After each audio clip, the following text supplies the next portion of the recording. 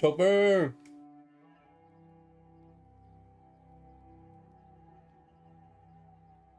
Bro, people are so stingy with giving out the correlate spawn location coordinates.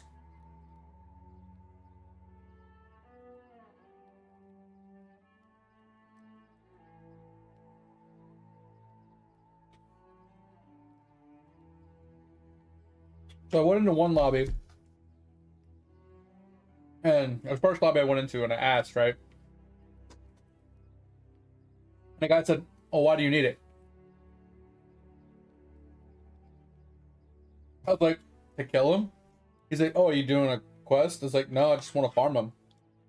He said, "Oh, I was gonna say if you're gonna do a quest, it's not worth doing." I said, "Okay, I just want to farm him."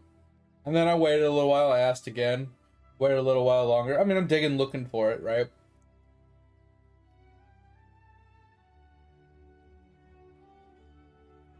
I mean, you can't use a wishing compass to find it, though. It's impossible.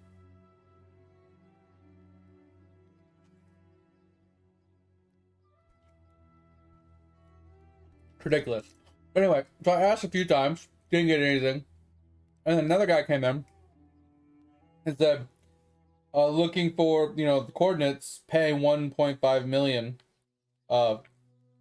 whatever.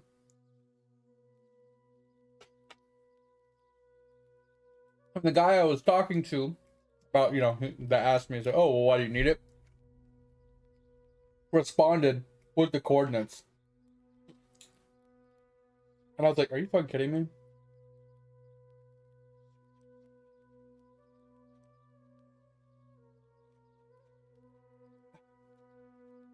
So I showed up to the coordinates and I got to farm it anyway.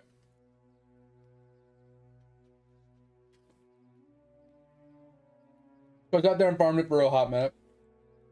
And I think I got to like 25 in just that one thing, right?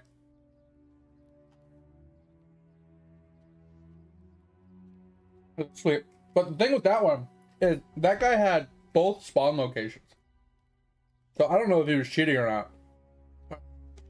He had he found the one location, right, where it had the platform that was like the real spawn area. And then he jumped across the water and dug a tunnel kind of diagonally and then straight, and then dug straight down into it like a hole. And it looked like a hole, like just a random hole in the earth, right? There was a blocked off wall, kind of, where there was mobs on the other side. But he like specifically dug this hole. And I'm like, how the hell did he dig straight down right into the dead center of this room from the top, knowing exactly where it was? It was weird, right? But anyway, so we would kill the one, we'd teleport up the tunnel, run across, because it was like 100 blocks up, right? And like 150 blocks away for the other spawn. And we'd run over, kill the other guy, and run back and wait to spawn. So we were doing those two spawns back and forth. And like I said, I got like 20 something correlate. Yo, what up, Dig? So then I get kicked out because I don't have the infinite time, which kind of sucks. I gotta remember how to get that back.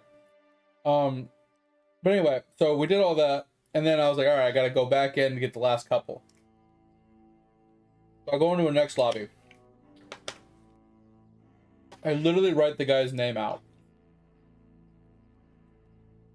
From Wiki. And a guy just puts LOL and responded with the name. I'm like, God, this is what happens every time you ask in chat. It's people just giggle at you. Either you spell the name wrong, or I just laugh at you in general. Because you're looking for that person. So I asked like 2 or 3 times, didn't get any answers. And I'm just running around like a madman, following the pathways until I finally find something, instead of digging this time. After about 30 minutes of running around, I happened to stumble into a room that had a platform. I jumped on the platform, and it was a spawn location for him. And someone had already put a box around where he spawned. But no one was there. So I just farmed him by myself. People came in and asked for the coordinates. I didn't say anything.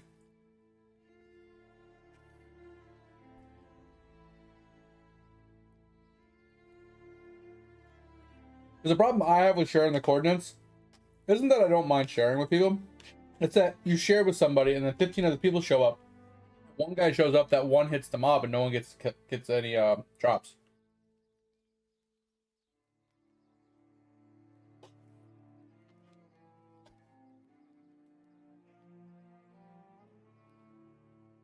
Yeah, it was ridiculous. Like I was playing last night. I think this guy had like the giant sword, so he was doing the big sword drop. But it was only doing about 500k damage. So he wasn't that strong. And I had more magic find than him, so I was letting him sword drop, and then I would 2-tap the mob after that. And I'd get the kill, so we had better chances of getting Corelight.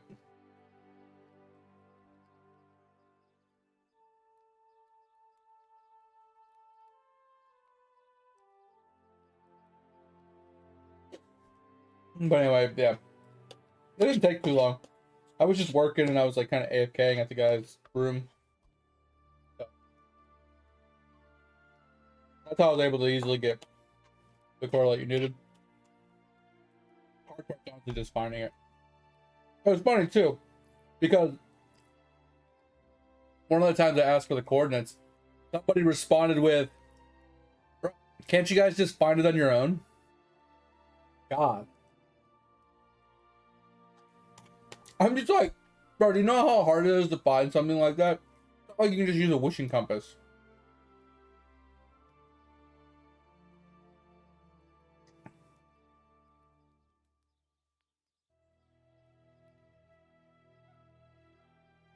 Yeah. At least that's mostly just refined time.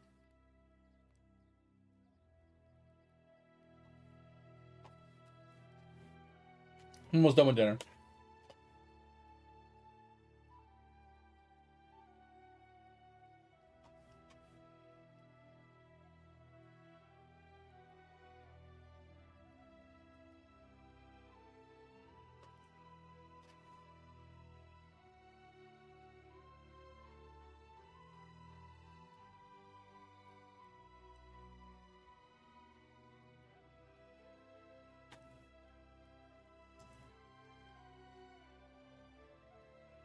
All right then.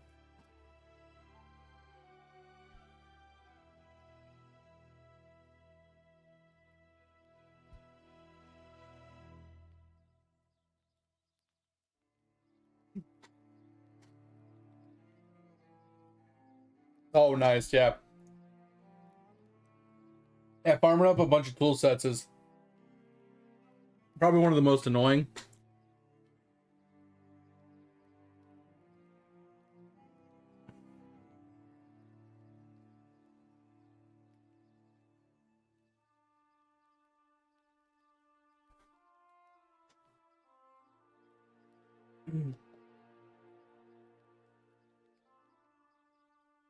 Bro, the fucking mining of the floor is so annoying.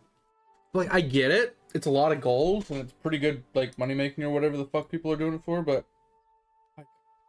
God, man, it's so frustrating when you're sitting there just trying to run on top to grab boxes. Like, I wouldn't be opposed if they mined the under layer, but the fact that they mined both layers is so frustrating. Because I need something to run on.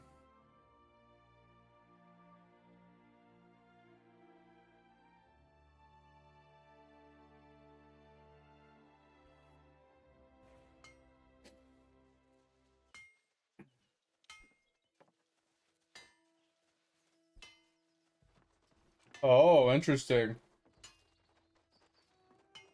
That sounds pretty cool, Dig.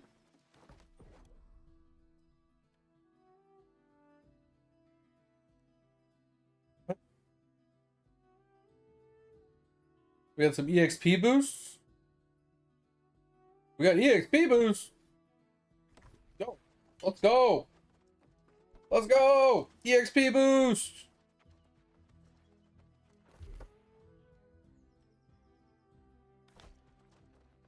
I don't know what all that entails, but let's go. Extra XP from crafting.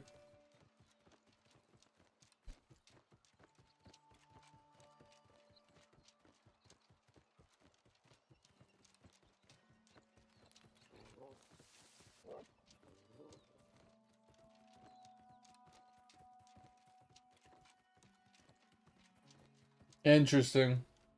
Yeah, I feel like some of those deeds are meant to be really difficult or impossible solo, you know? No matter what level you are. Let us do a quick song.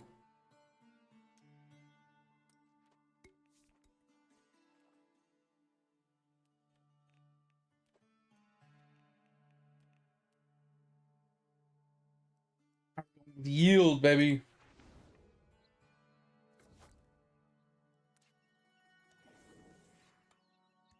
I forgot I had the yield one.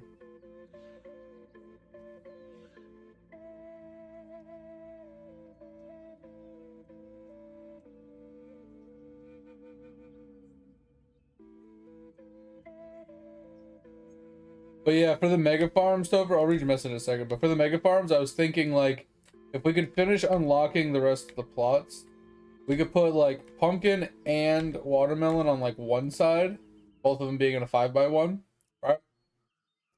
Since they're so tall, I don't think you can really put anything on top of them. Um, so you just put them side by side in the 5x1s, and then the only problem with that is we would need an easy way to access both. Like obviously the first one that you walk up to, right? That one's easy to walk into because it's just an entrance point. But I feel like the second one being on the other side of it, unless you're flying, I feel like could be a problem to get to it. Right? Unless you have one of those mushroom flying potion things to be able to fly to the other side or a god pot running. I feel like it might need a like an up and over pathway to get to it or something, just so there's a way for, you know, if you're not flying to be able to actually reach it. But then on the other side, you know, the other, because that takes up the 5x2 that we would have had, right? The other 5x2, I kind of want to make just like, yeah, we need a bunch of other farms and stuff. Like you said, like we needed roses, we needed like the sunflowers and moonflowers and stuff. I don't know if you can stack those in any way, shape, or form. Um, but like I don't think we need cactus, right? Cocoa is probably not a bad one to keep. But you don't need like a big cocoa one. And I don't know, does the greenhouse take up a plot spot as well? Like, because I'm thinking like we could do like wheat, carrots, potatoes all stacked on top of each other, and do a 5x2 instead of a 5x1 for it. I don't know if it's necessary, but it would give you a lot more without having to go back to the beginning, you know, and reset. Less resetting, basically. What up, Jim? Welcome, welcome. Appreciate you stopping in. Hope you're doing well.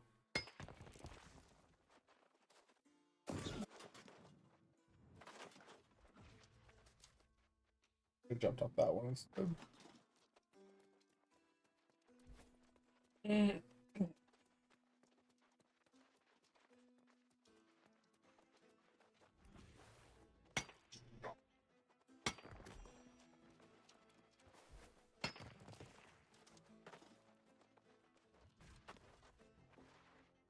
Wait, what shows up 25% more often? Over? Oh, the boxes that we're talking about. Sorry, or the tools.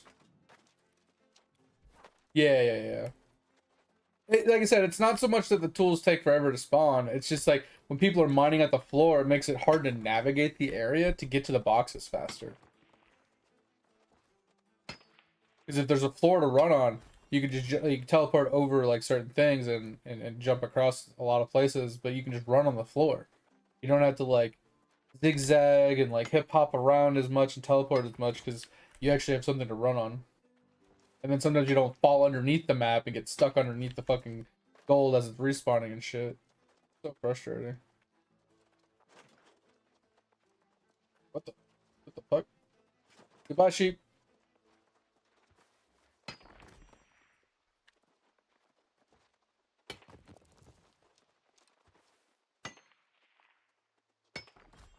All right, so the greenhouse takes up a plot, and you can have 3 of them. I'm assuming that's 3 separate plots you need to have for all 3 greenhouses.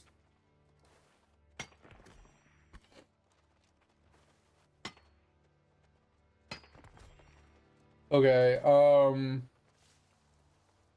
I'm assuming you can't put anything like, you can't stack anything with the greenhouse, right? The greenhouse is just the plot in itself, right? There's no like putting a farming anything like on it or near it or next to it or above it or anything like that, because the house is so big.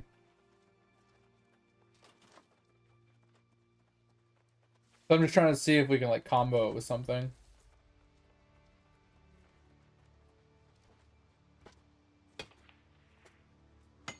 Because I'm just trying to think like,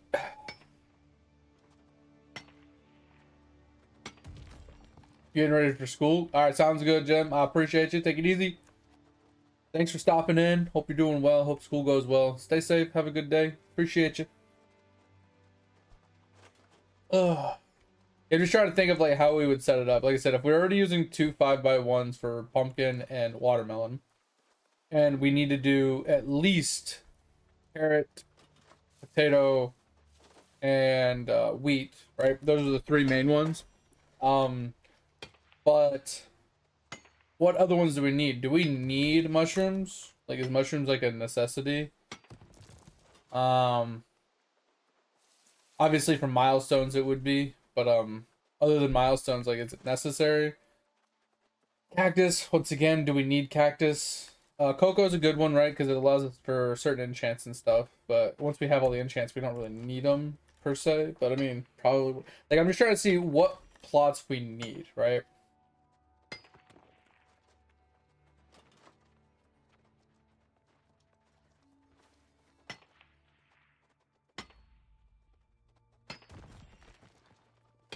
Yeah, that was something Chris was working on, and then obviously Chris no longer plays. I think Chris was working on that side, and I was working on the sand side. I gotta go to the bathroom.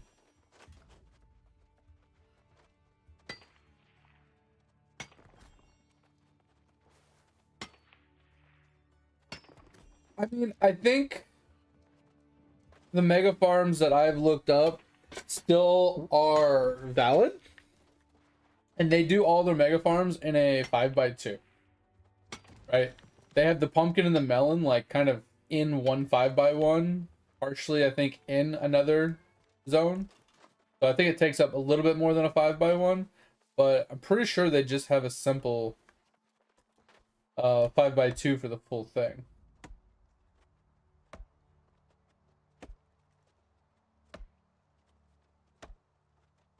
Because I'm pretty sure like the wheat, carrots and stuff that's all stacked on top of each other is only like 3 rows. So you go down, back, and then down again, and I don't think that's a full 5x1.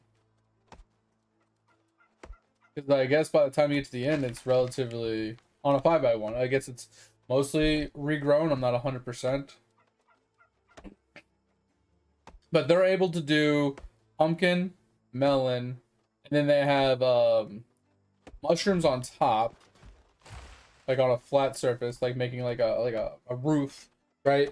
And then they have cocoa, cactus, and then the 3 main ones. I don't know if they're missing any crops. And sugarcane. And sugarcane's in there. So I mean, that's a lot of crops in one mega farm and a 5x2 that they've managed to make work.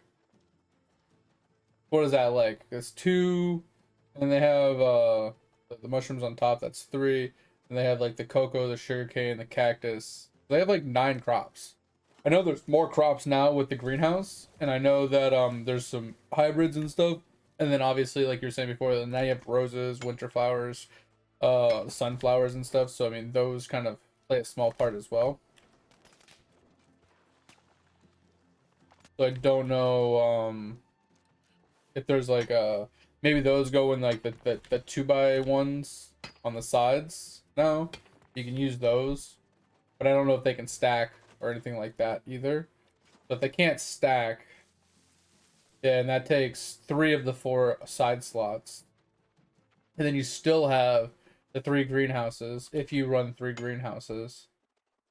Which, in my opinion, I think the 3 greenhouses are worth it for contests specifically. You just set one up to like grow on its own for a contest to give you like a big jump in points for a specific contest. So you set all 3 of them up for, like, say, like watermelon, for example, or like cocoa or something, and then you just do a quick claim on it all, and then go into like cocoa farming after that. Maybe like reset it back up, and at the end of like towards the end of the contest, maybe recollect it or something. Like again. Alright guys, I'm gonna go to the bathroom really quick. And then we'll continue on with this. Give me just a second.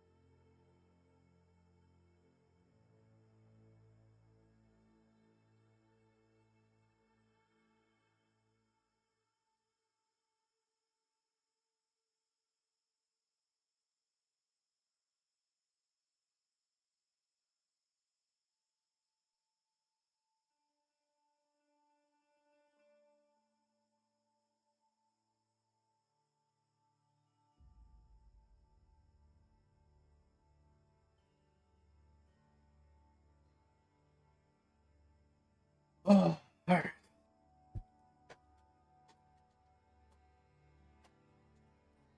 But yeah, Tover, I don't think it needs to really be an up-to-date one because I think it still holds true.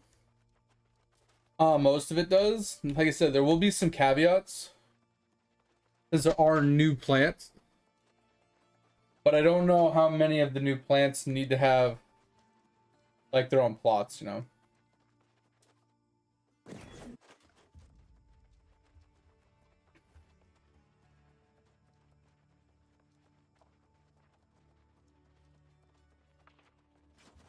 So that's something we'd have to like look at, but and we'd have to know, do we want every plot? Like, do we want every crop, or are we gonna opt out of some crops? Because if there's certain crops we don't really need in the 5x1, then they can have their own standalone crop like field, or you can use the greenhouse to like finish their milestones, right? You don't have to actually make a field for it. And if that's the case, once again, like you don't need to you can make some of the fields bigger, right? So instead of doing like consolidating all the farms into like one 5x2, you could like smush them out a little bit and, you know, put some of them in like 5x2s instead of 5x1s.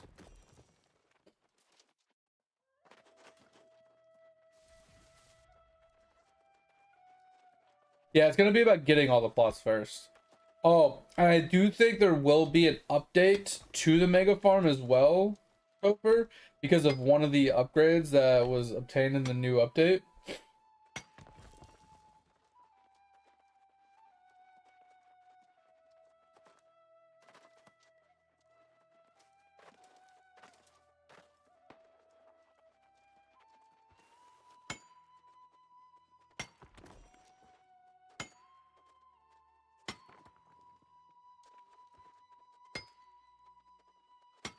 Wait, what are you talking about, Topher? We lose out on 3 that can't be used.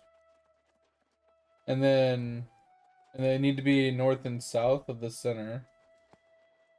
You need some explanations on this.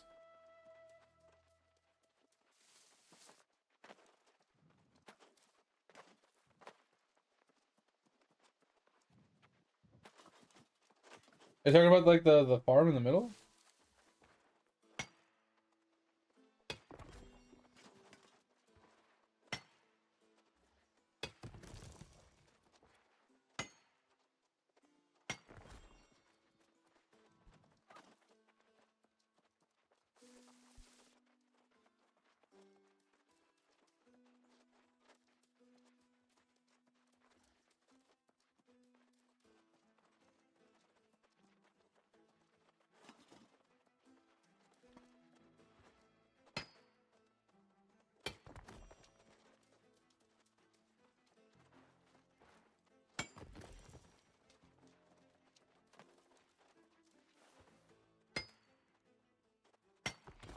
Talking about the greenhouse plots?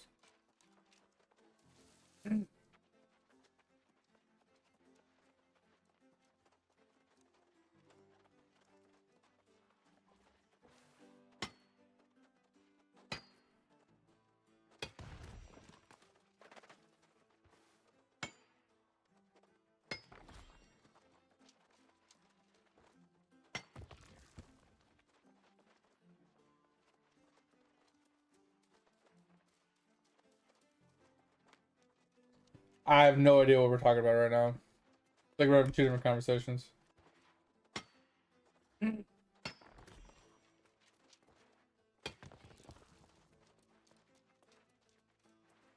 Because we went from talking about like the plots we're missing, we're going to be losing 3 plots that are going to be north and south. So we have 4 lines going up and down, which, like I said, none of that sentence makes any sense.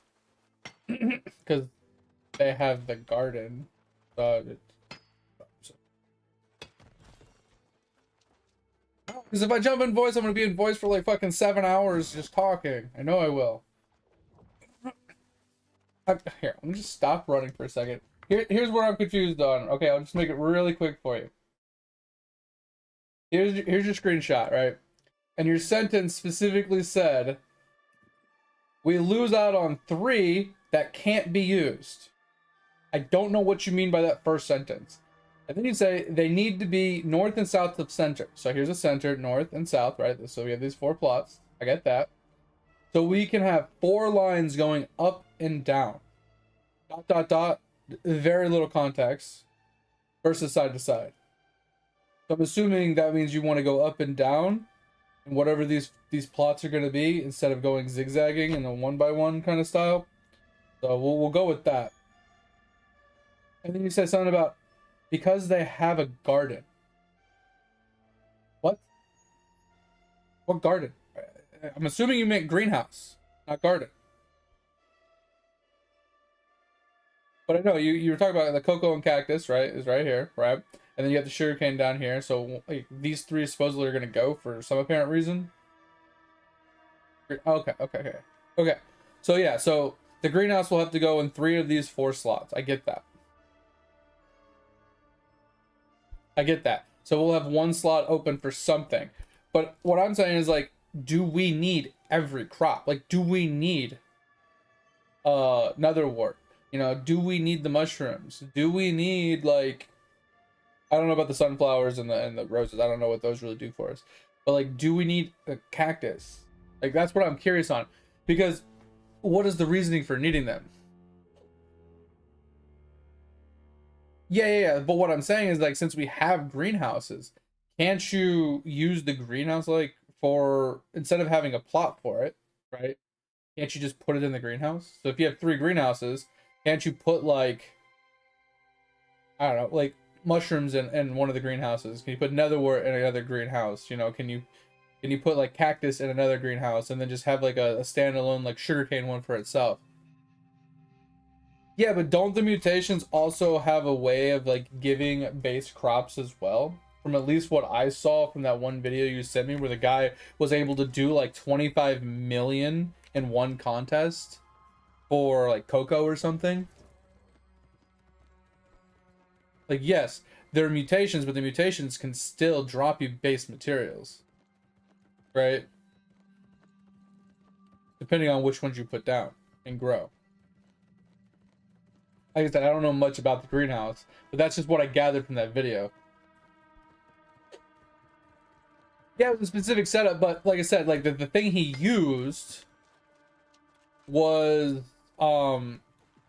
it said like when you harvested it gave like 2,000 cocoa, and it gave some other stuff as well. So like there's other plants that would give, you know, other materials, not cocoa. That's what I'm thinking. And yes, it might take days to set it up or whatever, but if you're only using those things like sporadically for visitors, does it matter how long it takes?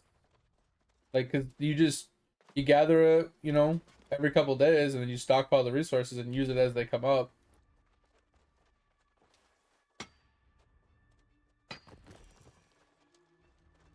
mean, you only get so many visitors a day. That's what I'm getting at. It's like there's not that many visitors every single day, and if you have one that you don't have the materials for that day, you can just do it the next day.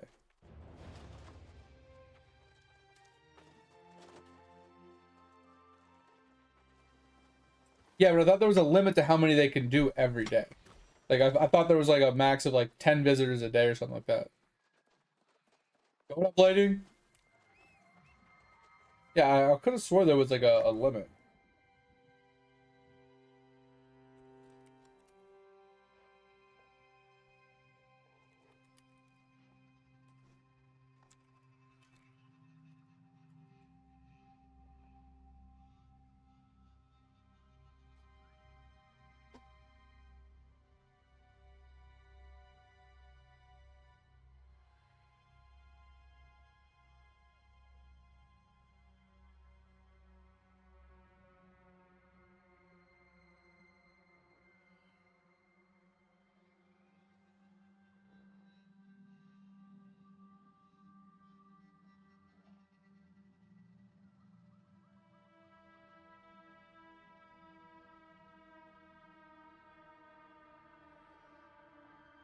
Saying any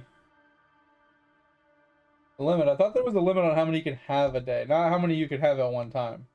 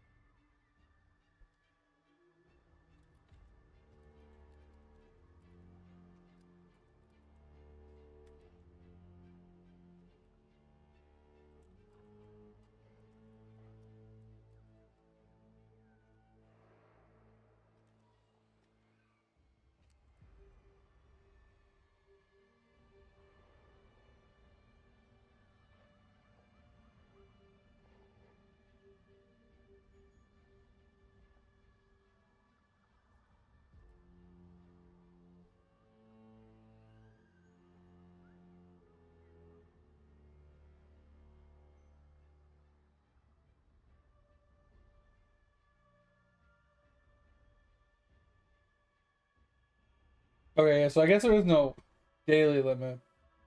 Other than like I mean, technically there's a hard cap because, you know, it's time based. Even if you played for a full 24 hours and you stayed active like for 24 hours, like there's a limit because there's a time limit, but yeah, I know you could only have 5 at a time, which can actually be increased according to the wiki. But I thought there was like you can only, you know, complete like 10 a day or something like that, or 15 a day or something. What up, mate? That was some information that I thought I saw somewhere. That's what I was saying. It's like it doesn't really matter, right? I mean, in all honesty, like, are you really going to be sitting in the farm for 8 hours doing visitor logs? I mean, unless you're going for an achievement or some sort of unlock.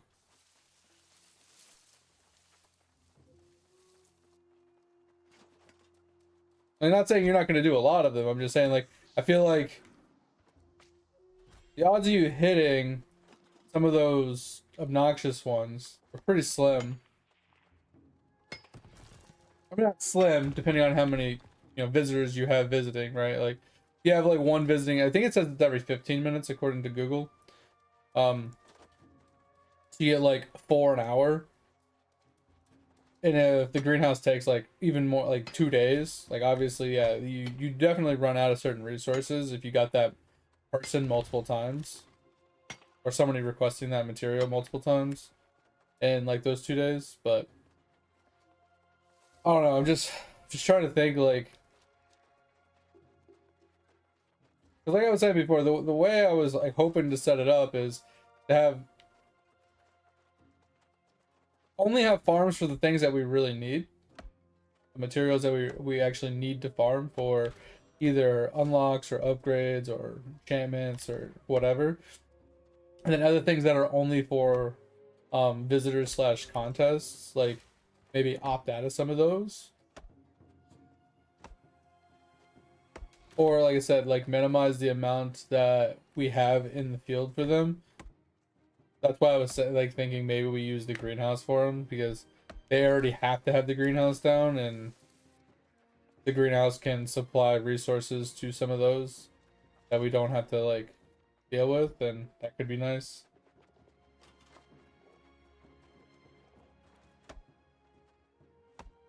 But I do agree, it's like if one of those bobs only gives 2,000 material, which obviously gets increased by farming fortune and stuff like that. So I mean, even like min-max stuff that, you know, we would have without like going above and beyond like they did, to juice out the quantity even further, I feel like you still like maximum you're looking at like 5k a bob or a little bulb or whatever, and then if there's like 100 of them, like that's not a lot. It's only like 5 mil.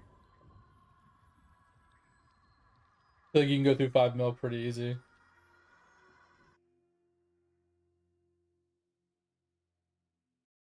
And that's like an overestimation, obviously.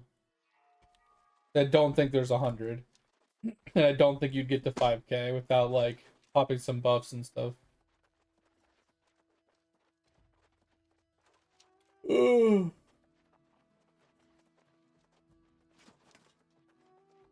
But yeah, I just don't know if we need an entire 5x1 for pumpkin or melon, like separately. Like, I don't think they both need to be in a 5x1. Like, I think it, like, maybe like 2/3 of a 5x1, right? But I don't think it needs to be in a full 5x1.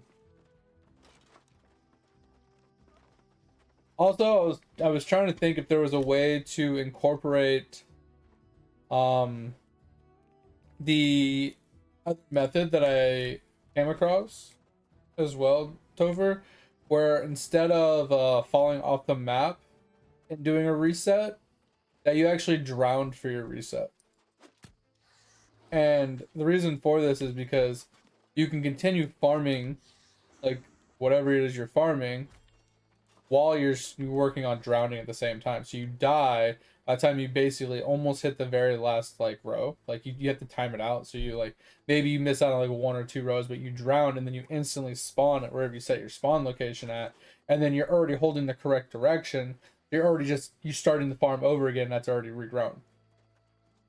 It's a much more efficient way of resetting than running off the map, falling to your death, hitting the, dying from falling and then resetting. Because you're not farming anything while you're falling, and it takes a couple seconds, and then the respawn takes like another couple seconds. So it's like you're wasting a few seconds on that respawn.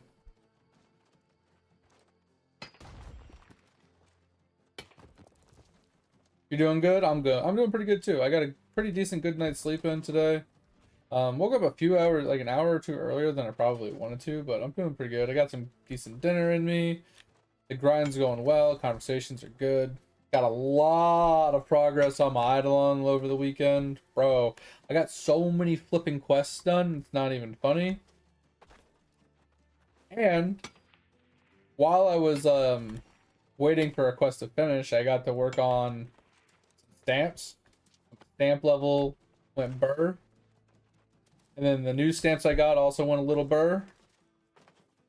So we got a bunch of that done. We also did our Emperor kills and got the rest of the Emperor set unlocked, and we crafted a full 4-piece set of Emperor outfit. We did not get the wings though, so we can't complete the Emperor set yet until we actually get the wings. And then I still need to farm the mini boss to get the thingy majiggy so we can make the necklace. But yeah, we got some shit done.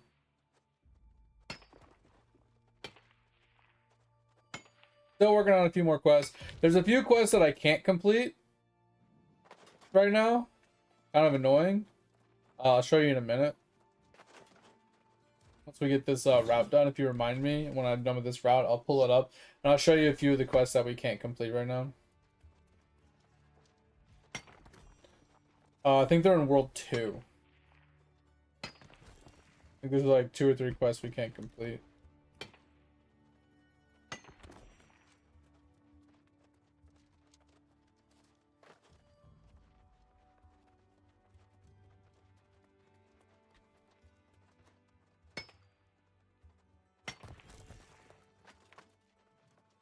I don't, like I said, Tover, I answered you that in Discord. I said I didn't do it. I didn't even try.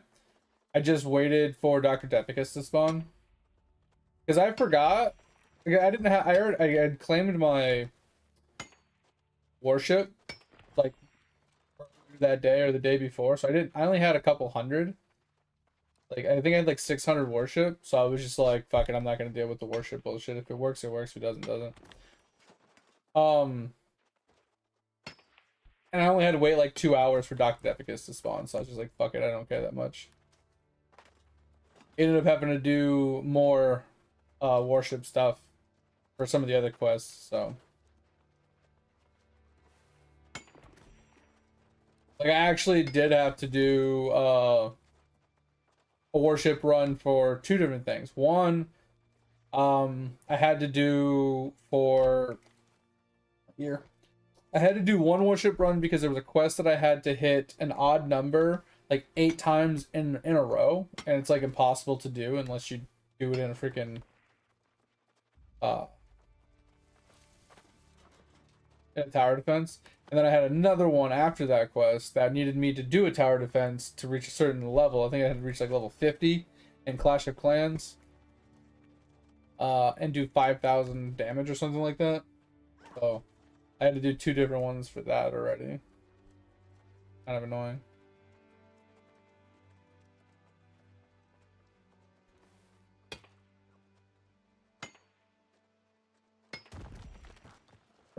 Who puts toast in a toaster and then goes to the bathroom? I mean, don't get me wrong. If you have an automatic toaster that pops it out, like, that's fine. But nobody really uses those anymore. I mean, I use a toaster oven that has a timer on it, so, I set the timer for, 1 minute, and then I walk away, and it's fine.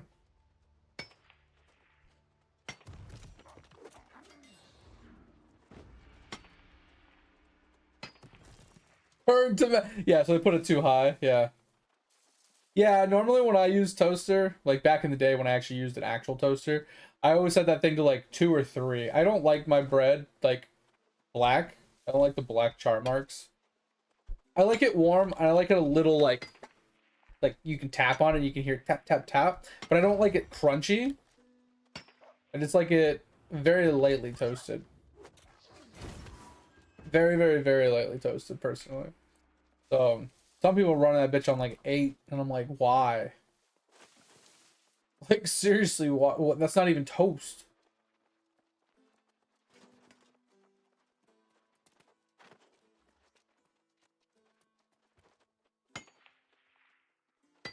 Oh man. I also leveled up a couple of our alchemy bubbles. Didn't really make much progress on those because the levels that I'm reaching, like, they have very high diminishing returns, so it's like not really much of anything.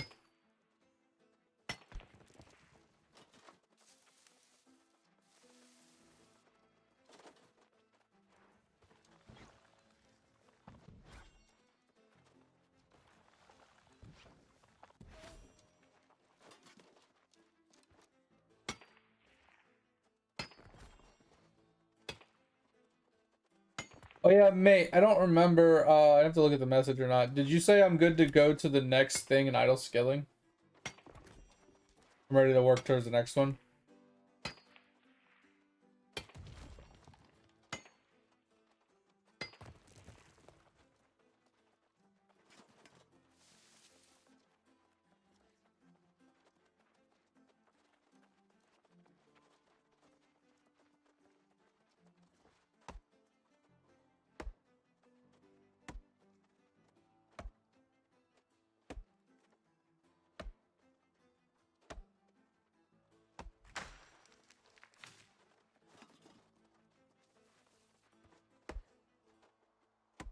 Okay, make sure.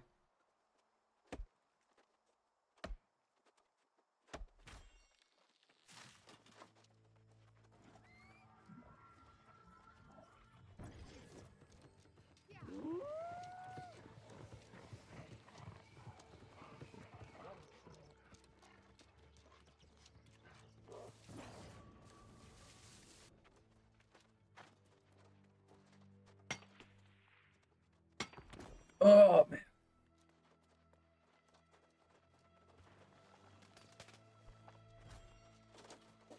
199 harvesting, let's go.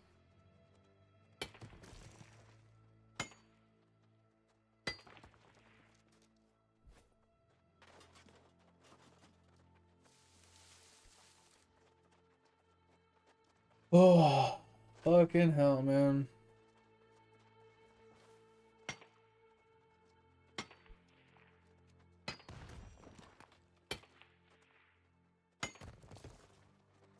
Yeah, I'm making some pretty good progress towards spelunking right now in the idle skilling. And my afterlife is kind of just it's at an idle like an autopilot portion finally. So I got a lot of the stuff completed in it. It's just now it's just like autopiloting. I need to do a couple more resets in it for the blessing upgrades and stuff, which is fine. I'm just waiting until I get to like I think it's like level 90 something, and then I'll do a reset when I'm really high level. I have a few more trophies to unlock and complete for that playthrough for the extra coin given. And then I'm gonna do a full like week on energy gathering. So I can just mega juice the energy portion of it. Without having to put like any effort into it. I don't really need to, but I'd like to just to speed that part up.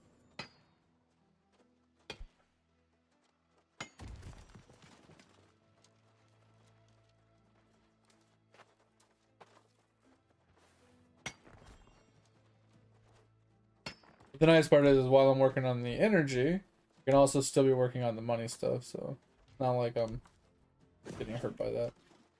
Because once I do one full like afterlife really high level, it doesn't matter if I stay at a low level and don't tinker with it all that much.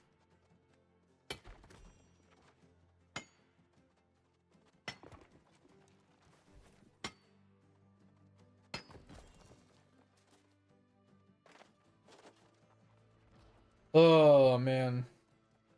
But yeah, it's over. I don't know when you want to do it, but I'd be down to sit down and chat about a farm layout.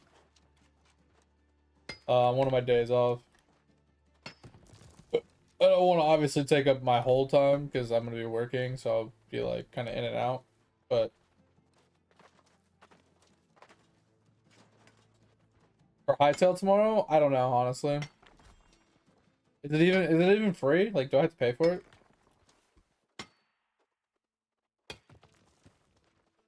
Like, I'm not opposed to playing it.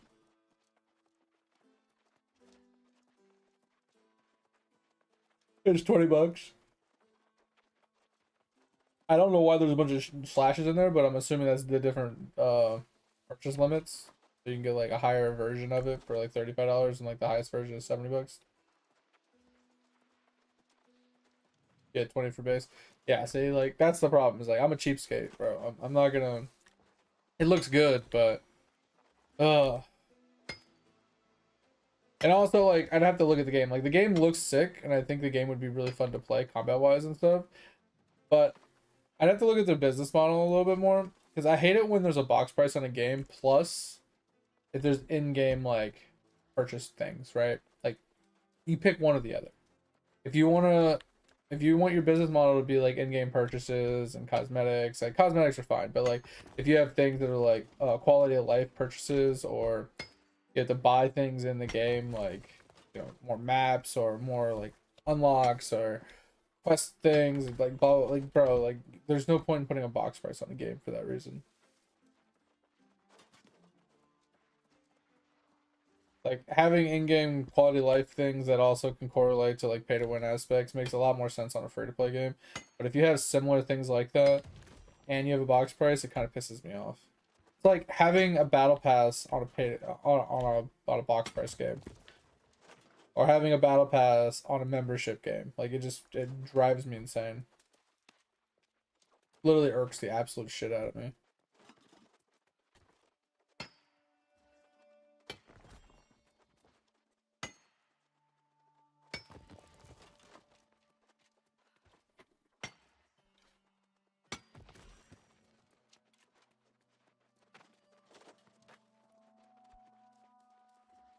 But even if like they did have stuff like that, I mean, it doesn't take away from if the game is good or not. It's just an annoyance more than it is anything. And I'd have to see like what kind of like things they have other than the combat, because combat was pretty cool looking.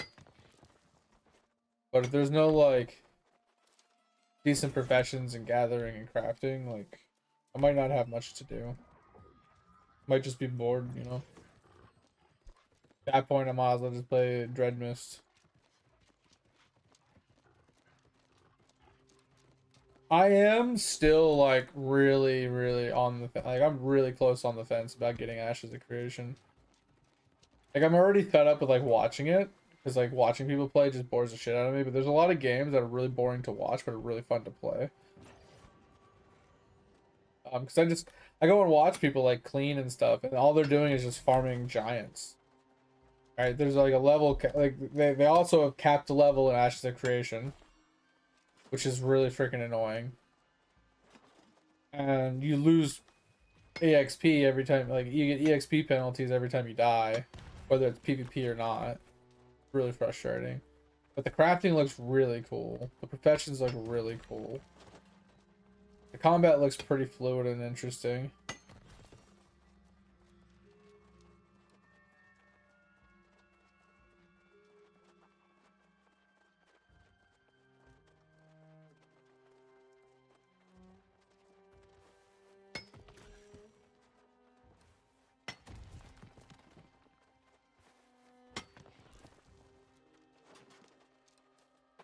I don't.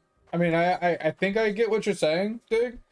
How like they have like really absorbent amount of like packages and prices and paid aspects of the game, but yet the game is still in early access.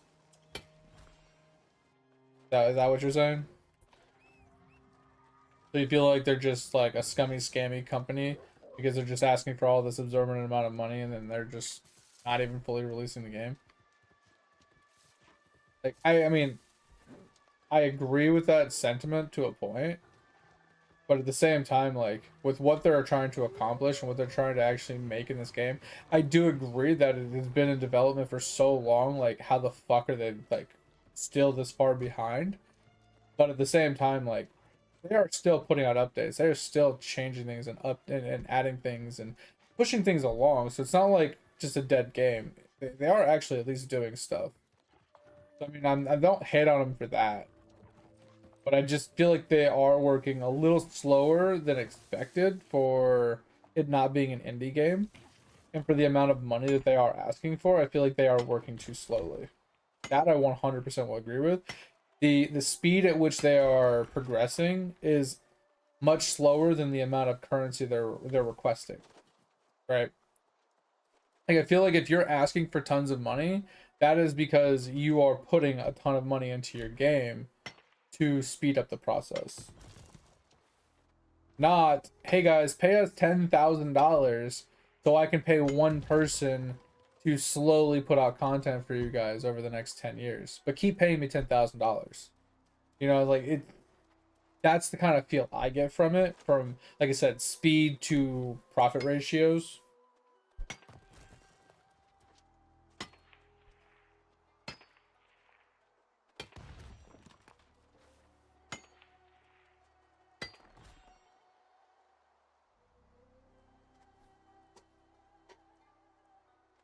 And yeah, I agree. Like, well, my okay, we've talked about this before, Dick. Is my personal opinion on early access versus full release. Like, honestly, there's no difference. It truly is no difference. Like, if you go from Sunday it's not full release to Monday it is full release, the difference between one day to the other is so minor 99% of the time. I will say, with the caveat, I think 7 Days to Die, when they finally went full-fledged, released, they did an update on that day for the for the quote unquote release of the full release, which did change a bunch of stuff. But it's still 95% of the game was still the same exact way the next day. Right? So the way I look at like early access is, yes, it's quote unquote early access, not fully finished, polished, or whatever. But but it's mostly there for the expectation that there is going to be growing pains, problems, updates, changes, modifications, blah blah blah, possible server wipes, things like that. So things will happen during that time period, but the game will be that same game at the end of it. So truly, in my opinion, I don't care if a game is early access or full fledged, but I will, like I said, with what you said, I do agree with majority of what you're saying. Is like, keep asking for more money. Hey, give us $100 for this beta. Give us $100 for this beta. Give us $100 for this beta. Give us this for this. Pre-purchase this. Oh, if you pay for the betas, you still have to pay for the game. Blah blah blah blah. Oh, and then guess what? After you pay for the game, you still have a monthly membership. And then, oh, want to buy all this stuff in game as well and spend even more money? Blah blah blah. Like, thanks, mate. I appreciate it. So I agree. I'm going to read more of your messages in a second here. So I agree with a lot of what is like being said there, and a lot of things that I'm interpreting and reading between the lines here, right? And at least giving my feelings on them.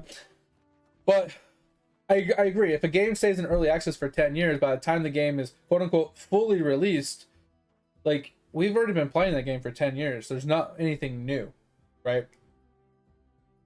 Like, I've said this before. I don't agree with games staying in early access titles like tag for more than 3 months. Like, I feel like the early access tag is to release the game early, so people can give their feedback, the live feedback, while playing the game and its current content, while they work on some quality of life patches, policies, fixes for things that people are finding, the growing pains of being live, before they're like, all right, now we're fully live, right? Like 3 months later. That I agree with. But keeping your game alive, like early access for years on end, just doesn't make sense. Like, hey guys, we're going to give you the game in the bare bones first zone, and then every 6 months we're going to give you a new zone, but we're going to leave the game in early access. No, that's not how this shit works. Okay? That's DLC content, right? That's expansions.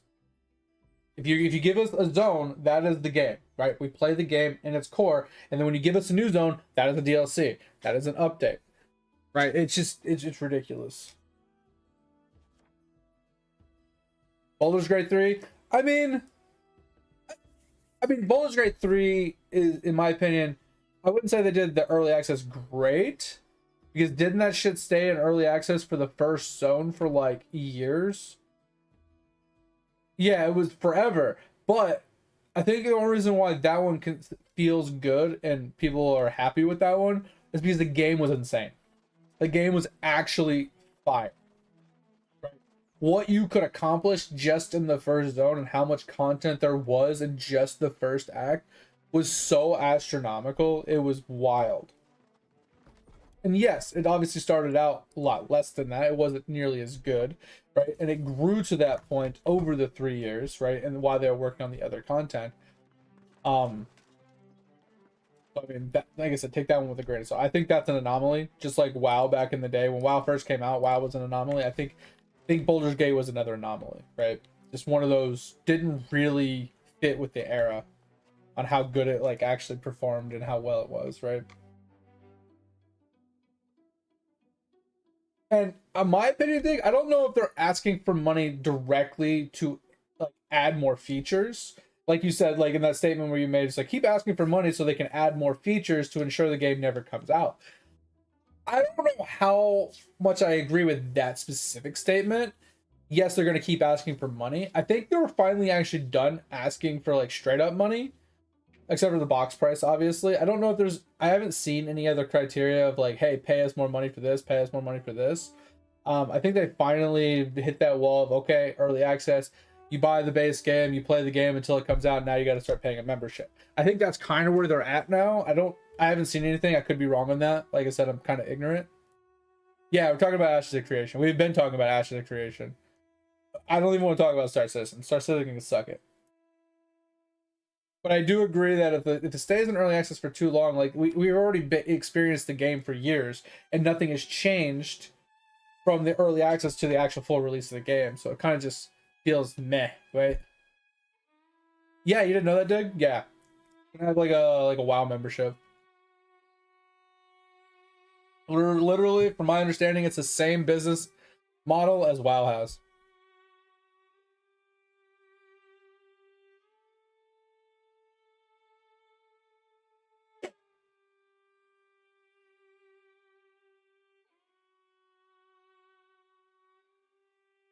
Yeah, I finally read your message about the early access thing, Dig. Yeah, I'm 100% with you on that. It's like there should be some sort of limitations. Also, Joy, if I didn't say hi, welcome, welcome. I appreciate your stopping on in. We're in a rant right now, like always.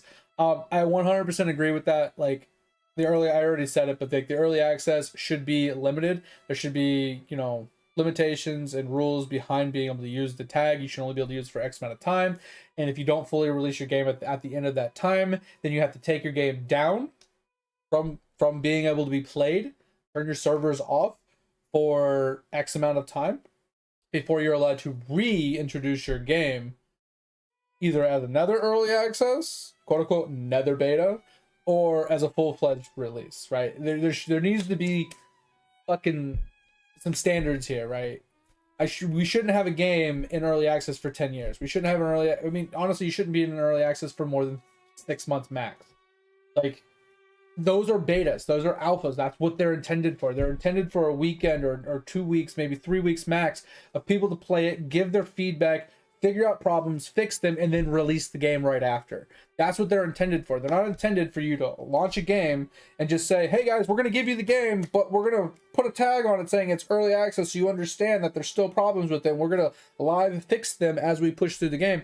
Oh, but we're going to wait 10 years before we take the tag off. No, that's not how the shit fucking works. Like that, I mean, that's how it's currently working, but that's not how it should be working. That's fucking ridiculous. I hate it.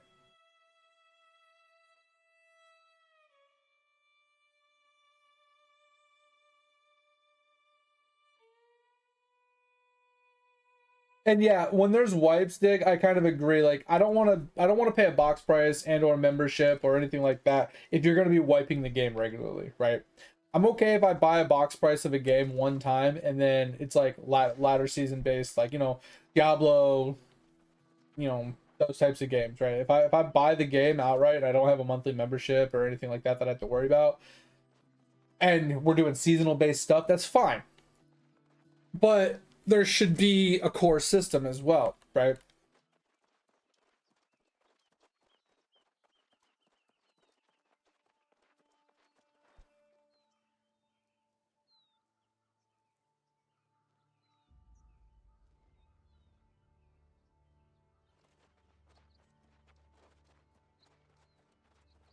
Yeah, I mean, and that's the thing, Topher, is like I think they have the WoW subscription model in mind when they're doing the WoW the memberships for the Ashley creation, and the 1 year ones aren't too bad because it does save you money in the long run usually. So I mean, I'm not I think that model's fine. I don't think there's anything wrong with having a monthly membership, but you got to add in all the other prerequisite stuff that we've already been talking about. They had an alpha that you had to pay for. They had like 15 betas that you had to pay for, and none of those alphas or betas um came with the game. You still had to buy the game after you bought the alphas and the betas. And then I'm pretty sure if you pre-purchased the game, you didn't get the alphas and the betas either. So if you already bought the game, pre-ordered way back when, they might have gave you like 1 or 2 betas or whatever, but they didn't give you all of the alphas and the betas. You still had to pay for access to those alphas and betas, even though you already bought the game. Which, you add all that into into the math equation here, and that's why me and Dig are kind of like in that boat of like, God, this company feels like a straight up scam. Like this game just straight up feels like a scam because they want to sit there and be like, hey guys, pre-order our game, blah blah blah, and then, oh hey, you want access to our alpha? Oh, pay us more. Oh, you want access to our beta? Oh, pay us more. Oh, we're gonna have another beta, you want to pay us some more money? Oh, we're gonna have another beta, you want to pay us some more money? A couple years later, oh, we're having more betas, guys, you want to pay us some more money? And like, it's already been like 10 years of them asking for money for beta access. And then the more recent one was like, hey, we're gonna have 3 betas back to back, and if you want access to all 3 of them, you need to pay $150. If you want access to just the last 2, you got to pay us $100. If you want access to the very last one only, you have to pay us $50. And it's like, are you fucking kidding me right now? Like, you want us to pay for all 3 of these betas that you're having back to back to back before your release, and now you're gonna full release it, and you still have to buy the game. It's not even full release; it's early access released after the 3 back to back betas, and now I have to buy the game, which is basically like just paying for another beta to now play your early access. And then, oh, guess what? Once we finally release the full game, then you have to start paying us monthly memberships. Like I don't have a problem with monthly memberships. I don't. I truly don't. I think the business model is fine. Like having monthly memberships is a fine business model. Like a box price with monthly membership is a perfectly acceptable business model. It just depends what else are they going to be charging for, right? What else are they going to make us be paying for? Well, how many other nickel and dime things are we going to have to put our money into for the game, right? Are they also going to have battle passes? Are they going to have like, seasonal ladder leader fucking board pass things we have to pay for? Is there going to be quality of life freaking enhancements and pay to win aspects built into the cash shop? Like how many other fucking monetary value things are they going to add into the game, which is going to force people to spend even more money, right? Like that's the kind of annoyance part that I'm thinking to. And it's just one thing after the other after the other after the other, and it just makes you feel like the game company is just, they're not there to make a game. They're there to pull as much money out of people's pockets as they possibly can, and to make as much money as they can off of something as possible. Like they don't care about the people. They don't care about the product. They don't care about anything other than the underlining how much money can we pull out of the economy. It's literally all it boils down to. Uh, About to get on the grind. Yeah, yeah. How much did you get done, Joy? Sorry. You want an ad? Here, I'll play an ad really quick. Here's an ad. There you go. Oh, and also I did just eat dinner, so we good. I appreciate that. 'Cause I do have a tendency to forget to eat. Pretty bad. All right.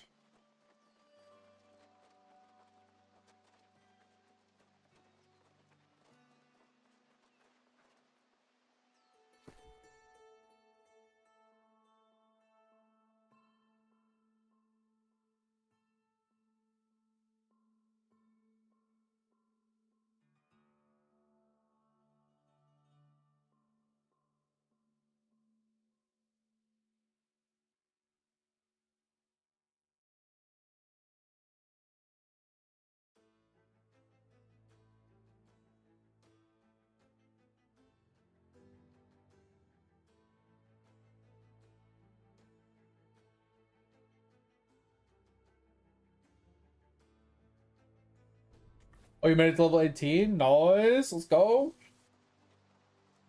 Hey, Tover. Your statement about like what game were we looking at? I don't remember what game it was, but if I'm being honest, almost every early access game nowadays doesn't wipe their servers when they full release.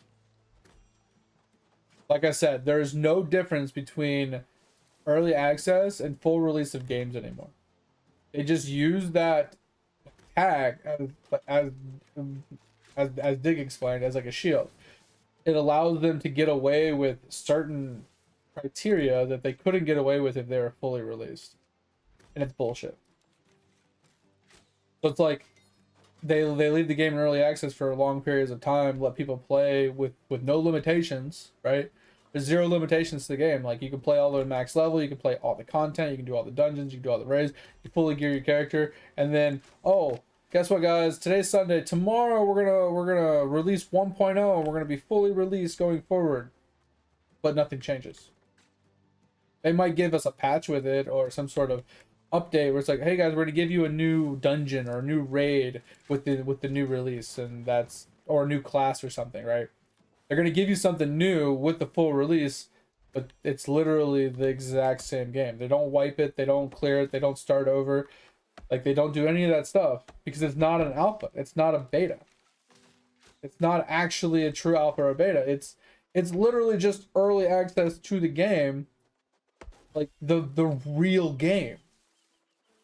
Like that's the problem, because early access is not intended to be the full game. Early access is supposed to be some sort of a limited version of the game that gets wiped and cleared before the full release of the game. It's meant as a stress test, it's meant as content testing and you know, game theory testing and it's meant to test the game, not to be played as the game is released, right? It's ridiculous that the game companies have completely and utterly just ruined the idea of what early access is supposed to be.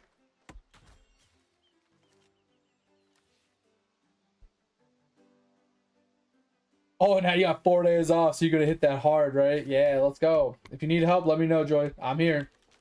I am here. We are gonna do our damnedest to grind out as much as we can today and tomorrow. I think there is I didn't look, but I think there is a EXP bonus for professions again.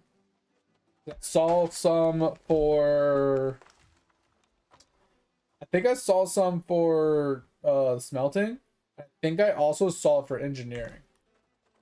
I don't know. I didn't look at the main page when I came in, but I think there's bonus XP right now for professions. But yeah, Dag, I'm a little peeved. Don't get me wrong. I'm a little peeved, and it's not that I'm opposed to there being a monthly membership, right?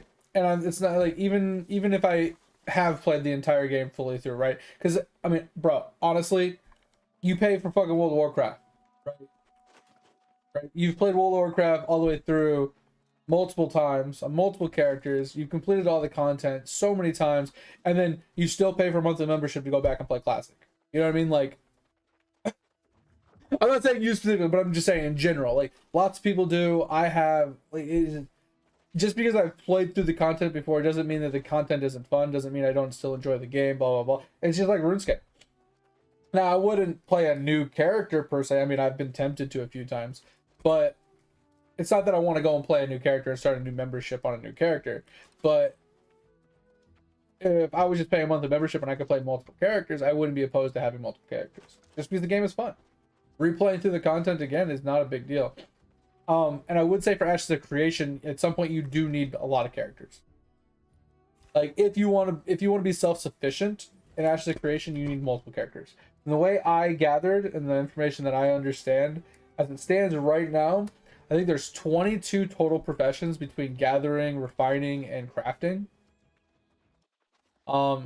And you can only master 2 of them.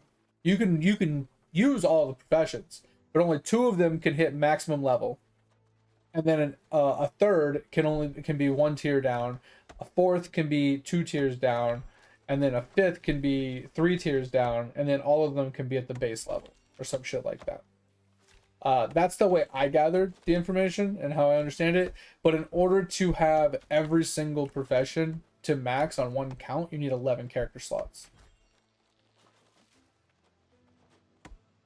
Unless you have an alt count, or you have like uh, friends or guildies or something like that to pick up the slack of whatever you're missing, you know.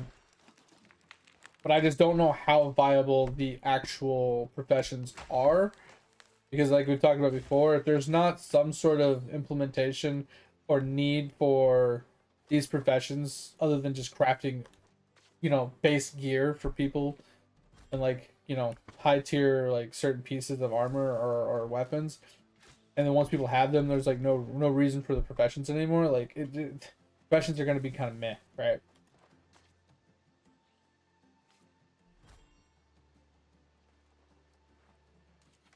um and I wouldn't say it's going to be like Lost Ark per se, dig, but like I said, the only real reason you need multiple characters is for the professions.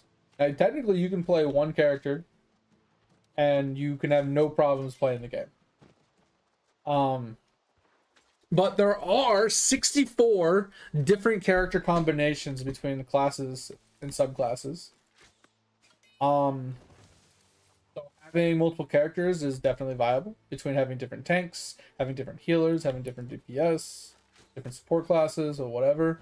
Um, Definitely is a thing.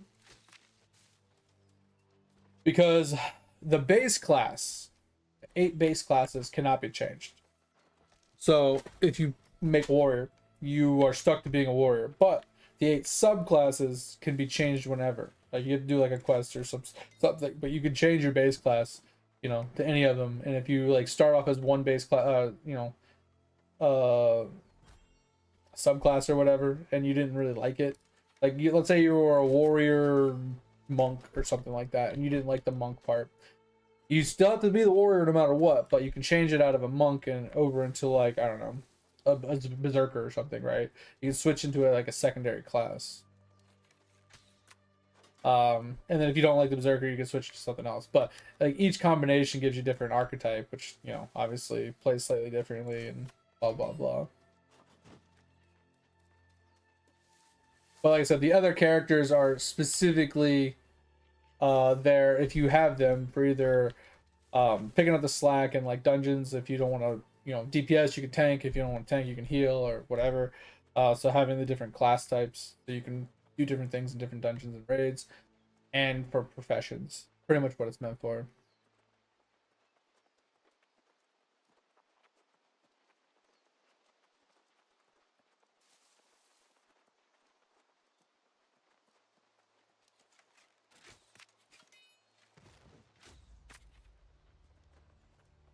Ugh. And yeah, that's the thing too, Topher, is like one character cannot make gear for himself. Like he can make low tier gear for himself, but he would not be able to make the master class gear for himself, right? Because you would have to be able to max level 3 professions minimum, right? Because you'd have to be able to gather the highest tier materials with gathering. Then you'd have to be able to process the highest tier materials with the refining skill. And then you would have to have the actual crafting skill max as well. Well, if you buy the mats off of somebody, yes. But I'm saying in order to do it yourself, you have to have 3 of them minimum. Which is why an alt character is so good. Because it allows you to not have to purchase materials off of somebody. Like me personally, I like on my main character, like let's say I had like I mained a tank, right? Like some sort of warrior style two-handed sword hack and slash a motherfucker, right? I would probably just take 2 gathering resources to max level. Because if I'm running around gathering ores and logs on that guy the whole time, and then I can just mail those resources over to an alt that sits in town and just refines those resources for me, that's literally like that character doesn't need to be played. He just literally is a refiner that sits in town, right? And then I have another character that I play to gather like 2 other resources, and then once again he sends those resources to a refiner in town. and then the crafters just sit in town as well. So you can have like 10 characters just literally idling in town for professions wise, while the other 2 characters are used to gather resources. No, you can, Dig, you can. But let's say you're trying to craft like the highest tier stuff you can, right? Let's just use level 60 for example. In order to craft level 60 stuff, you have to have a max ranked crafting profession, you have to have a max ranked refining profession, and a max ranked gathering profession for whatever gathering goods you need, right? But since a character can only have 2 max ranked stuff, one character cannot make himself max ranked items. You have to rely upon other players. Either you have to rely upon a gatherer to gather the goods for you, and then you have to rely upon and then like let's say that was the only thing. Like take Topher's example, for example. You have one maxed out refining profession for like ores, right? So you have ore refining, right?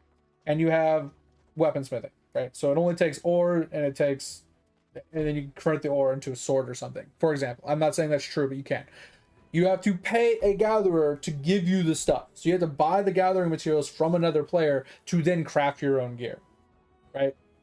Because you have to have the highest tier material, which you cannot gather without a max ranked profession, right? Or you have to have an alt to do it.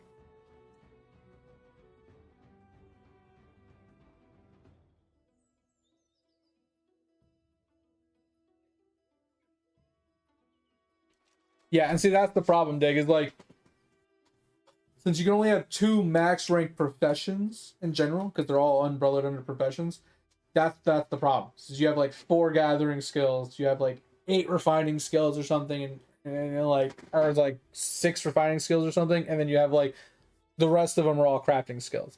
So it's like you said, I agree. It's like if you had 2 crafting skills, but then you could do all the gathering professions yourself and refining skills yourself, that would be cool. But I think they're doing this because they want it to be very what is that word? Like they want the community to interact a lot, right? They want everybody to be like kind of relying upon each other. They want there to be a market of trade. They want there to be a reason to be a gatherer. They want there to be a reason to be a refiner, right? And stuff like that. But that doesn't mean you can't gather resources. That doesn't mean you can't refine resources. It just means you can't do the highest tier resource. Because like I said, the way it works is you can have 2 max, 3 almost maxed, 4 the next tier down, 5 the next tier underneath that. But the 2 that are maxed also count as being in the tier below, right? So that's why I say you can only have one under max level, and then you can have 4 in the next one, but the top two max levels and the one right below max level also count as being in that rank, right? So every time you level it up, it goes into that rank, but then the next one it can have 1 less, and the next one can have 1 less, the next one can have 1 less, until you get to the max, which is you can only have 2. So technically you can have a crafting and a refining skill at max and a gathering skill at 1 below max, but that means that you have 1 level below max, meaning you probably can't, I don't know this for sure, but you probably can't like harvest the highest tier material in the game because you aren't max level. You are 1 rank below max.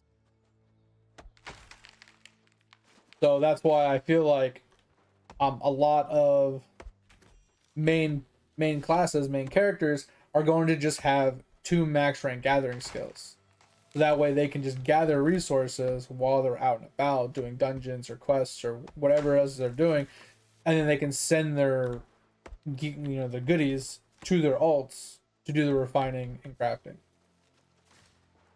So it does suck that you can't just do it on one character, but I understand the premise that they're trying to accomplish, where they want there to be like people with dedicated roles. They want people to be like, hey, I am a max level crafter, I am a max level blacksmith, I am a max level gatherer, right?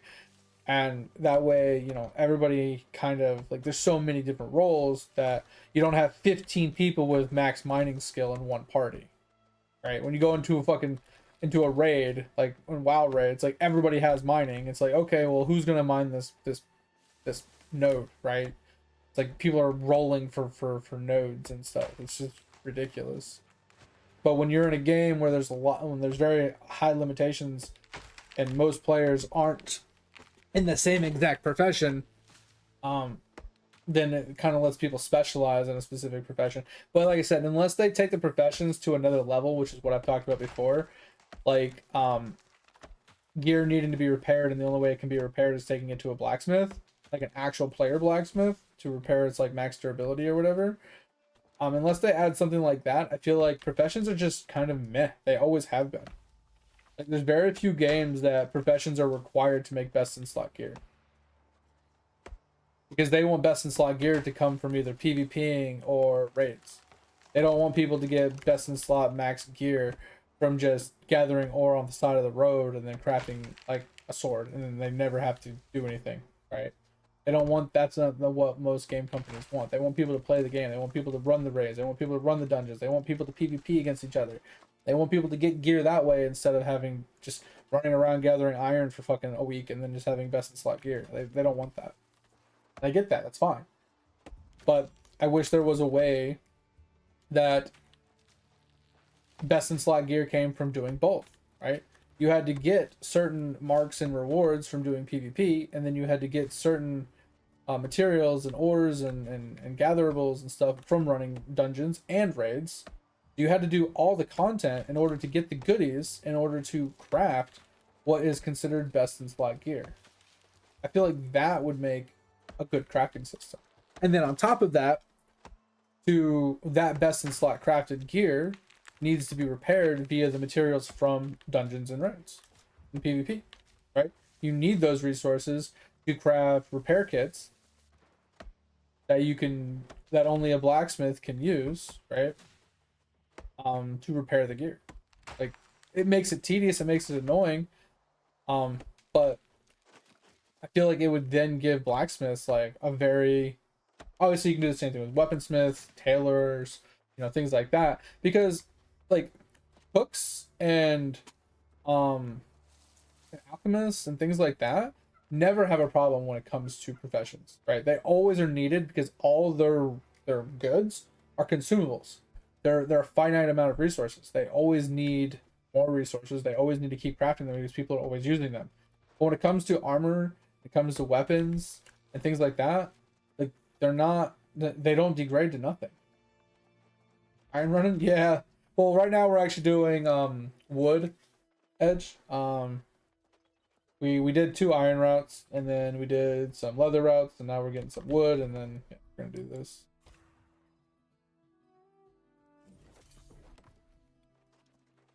We're trying to get to 200 engineering.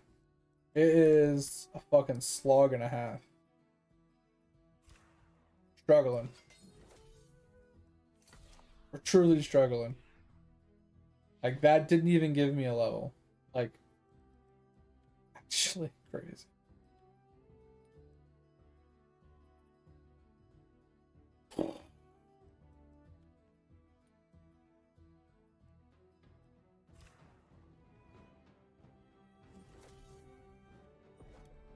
We're almost 78. Another iron route.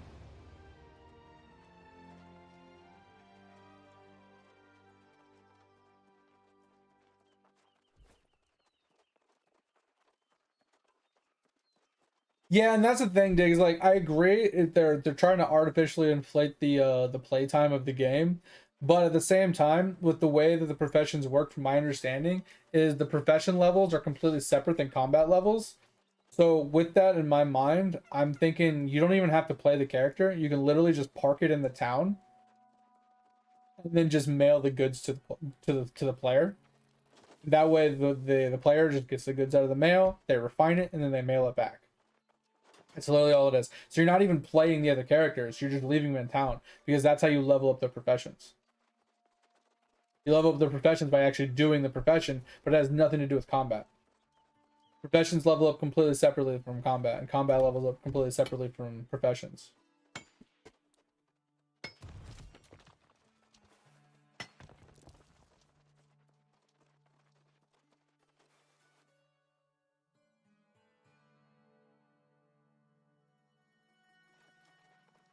Yeah, I mean, I feel I kind of agree.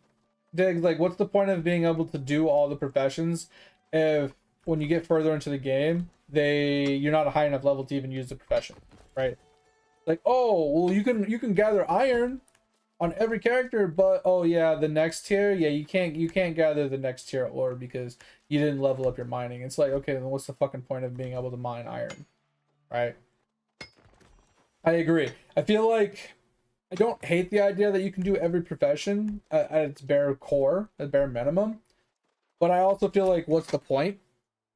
I'd rather be able to max 3 professions and not do the rest of them than to be able to max 2 professions and almost max a third, and even a one tier down have a fourth, and even another tier down having a fifth. Like it just feels dumb because being able to level like one of them 1 extra rank and then another one 2 extra ranks and another one 3 extra ranks and then only 2 of them being like max level, like, so at the end game content I can only do 2 of my professions. Like, it just feels bad. I'm not saying that you can't, like, let's say you leveled up just gathering professions, you had 2 max gathering professions and then you had an almost maxed um second prof or a third gathering profession.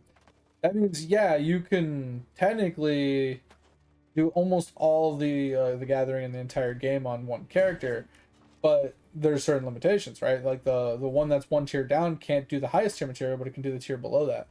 And then the fourth gathering can only do 2 tiers below. It just feels wonky. Like I said, I don't know how it really feels in the game, and how like dominant the crafting can be or it is, or how, because I don't really see people doing it all that often.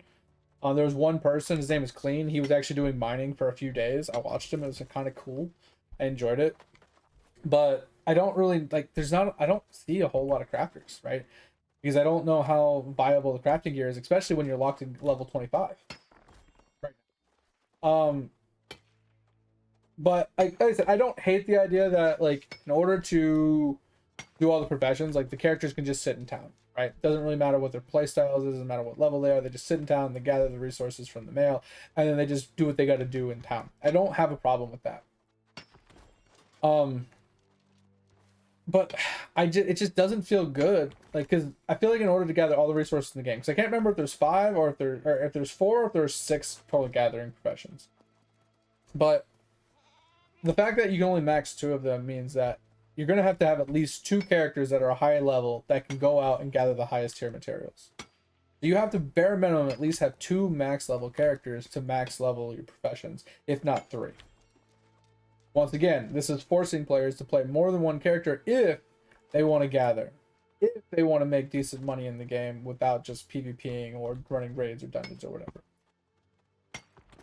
But it does segue into a community-based, a community-driven playstyle where guilds will have dedicated people for dedicated professions, and there will be like dedicated gathering guilds. There'll be dedicated, finding guilds, dedicated crafting guilds. Like, there will be dedicated guilds for specific things, and I think that was the intention.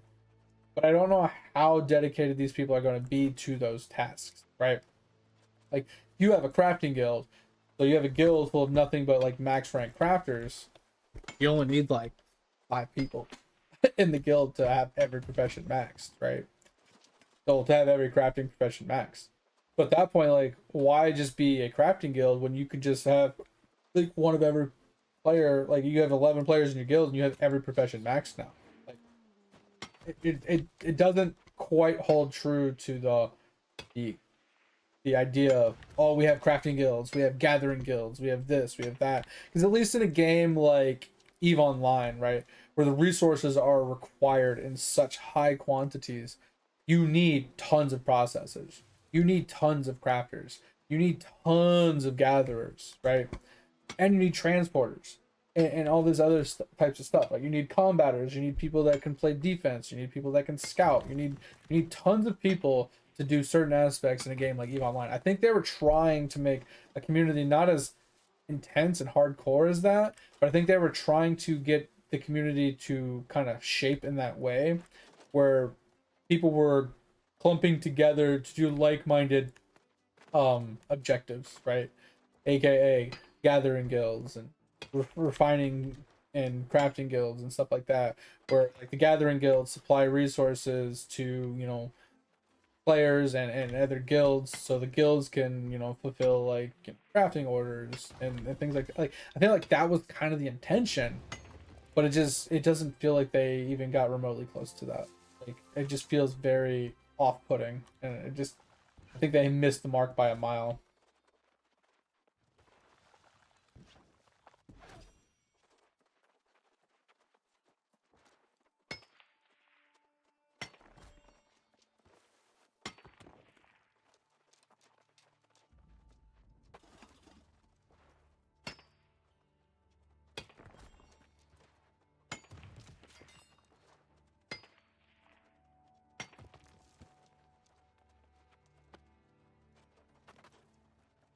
And yeah, too, Dig. Like that's kind of like the way I look at EVE Online is kind of the same way. I don't know if you ever played EVE Online, but EVE Online is one of those games where it's super sandbox, right? There's thousands of things you can do, like ridiculous, right?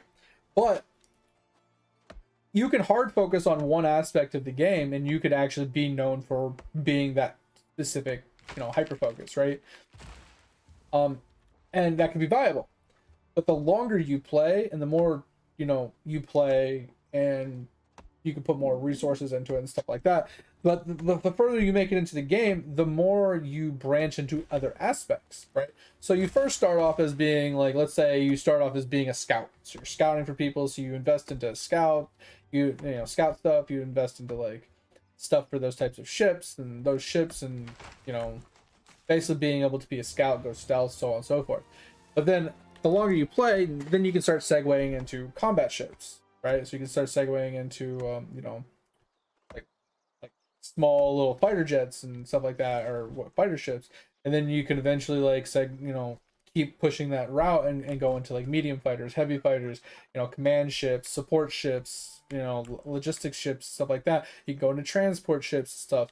Or you can go the route of like gathering resources and then segue into refining the resources and then eventually get into the crafting of the resources. Or you can just go straight into crafting and eventually, you know, backtrack your way into like refining or gathering of the resource. Like there's like it would take you forever to max everything out. Just like you were saying with Albion, but you can technically do everything, but it just takes a lot of time to actually be able to actually learn it all. It's a ton of time. So that's one thing I love about EVE Online. And if that's how you're saying Albion is, I would probably absolutely love that.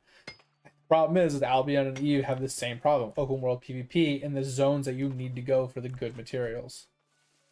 So I don't know. I'm not hating the idea behind Albion. Albion sounds like, every time I hear more about Albion, I like it more and more. I really wish there was more games that put more emphasis on the requirement behind needing professions, right? Like making sure there's always work for profession people. You know, making sure that blacksmiths and weaponsmiths, tailors and engineers, they always have work, because the resources, I mean, the stuff that they can craft and the stuff that they can make and stuff isn't finite. Right. Like it's usually like a one and done. Oh, I made you a bow. Cool. Go have a good life. You know, bow will last you for an eternity. Like it never goes away. So like I don't like the idea of introducing degrading to dust kind of stuff, where you need to make a full-fledged new item, RNG crafting, blah blah blah blah, where like, you know, a best in slot item might cost 1,000,000 gold, and then like after you use it for so long it degrades to nothing and you have to spend another 1,000,000 gold on another item. I don't like that idea, right? But I do like the idea that you can't just indefinitely repair the same item, you know, for free basically, and never need to go see a crafter ever again, right? Once you have your best in slot gear set up. I feel like in order for crafters to stay viable, to stay needed and whatever, there needs to be some sort of repair degradation that, you know, you can repair your gear X amount of times. You know, every time you repair it, the max, you know, durability goes down, blah, blah, blah. For every like 100 durability you repair, it loses 1 max durability or something.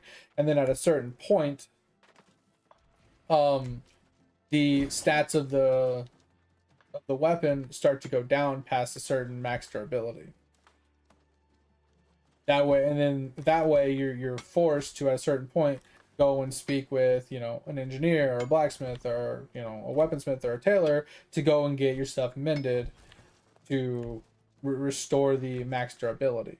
I think that's a great idea, because that way, like, you still have to, have friends that are characters or whatever that have these max level professions or whatever, and they're going to always be needed. They're always going to be, people are always going to be needing them for work, and then those people are always going to need resources, right? But I feel like the problem with the resources is, in most games, that they leave the resources up to open world stuff. So most crafters, most profession players never run dungeons. They never run raids. They have no reason to do anything but run around the world smacking rocks all damn day, right? They have no need for it. And I feel like a lot of the crafts, a lot of the repairing and stuff like that should require some sort of form of doing dungeons and raids and PvP and stuff like that to get certain crafting goods that can only be obtained from certain places to repair and or craft specific gear that's not so much consumable, but needs to be replaced regularly. Like once a week, people need to, bring you goods, like, because they can supply the resources from doing their own dungeons and raids, and then you can take that and craft whatever they need to do or repair whatever that needs to be repaired for them, and then they tip you for your work, right? Like that's basically what it would boil down to, and I think that's a great system, because you have to go and find a crafter to do whatever aspect that you need them to do, so you can continue on, keep on keeping on.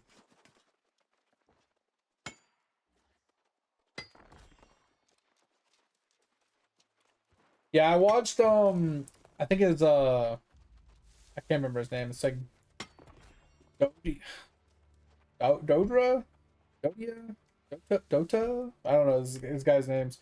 But he played a lot of Eve. He played a lot of other like resource crafting based games and stuff like that. And he was playing Albion for a while, and I watched him for a little bit. But he got pretty into the crafting in Albion for a while there. And just watching him run around with like a mount and just like whacking trees and picking up ores and fighting like wolves and stuff like that, it just reminded me of this, and I loved it.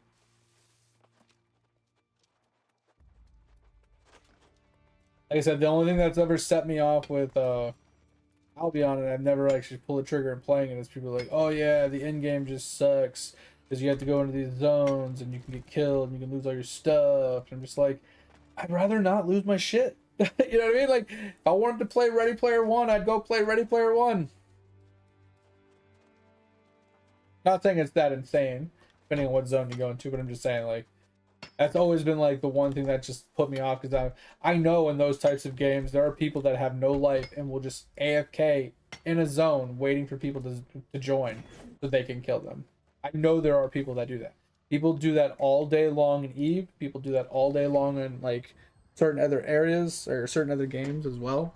They'll just wait at like an entry point for people. They'll even stay there stealth on like a rogue or like a stealth ship or something like that, and just sit there and watch. And then they'll let people know, hey, someone just entered.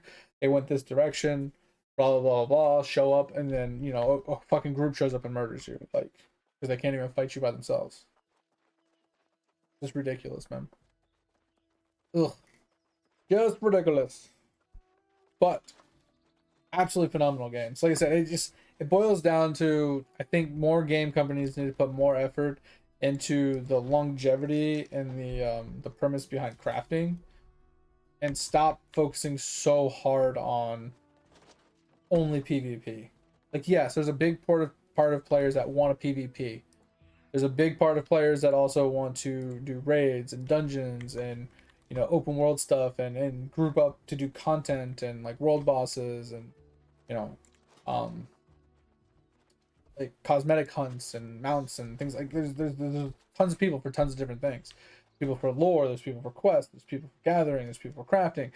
But like, no game puts much emphasis on the crafters and the profession players, and I think that is something that they're just, every single person is missing the mark on. I have not seen a game that has truly given like the keys to the kingdom to crafters and profession people. I would say one game that kind of gets close is Black Desert Online. But with the added caveat that that game is so intense, like grinding aspect wise, that it's too much of a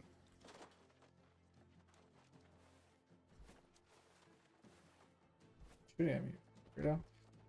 It's so the grind is so intense that nobody wants to play the game because of how hard the grind is.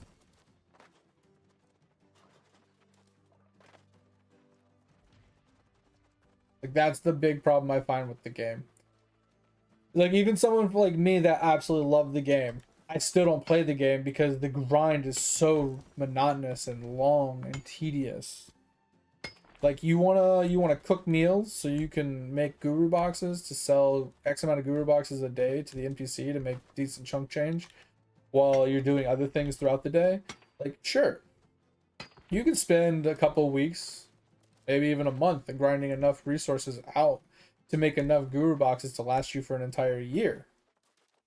And then, yeah, it took you a week to do that. Maybe let's say it took you a month to grind out 12 months worth of guru boxes. Okay. Well, now I got 11 months to just do whatever else I wanted in the game. But that took me a fucking month just to make boxes. You know what I mean? Like, holy fuck. And now I got 11 months of just whatever the fuck I want to do. Go fuck off and just do whatever.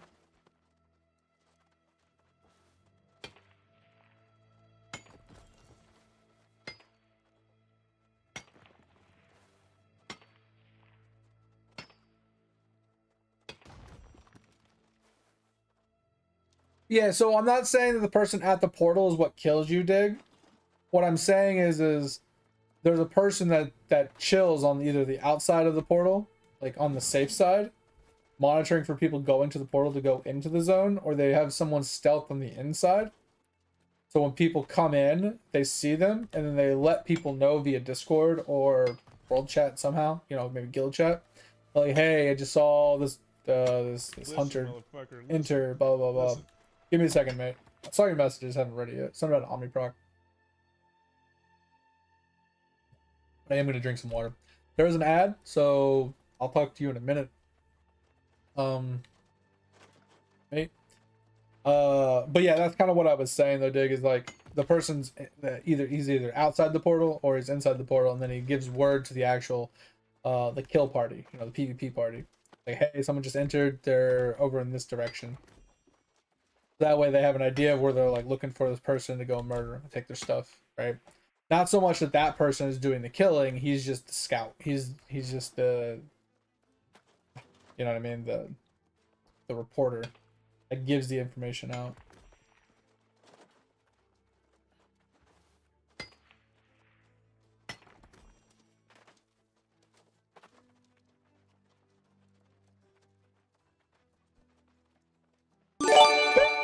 Jesus. Why'd you do that? Joey, that scared the fuck out of me. Jesus, that was loud. Oh, holy fuck. Jesus. Well, thank you for the gift. That was very unexpected and very appreciated. Holy shit. Thank you, thank you, thank you. Thank you, Joy. How's your grind coming along? I know you said you were at 18. What are you actually getting done right now?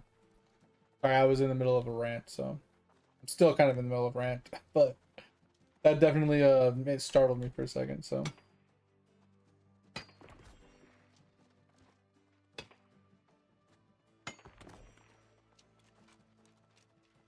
Yeah, Dig, that's what I've heard. I've heard really good things about Albion, about how like all the good stuff comes from crafting. Maybe not all, but most of like crafting is very viable, very high tier. And I've also heard that gear eventually degrades to like nothing and breaks, so you have to actually get a new piece eventually, which continuously keeps the viability of crafting high because eventually that chest piece will break, or eventually that pickaxe will break and you need to make a new one. So I do really like that aspect.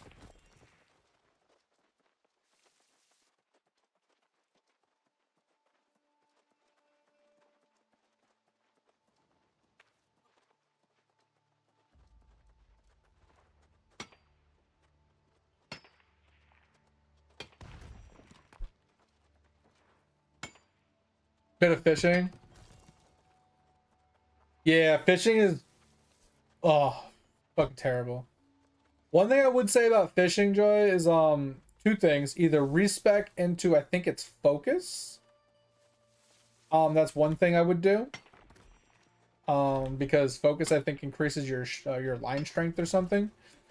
Second thing I would recommend is doing the fishing quests. There's actually a quest line for fishing that requires you to like catch certain fish in a certain area, or catch X amount of weight of fish, or catch X amount of large fish, or catch a clam and catch a snail and then salvage them and give them to a certain person. It'll take you around the area and you're not a high enough level to actually do a bunch of them, but it gives fishing gear. So you can get gear that has like increased yeah, I actually have some on me. I'll show you. So when you get to the end, you actually get a fishing rod. Really good fishing rod. I think you can get a smaller fishing rod as you push through the levels as well, but it also gives you things like this. Right? So this is like a requires level 10 piece of gear. So it's a really low level piece of gear, but it gives you a small increased chance to finding larger fish, or medium increased chance to catching better fish, right? And then you get this one, once again, medium increased chance of catching bigger fish and better fish, right? So if you can get some of these pieces or craft them yourself, via just, you know, going into the tailoring with some stuff and just making a bunch of low like gear, because the perks can roll on pretty much anything from my understanding, or you can force the perks, I think, as well. But like getting more line strength, because there's ones that are like increases line strength during the daytime and I don't know if I have any on me right now. So fishing colossus, lucky waters, fishing colossus. So you get reach as well. Reach is okay. I don't think I have any other ones. Yeah, I don't think I have any other. But yeah, the increasements to better fish and bigger fish can be helpful, because the bigger and better fish you get, the more XP you get, and then some of those bigger and better fish can also scrap into better fish fillets and stuff like that for cooking, or other crafting materials that are needed as well. And then on top of that, like some of the fish you catch you need for specific aspects, aka catfish and snails. Those two specifically you need a lot of, because if you want to do, what is that shit called, instruments, you need a ton of catfish and you need a ton of snails for those, because the catfish whiskers that you get from the catfish are used for like stringed instruments, and then these snails are used for like drums, stuff like that. Is it drums? It might be drums. Actually, it might be the flute. I don't remember. It might be both. But yeah. So there's a lot of reasons to fish. Uh, Catching bigger ones, catching, you know, more rare ones. It's mostly about the rarity, honestly. The better fish, because the white, well, like the gray quality fish are kind of just useless, and the green quality and above are kind of what you're shooting for. But bare minimum, I would at least respec your attributes into focus. So this way, you get 10% chance of finding rare items while fishing, and then you get 20% chance to catch larger fish, which is kind of meh. 15% chance to catch larger fish, carry weight of fish, then you get encumbrance, and then fishing cast distance, and then catching larger fish. So it's all about catching larger. They used to be strength, because the main skill you're looking for is the does the fishing pole have it? Yeah, line strength. So you see how I have saltwater brawn 3? It's 20% line strength in saltwater. And then I have freshwater, which is 20% line strength in freshwater. You're looking for that. But you see how I also have Lucky Night, which increases the chance of catching better fish during the nighttime. Those are the really nice ones, right? So if you have an increasement to catching better fish at night or during the day, you know, fish at those times. And then if you have line strength, it really helps pulling the fish faster. Because the problem you're going to run into is if you catch like a legendary fish, you can almost snap your line instantly if you don't have line strength. I've actually lost a fish without actually going into the red because I didn't have line strength. It snapped my line without actually like getting into the red.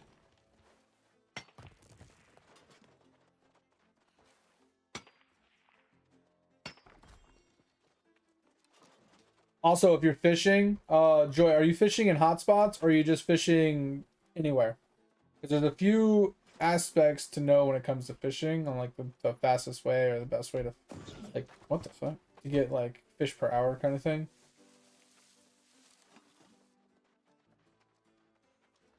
Oh, definitely dig. I'm not gonna do it yet, but it's been on my chopping block for like over a year to play it.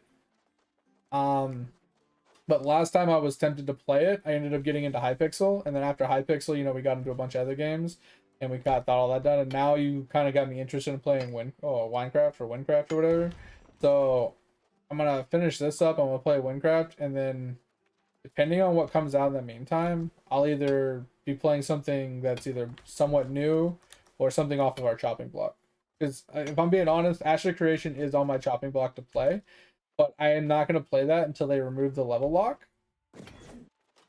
And I kind of would prefer to play it before the monthly membership comes into play.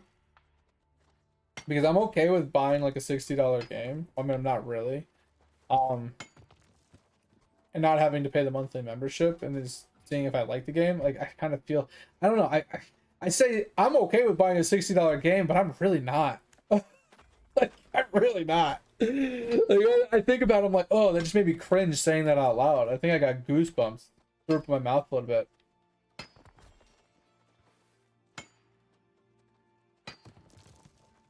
Am I doing Hypixel? I mean, I did Hypixel before Edge. I was doing it a little bit over the weekend, helping out.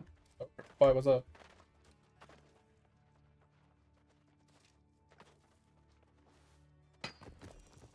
You almost done with all your Omni procs? Hell yeah, mate.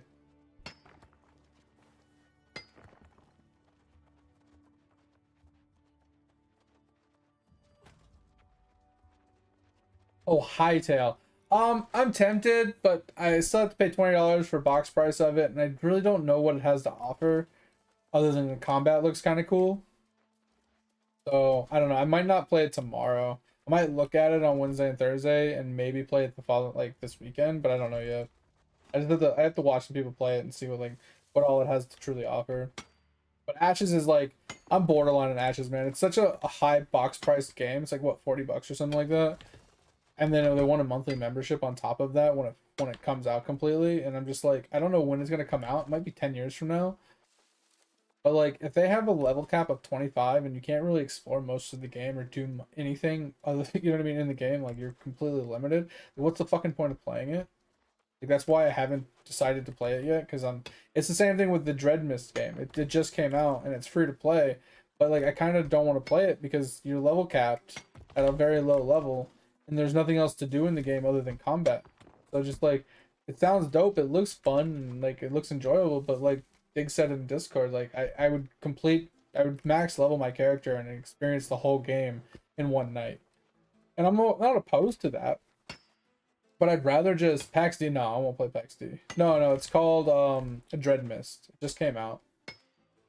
It's a free-to-play game. But I won't play PAX D either. I tried the beta for that, and it literally blue screened my computer. It was so bad. It was so bad. Like, it's gotten better. I'm not gonna say it hasn't gotten better, but the horror stories I've heard about PAX D, I just refuse to play it as well. Because they're like, oh, well, you build your house anywhere you want, but you gotta pay taxes on any house, and the taxes are real money. And then for every house that you have to pay taxes on every house you have. So if you want to have houses, if you want to have properties and land, you have to pay them real money.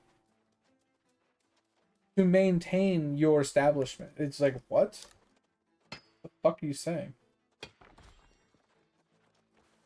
Oh, sorry. I thought you said Omniproc. Sorry. So how many? You only got one left to go now? So you're almost done with sailing?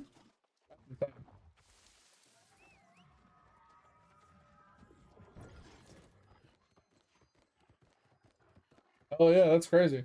How many more you got left? It's called PAX D or whatever. PAXDEI or whatever. You got one shot? By what? The fuck killed you? That's crazy.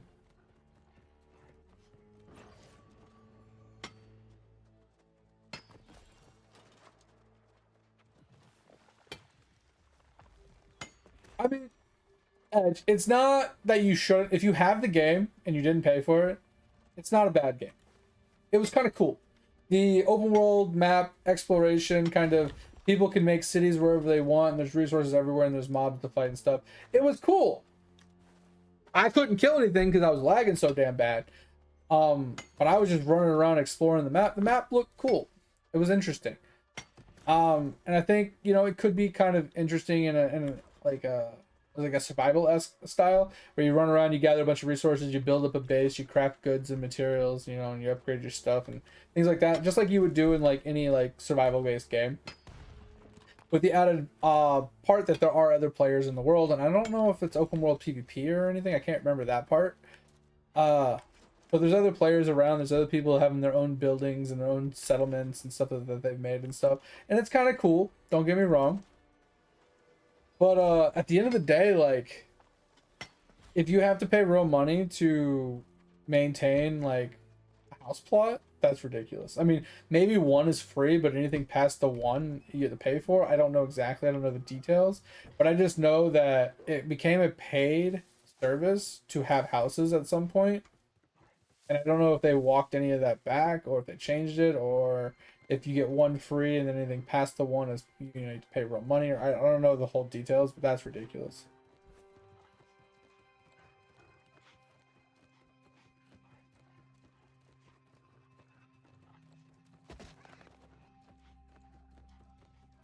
Yeah, that's huge, mate. Almost done with sailing is insane. Cascade Cavern. Where the hell is that? Because you said you were at the rock place right here, right? Oh, copper board. Come on. Hey, which one are you at? I don't know where all of them are because I haven't been to all of them.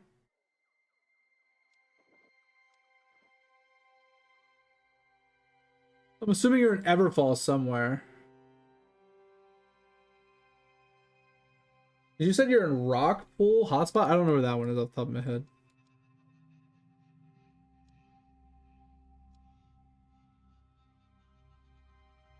Cascade Cavern.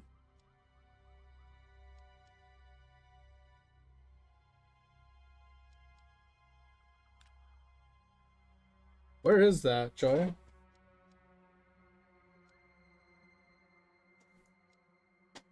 I keep just finding this. I don't know why, but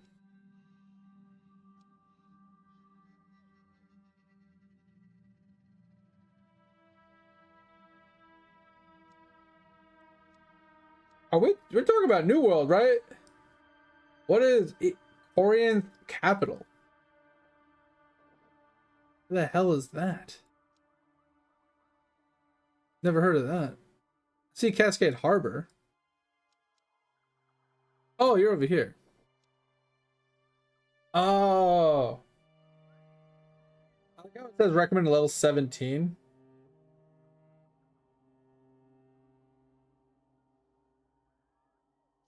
Sorry, I got you now.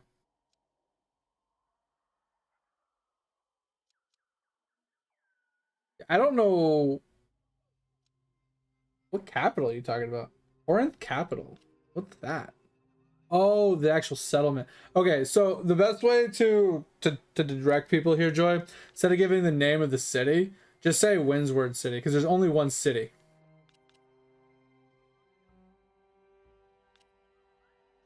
Like east of the Windsward settlement. Because Windsward is the name of the like the region. No one knows the fucking name of the settlement. No one looks at that shit. All right, give me just a second. I'll be right back. Give me a second.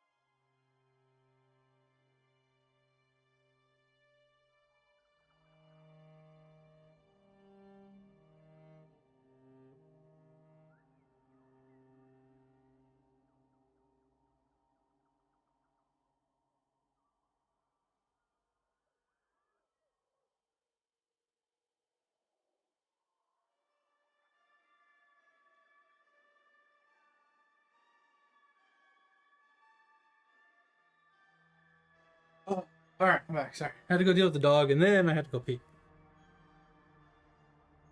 Ugh. Ugh.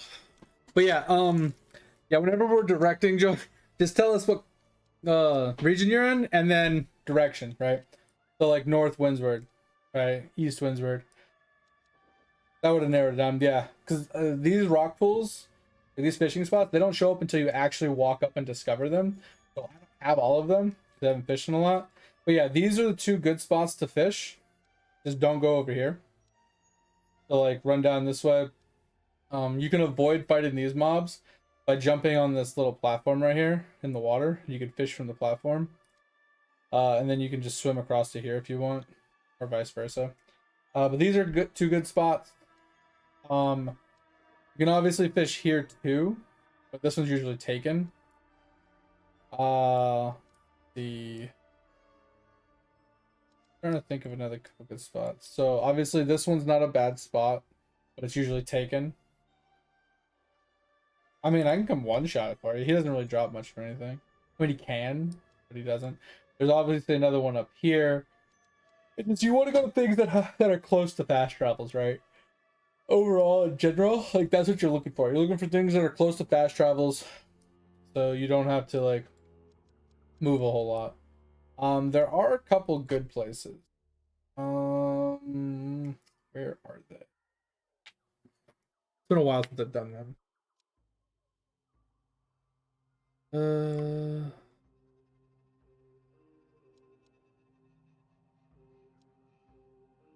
think they're in Cutlass. I haven't done them on this character, so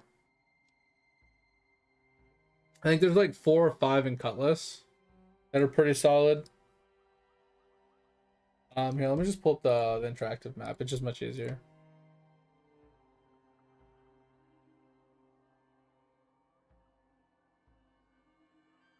There we go. So here are the fishing spots, right? So Cutlass is a high level place, so it's not good for you right now. It used to be better, but there's a bunch of like these are like, this is saltwater. This one's probably freshwater. It's saltwater. This one's saltwater. So like these 3 are saltwater and they're high tier. So if you're looking for like blue fish, these are really good. You can even probably do this one. So like there's 4 high tier blue fish out there that you could farm. And then I said Windsward, these 2 are really good to hit that you're already hitting. And then there's this one, but it's far away. Monarchs, these 2 are pretty solid. And then, you know, like a 3-way right here. You can like do a loop, right? So you can run out of the city and just go this way, this way, this way, and then come down here and fast travel, or you can end recall and then start over. The problem with this is the stars. So a 1 star has, I want to say 50 fish, and it primarily gives green fish. 2 stars have, I think, 20 fish, and it still gives like 50% greens, but it's higher weighted towards blues as well. I think these are like 85% greens or something like that, or 80% green. I think there's like, Hi, buddy. Trying to scare me, bro. Oh. Ike, yo, it's been a hot minute. How you been, man? I appreciate you. Holy shit, that hurt my chest. That scared the fuck out of me. Welcome, man, Ike. I appreciate the resub. Hope you're doing well, man. You've been busy? I hope all's been good. But anyway, so like I said, mostly greens, but you still get whites here, and you can get some blues, but it's mostly greens.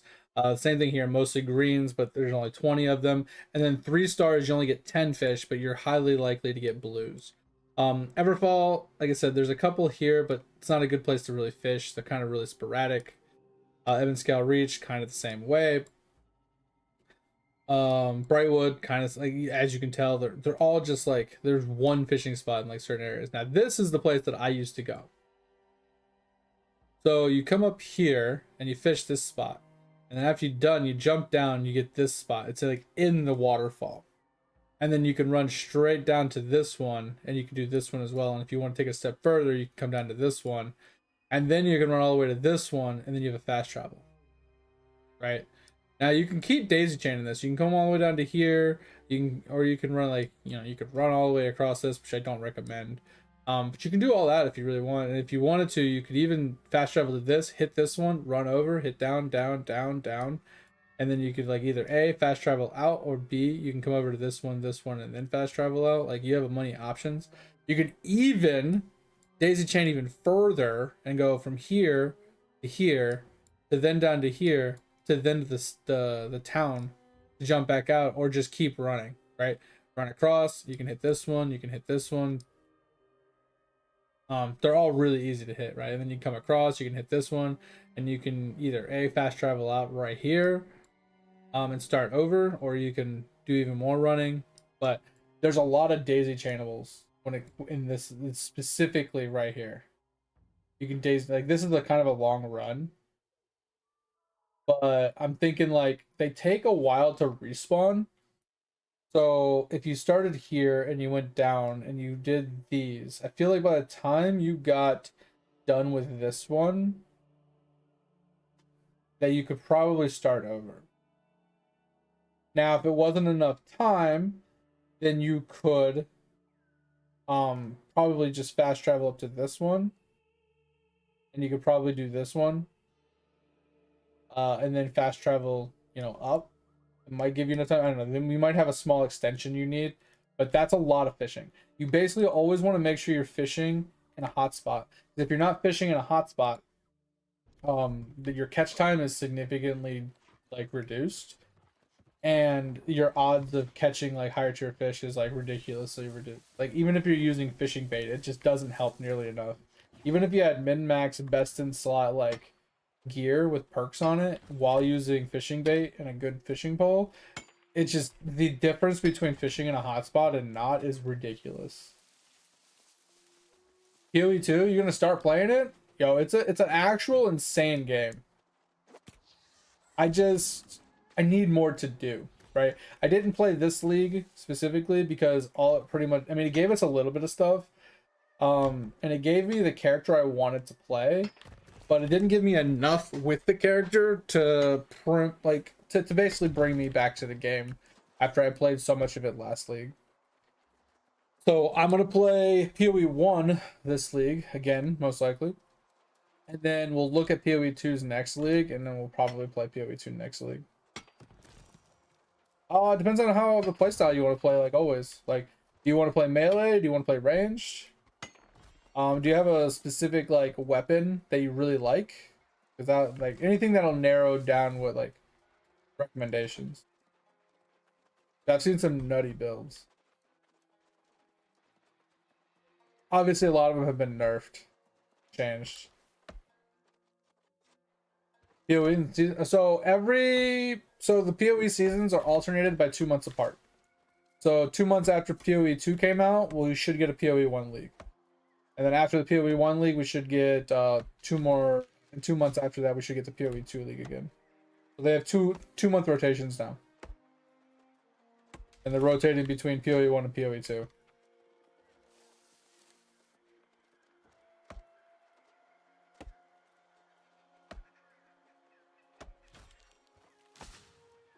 They finally got into the actual rotation where they wanted to.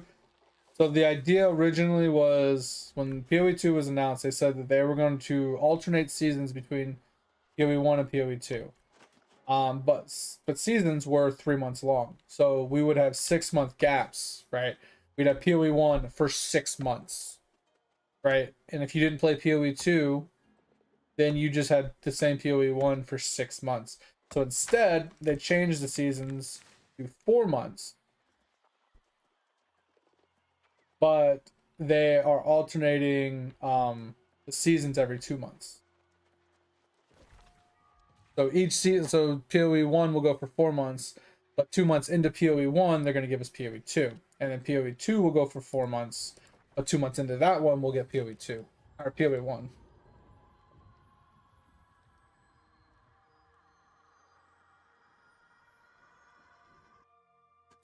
Tanky and damage. I mean, I agree with Edge on this one. I mean, I've seen some kind of insane tank builds that can do some significant damage. There was a cast on damage taken build that I saw, which was kind of wild.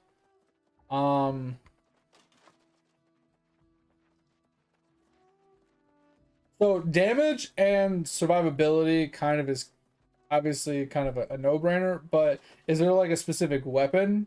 Is there like a specific um like skill or ascendancy or anything that we can like narrow any of it down to help a little bit? Or about dead and PoE? I mean, I wouldn't say it's dead, but I'm not gonna say it's alive either because it's more dead than it is alive. Melee. Okay.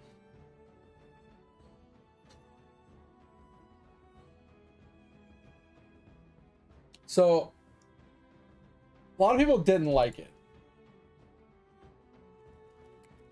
I loved it. So Rake was a really fun build. Now people watched me play it, did not like it. Hey, Dick, guess what? Albion Online. Go. It's listening to us. Definitely gonna play this at some point. Anyway, so Rake plus Blood Hunt is what I played, and I loved it. But a lot of people didn't like the playstyle, right? So basically, Rake dashes you towards a thing, swipes your spear across the screen, applies a bleed, and after you do that, you just Blood Hunt them after they've bled for a little while, and you one-shot them. What is this? Infinite DPS Rake build. He's not even attacking. Is his pet doing all the... Oh, his pet's doing it. Interesting. Interesting. Okay, this isn't what I was looking for.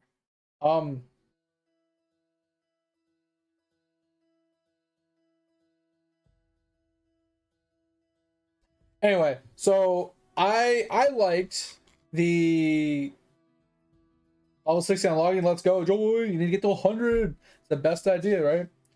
Yes, Bear Stampede is kind of wild. I don't know what it's called. Oh, PoE 2. Druid Stampede. So basically, you just slam the ground while walking. I mean, you have to use the ability, which consumes rage, but then you shout to bring your rage back up. And you just walk in circles and you stomp on things. Oh, what the fuck just happened? Okay, this is regular Stampede. This is regular Stampede, not Bear Stampede. This is just a Titan Stampede build. It's kind of insane. This is a build that I did want to put together, but it was too tedious. As you can tell, it's kind of wild. So I don't know if you've actually played Stampede before, but basically it steps a few times, and every time it steps, it does a little bit of damage, and then you can set it up to do ancestral attacks and stuff, and then it has a big slam, and then every other attack is an ancestral attack. So if you notice, see all the green? That's the ancestral proc, right? On its next one, it won't have this. Yeah, that one was just a regular white proc. That's the regular Stampede, but as a Titan, every other slam ability is ancestral boosted, which is where you get the green extra damage, right? So boom, there's the green one, and it's got bigger AoE, it's got bigger damage, and that's why the every other slam just does a lot. And now, if you notice, he's doing a bunch of green ones in a row. I think he either A, he has ancestral boost also attached to it, so he gets an extra ancestral boost every once in a while, or B, he's using another ability in between. So what you can do is, since there's other slam abilities, is you can Stampede, use which is a slam ability, then use a slam ability, and then do Stampede again. That way, every Stampede is technically ancestral boosted. Is it Eruption? Okay, that's what I was looking for. Thanks, Patch. And then it was Erupt. Yeah, I think this is the one I was thinking of.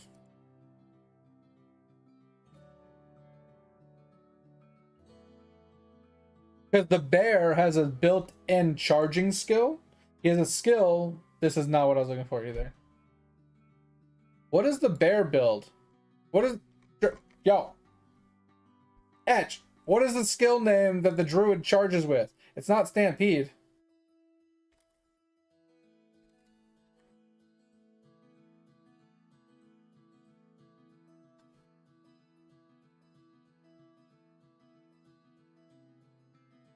So long story short, Ike, the druid, he can shapeshift into different forms, right? And one of his form is a bear. He shouts, he generates rage, and then he charges in bear form, stomping the ground, causing like fire explosions and stuff while consuming rage. When you get low on rage, you just reshout. I will be, mate. Yes, I will. If you can hear me.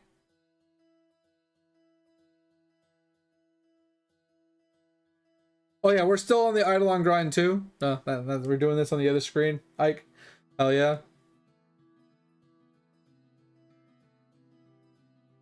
But yeah, the bear is kind of similar in that aspect, kind of like the Stampede build I showed you with the Titan, but this one's done as a druid, and it kind of works the same way, but you go into fire.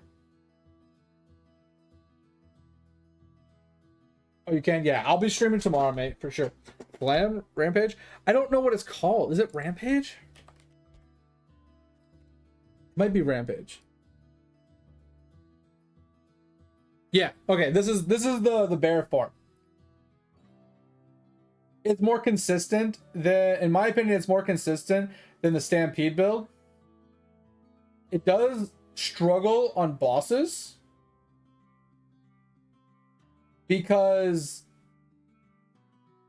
if you look, your character has to move forward to do the slam, and if you're trying to target a single target, you have to circle around them. So you have to move your mouse around them in a circular pattern to make sure you're still hitting them. Does that make sense? So yeah, this one is called Rampage. So Druid, like, this is what I mean. See how he's going around the boss? He has to spin his mouth around the boss. And then he has these meteors that are being called down from some god, and I have no idea what's causing that. But the meteors are slamming down and smacking the shit out of him. But like, you see how he's just shouting while he's in bear form? It gives him his rage back.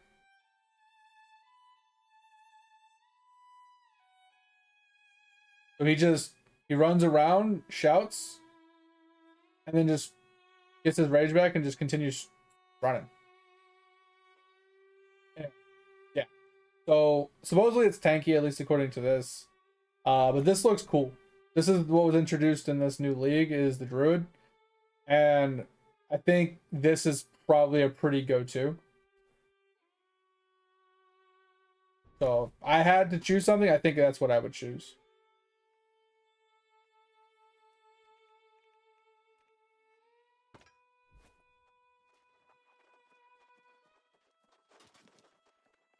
Oh, do you also like? Do you need any help with the Eidolon? Any advice, tips, tricks? You know, pointers, whatever. You got work early tomorrow. Gotta sleep. Oh, okay, that's fine. That's fine. Yeah, all good. I will be here tomorrow for sure.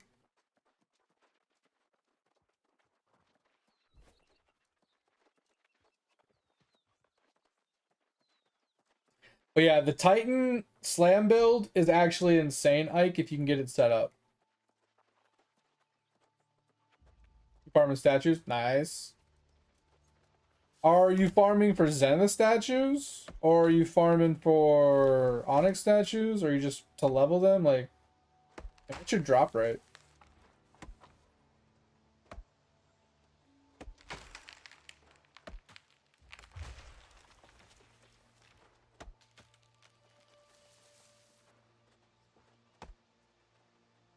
Oh yeah, that's all good, mate. World 7 lusters? Wait, what? Oh, clusters. Oh. Okay. Yeah, what's your drop rate at? If you're farming clusters, like US has some like high ass drop rate.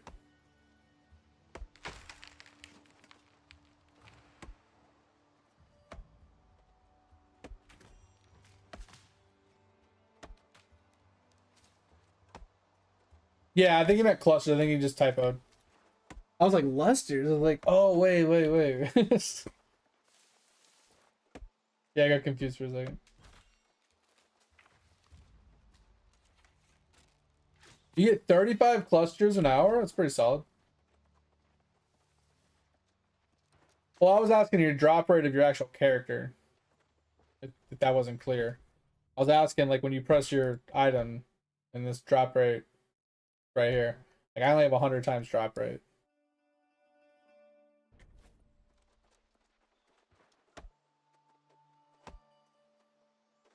But 35 an hour is not too bad. It's not great, but it's not too bad.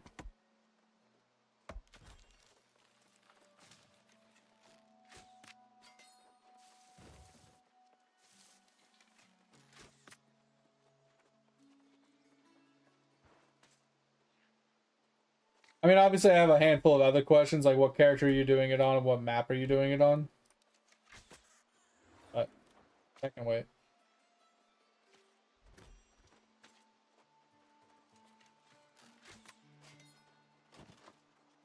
Like I said, 35 an hour is not insane, but it's a great starting point. If you don't need a lot of clusters early, so you can at least get a decent amount of levels, like cluster levels, with that amount of intake.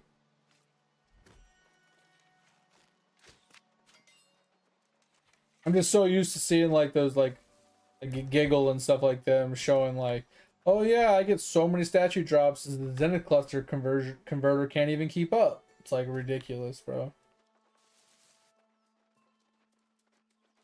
Oh, you're doing it at beans? Interesting. Okay, any reason why you're not gonna do it at Rams? Just curious.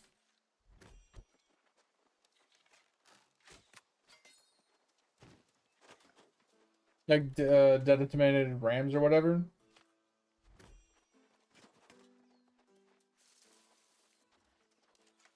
Oh, you switch at 500? Gotcha. Is there any reason why you switch at 500? Like instead of just going early? Because they organically just drop more statues than any of the other places, and since it's a single platform, it's just easier to kill them. Yeah, I don't understand the idea behind the recommendation of you need to have at least 500 to farm this mob.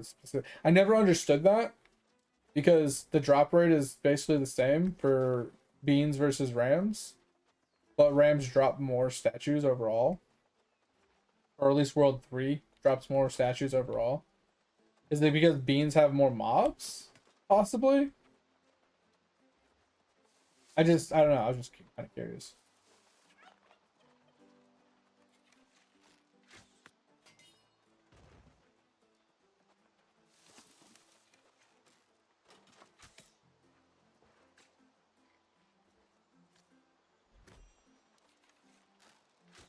Well, I mean, that's a given why he would recommend it because it's not as optimal. I'm just curious on the reasoning behind why it's not optimal. Like I said, G has a reason. I'm kind of curious what the thought process is behind why it's not as optimal. Like I said, is it because it has less mobs, or is the drop rate of the statues, even though there's more of them, it's like a bigger RNG for it to drop. Like instead of being like a 1 in 10, it's like a 1 in 20. So you need more drop rate to more or less guarantee them to drop. Like that's kind of like what I'm getting at. Like what is the exact reasoning why you need to have 500 before you switch? Technically, World 3 has more, like, not by a lot. Let me finish these couple deer really quick, and I'll show you.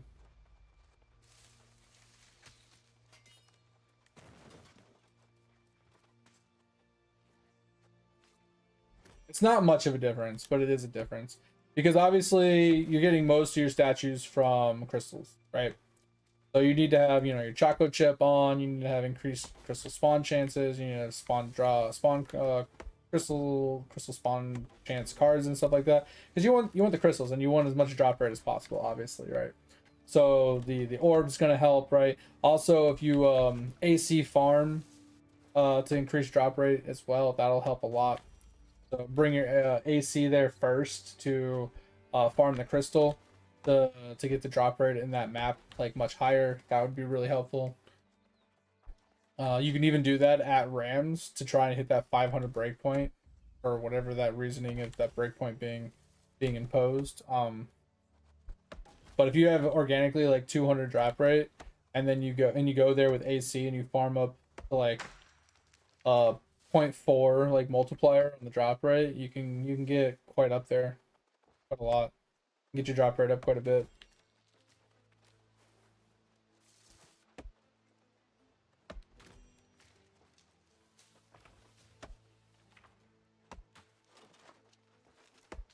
All right.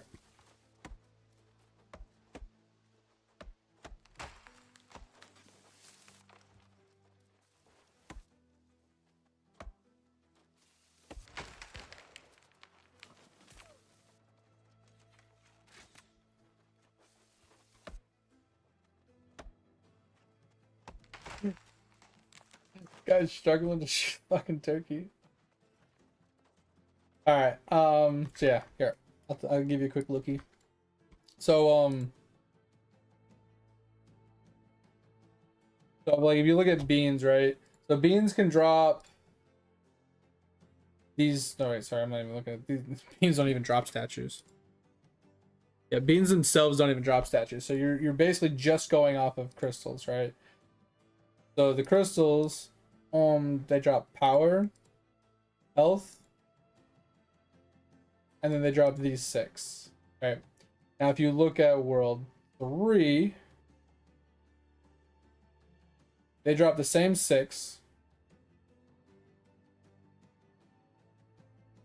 They drop feasting, skilling, and then these 2. So they already have 2 extra just on the crystals. But then the rams themselves also drop feasting. So you have 2 chances at feasting, and then you still have the 2 extra statues that organically drop off of the crystals themselves. So it's not much different. Yeah, it's not much different. It's like 2 extra crystals, or 2 extra statues. But like I said, one of the statues can be dropped from both mobs, which is kind of a big help for at least those ones. Since beans can't drop any themselves, you're purely relying on crystals to spawn in World 1. But like I said, you work on the DR on your AC. So you bring your AC to the platform, you farm up the DR on that. That'll help quite a lot. It'll give you a lot more drop rate, which will give you even more. And then you also throw on, the cards. The crystal cards, right? So maybe farm up demon genies and poops a little bit to get 6 get purple cards, to get these crystal spawn chances up a bit. And then you also stamp the card, right? Get crystal monster spawn chance, right? Juice all that stuff up, because there's, I can't remember the exact math, but they capped the spawn chance of crystals at a certain point. But the more crystal spawn chance you have, the like more materials they drop when you kill them or some shit. I can't remember the exact change that they made to crystal spawn rates, but yeah, they definitely changed it a little bit. So having huge amount of crystal spawn chance doesn't mean you're going to always find crystals, but when you do find them, you're going to get explosions of mats.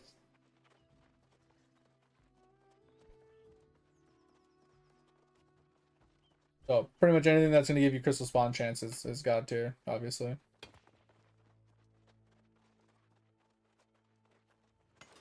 And obviously as much drop rate as you can possibly have.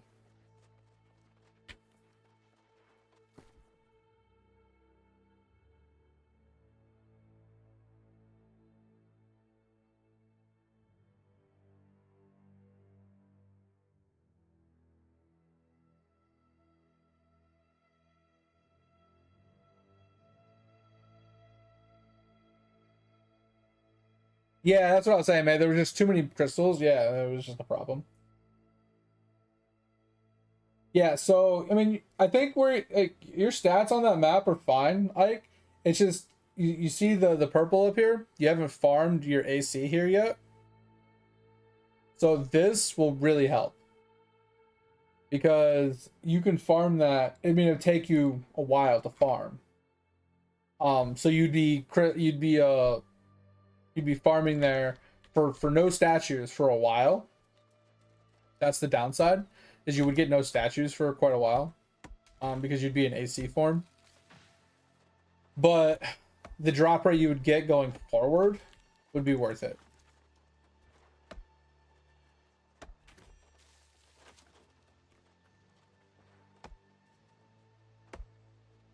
Yeah, and like I said, make sure you have Choco Chip on. Make sure you put in like any crystal spawn chance cards. If you have an exalted stamp, make sure you exalt stamp the crystalline stamp. You level that up quite a bit. You get that all juiced out of its mind. You level up the demon genie card and the poop card to get even more crystal drop chance off of those, and then you just fill up the rest of your cards with drop chance cards. Probably 6-star those as well if best you can, and then just go into there like and go balls deep.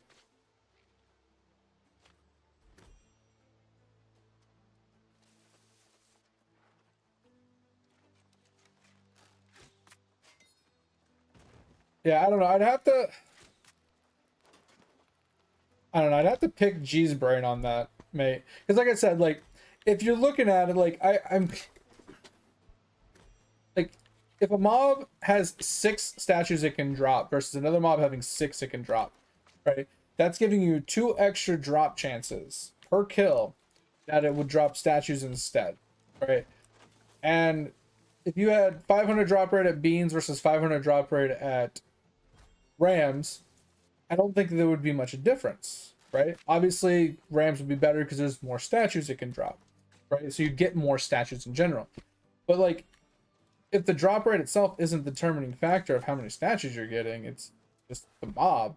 I don't understand why you have like it's like, oh, you need to have 500 to do this mob because it's not efficient otherwise. It just doesn't make any sense why one would be more efficient than the other unless the drop rate odds were different, right? For example, since it's based off of crystals, right? We'll just go here. So if a crystal spawns, right, it's a 1 in 1 drop chance for this to happen. And then it's a 1 in 15, 1 in 20, 1 in 20, 1 in 20, 1 in 50, right? Compare that to this. Still a 1 in 1 for it to drop. Still a 1 in 15, 20, 20, 20, 20, and 50. No difference in the two mobs. The only other difference is that he can drop 2 extra statues. The damage doesn't matter between the two of them. The only other contributing factor is possibly Rams having less mobs on that one platform in comparison to Board Beans having the 2 platforms, possibly having more mobs. More mobs means more chances at crystals, which means more statues overall, right?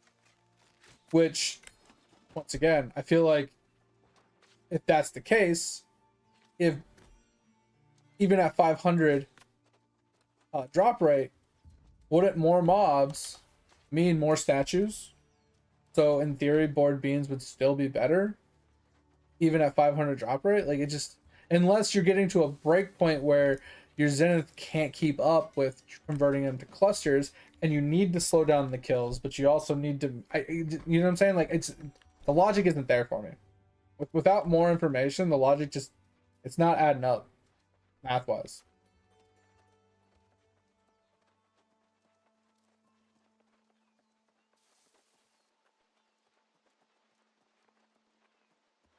Yeah, that's just basically what it boils down to. Like, is it's like you need as much DR as possible, right? To increase your chances of every time they drop, they do drop statues basically, and they drop tons of them because of the multi kill, right? Um, so you get tons and tons and tons of statue drops, and like I said, in my personal opinion, like I don't, like I said, until I can understand and I can fathom the thought process behind why you need 500 DR, I would just do Rams. Yeah, and that's my problem, mate, is like I can just parrot what somebody else says all day long, that's fine. But I don't like parroting the information as gospel until I have tested it or I understand the thought reasoning behind it, right? Like, I'm not saying G's wrong, because G's right about 99.9% of everything, right? He's really smart. He does a lot of testing. He does a lot of effort. But there's a lot of stuff that he's doing mentally when he's testing things that he doesn't vocalize or doesn't make, like, he doesn't verbally, like, pass along, like, his reasonings behind things. Sometimes to make it understand why something isn't as optimal, why it isn't as good. Like, he might think he's explaining it well because he explains it one way, but there's like small little details that are being calculated in his brain that he's not conveying. And like I said, the only thing I can think of is there's less mobs on Ram's map. That's the only thing I can think. So if you're only fighting 10 mobs versus 12 mobs, right? You have 2 less chances per attack, like per map clear, to get crystals to spawn, which in terms means less crystal spawns, which means less statues. But once again, his breakpoint doesn't make sense, because if that's the reasoning, then having more DR doesn't mean that Rams eventually becomes better, because there's still less mobs. Mobs don't change. I need to understand that before I can actually personally recommend that exact statement from G.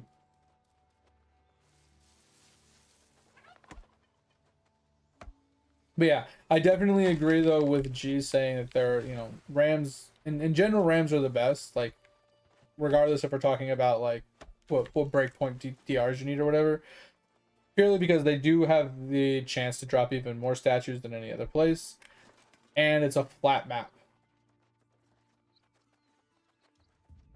Yeah, so there's a Wyvern build and a Wolf build. Like, Druid has 3 different forms. Actually, I think it has 4 technically, because I think you can do human form as well, like spellcasting, and then you got 3 shapeshifting forms on top of that.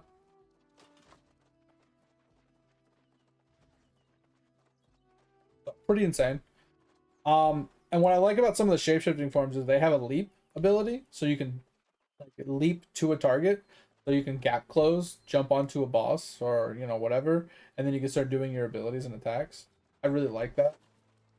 But I do like the bear because he does have shouts and buffs and stuff, so he's like a shout bear. And then on top of that, he has like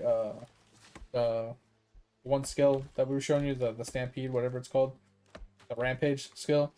So you can use that for purely map clear if you want, because you can just like movement skilling through the map, killing everything, shouting occasionally to get your rage back. I will say Pox was playing this at league start, and I don't know if they fixed it yet. Yo, mate, thanks for the hydrate. So I don't know if they fixed it, but he was struggling with the rampage because it was getting stuck in doorways. Because the bear's so fat, occasionally he'd get stuck in a doorway and he couldn't actually go through the door. So he had to shapeshift out of bear form and then re-shapeshift after he went through the door. Happened in a few zones while he was progressing this campaign.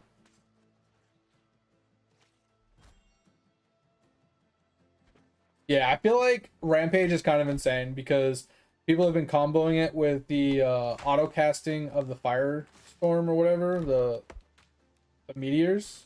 And the meteor is like single target for you. So while you're running circles around a boss, it's dropping meteors. And even when you're map clearing, it's occasionally dropping meteors on mobs and stuff. But I think that's like a really cool build. And then with the shouts giving like buffs and benefits, you can like stack a ton of like defense as well, I think, with your gear and stuff. And you can be relatively tanky while mobile. I think that's one of the key things is, since Rampage is a movement skill, you're moving while dealing damage and you're running past them off. You're avoiding a lot of damage from standing still. Right. So you're not standing still, allowing them to be able to like hit you with magic skills or, ground effects or whatever.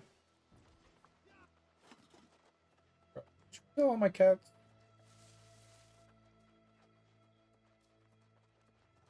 You kill my cat? Meow meow. Yeah, big face.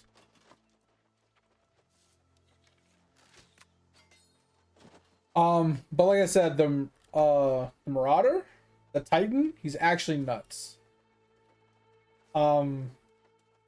Because you can go one of two routes. You can either go the slam version, or you can do like aftershocks and ancestral boosted and things like that. Like there's a lot of like slam stuff in Titan. Or you can do the other part of the Titan, which is what I did. You can boost all the small nodes in the tree by 50%. So what this allows you to do is it allows you to pick up nodes like increased bleed chance, or health regen, or armor stacking, or health stacking, or whatever. Anything but the stat stacking one, right? You can't it doesn't boost like the small nodes that connect you to things, but when you go into like a cluster of nodes, those ones it boosts. So if you go into one that's like 25% chance to aftershock, you'll get another 12%. And then if you pick one up that's like 10% chance to bleed, it'll be 15% chance to bleed, and so on and so forth. I think it's 50% increase. So it allows you to get some really hefty bonuses as playing it as a Titan. So I did that, so I had a 100% chance to bleed with a couple of bleed nodes, which really helped. So I was 100% bleed effect, and I was playing it as a rake build, which was unnecessary. So I mostly went with like bleed aggravation, so like. But anyway, you get my point. It's like you can stack things a lot higher, a lot faster for less investment. That's Titan, and it also gives you an extra bag if you go that route. So you have extra inventory space and stuff, which is once again it's like negligible at best. But you can also go the other Marauder guy, which is the Shouter. It's a Warbringer or whatever, and you can also play the Corrupted Blood Shout build with him. So they did change it a little bit, but he's the only character in the game that can actually do the Corrupted Blood Shout build now. Before, you used to be able to run it with Pen and do it on any character, but now you have to do it on the Warbringer. And the Corrupted Blood Shout build, I don't know if you played it. It's a little slow movement speed wise, but bro, that was the hands down the tankiest and safest build I've ever played. That shit was wild. Because when it comes to regular mobs, it has a knockback effect. So you can just literally walk. Like, you can charge into them, you can run up to them, you can do whatever you want. You can sprint at them, start shouting, and it just pushes the mobs away from you. So they can't even attack you. And just bleed them to death. It's kind of wild.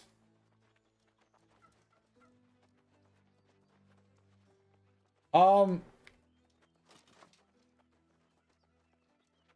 gonna be real with you, like, if you want to level pretty easily, there's other ways to do it, but I found Rake plus Blood Hunt was a very easy way to level. Rake has a dash, so you dash towards a mob, right?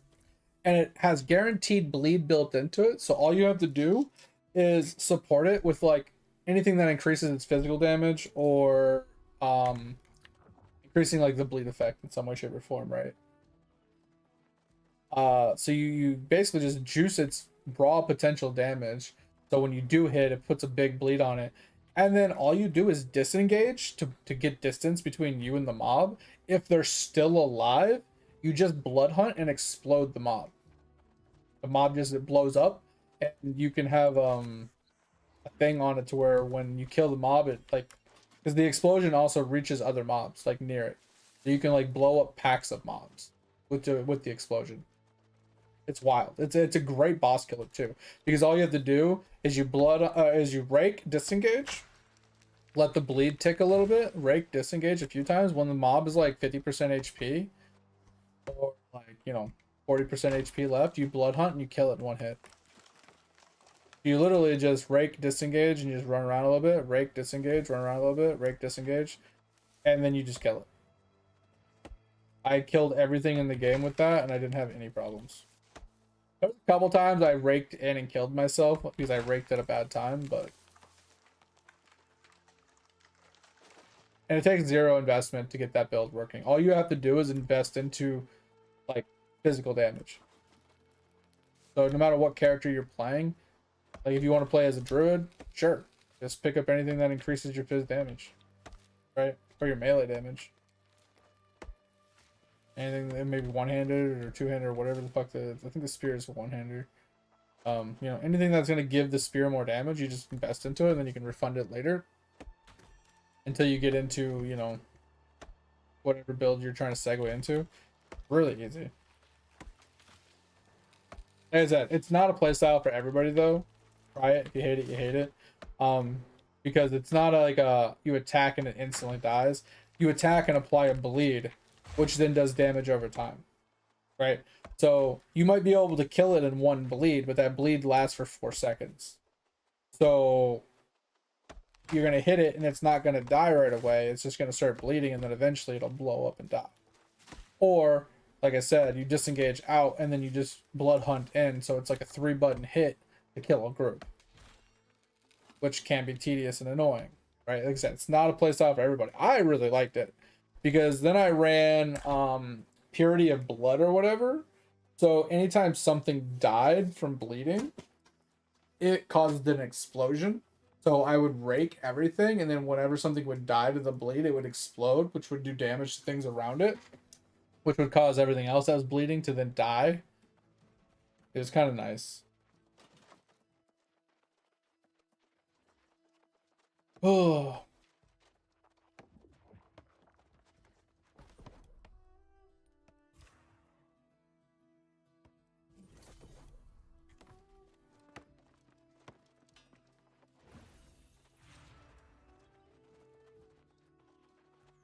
But like I said, not really for everybody.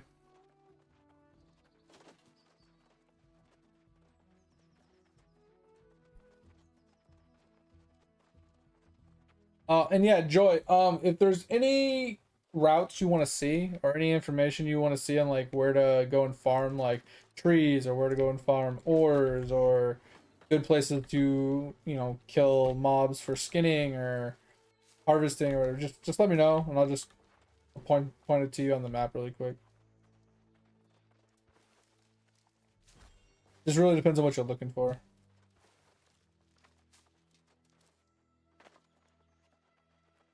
West Rohan, nice. Let's go, man. You're fucking cooking. Go. Again, huge frog, man.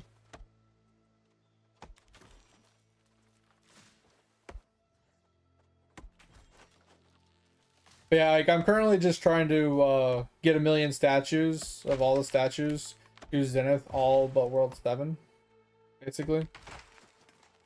Doing my damnedest right now.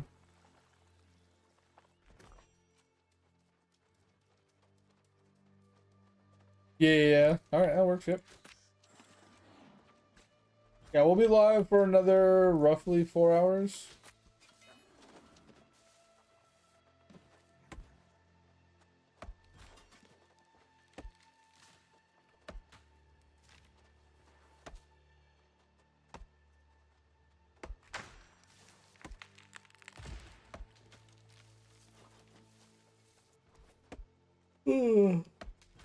Yeah, man. I don't know why I'm yawning.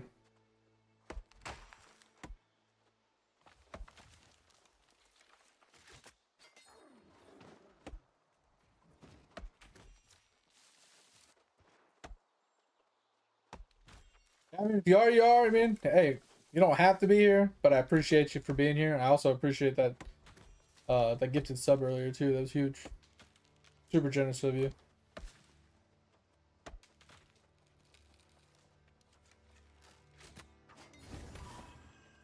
It is sad it went to somebody that doesn't really show up all that often, but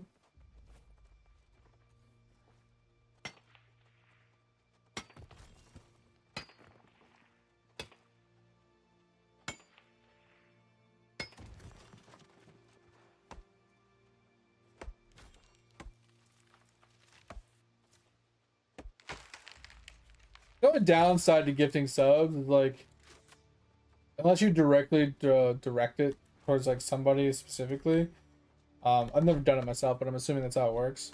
It just goes to a random person that follows, and if everybody that's following has one, then it goes to like somebody that's not following. I've seen that happen before too. But yeah, it's just kind of annoying because like some people that show up like every day aren't subbed. And I know they would if they could, but like it'd be nice if they didn't have to deal with like ads. Like I wish I could like, oh, I gotta get the sub here. Let me give that to somebody that that deserves it. You know what I mean? Like I wish it was. I wish there was a little bit more self input from the streamer. But I can see why that wouldn't be a thing, because then like people could like direct it to just their friends, or they can do giveaways for it and like weird stuff, and they can be weird about it.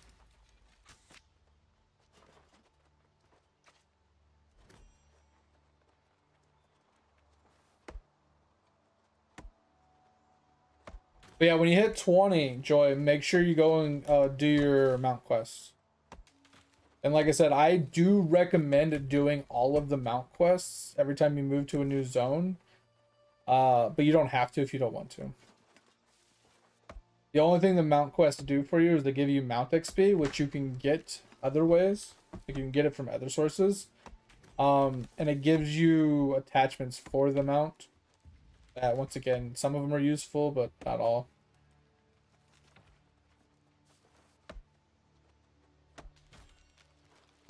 All good, Egg. All good. Oh, fuck, man.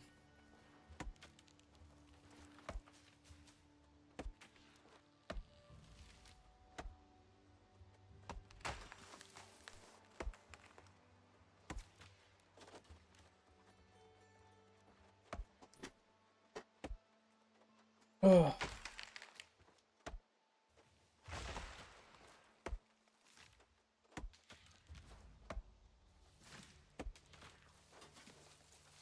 Have you joined a faction yet, Joy?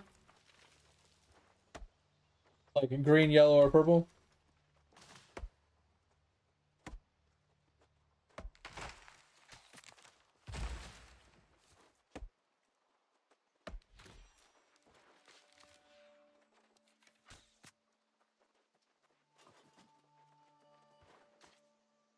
Yeah, technically you don't have to.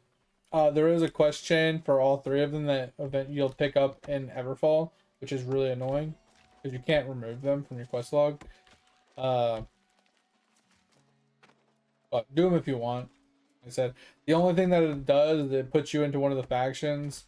I mean, eventually you'll have to join one, because you need faction tokens to be able to buy runes of holding to craft your bags eventually. But the only reason like you'd have to join one at some point.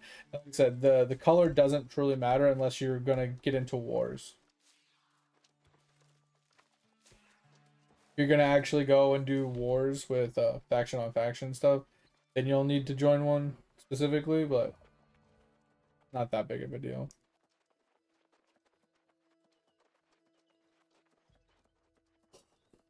Hmm.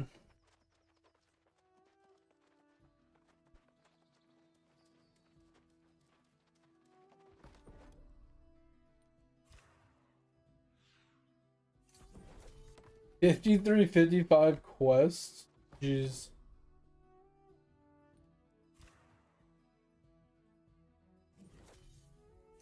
Bro, that's what I'm saying, man. Lotro was ridiculous amount of content. For being free, it's wild. Actually insane.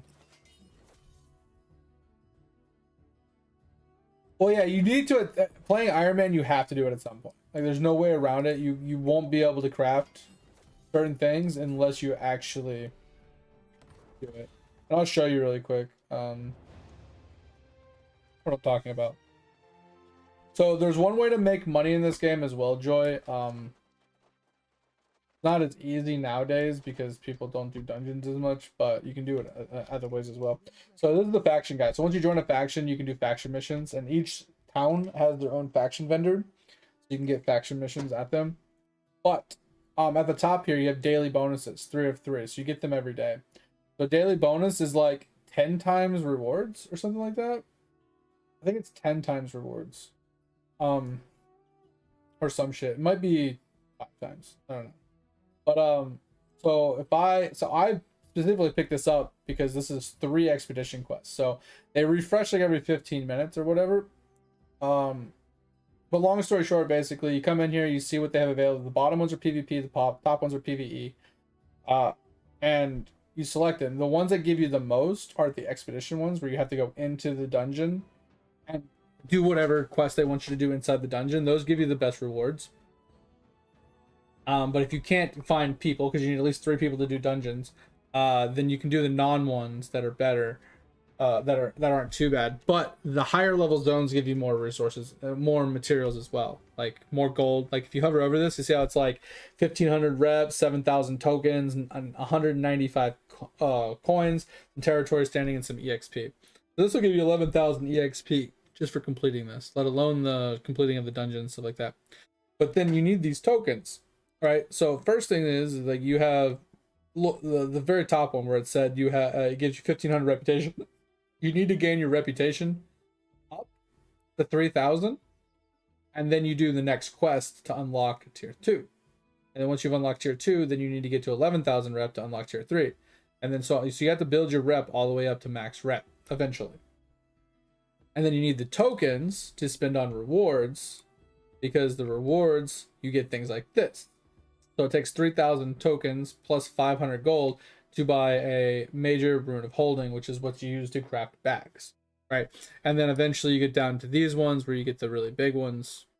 Might be in yeah, this one right here, exquisite.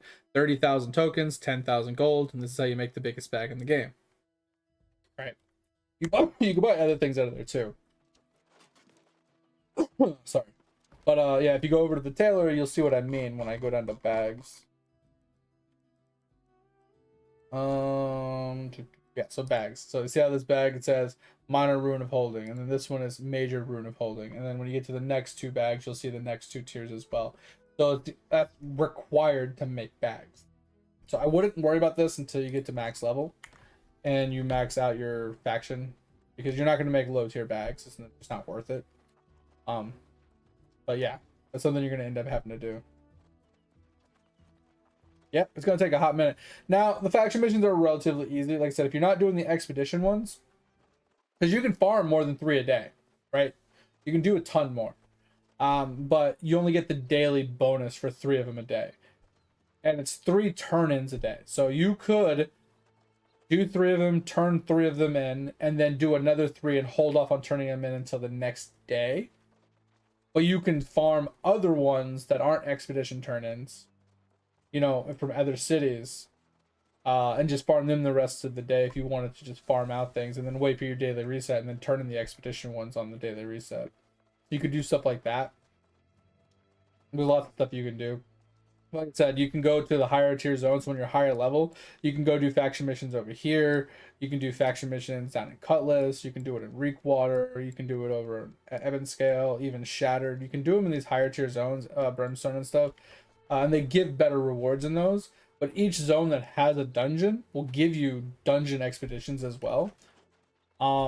So what ends up happening is eventually, when you get to higher level, you'll have mutated expeditions, which every week they change. So right now, the mutated expeditions are currently Starstone Burrows, which is a low-level dungeon, but when it's mutated, it's a high-level dungeon. Iniad, which is in Brimstone, and the Glacial Tarn, I've never done. I'm assuming that's in, what's it called? Great Cleave. I'm assuming it's like right over here. Nope, that's the forge. Yeah, it's over here. So this is the one that's currently happening. This is the new one that I've never done. Level 65 place. Technically it's 70. No one's ever gonna invite you into your level 65 because this is something that they just wrote poorly. It requires a minimum of 3 players and a recommended of 65, which is stupid because the gear score in order to even hit mobs here as a mutated dungeon, I mean, that's probably for the basic, like the regular run, but for mutated, you need to have, yeah, it says recommended 65 was 650 gear score. That you're not going to be able to hit anything. You're literally not going to be able to hit anything. It's currently even locked because I haven't run the regular form of it. So you have to run the base. It's probably locked because I don't have 650 gears for it right now. But anyway, so you'll end up with expeditions that want you to do expedition runs. But when they're level 60 plus dungeons, like I said, like any ad, right? It's easy to find these when they're mutated because people run mutated runs all the time. Not as much lately since obviously there's not as many players in the game, but it's easier to find expedition groups when they're mutated than when they're not mutated. So if you were to try and find a group for, say, this like level 20 dungeon down here, level 35 dungeon, if it's not mutated, you're probably never going to find a group for this. Now, with that said, if you did have a couple friends on, you could do it as a 3-man.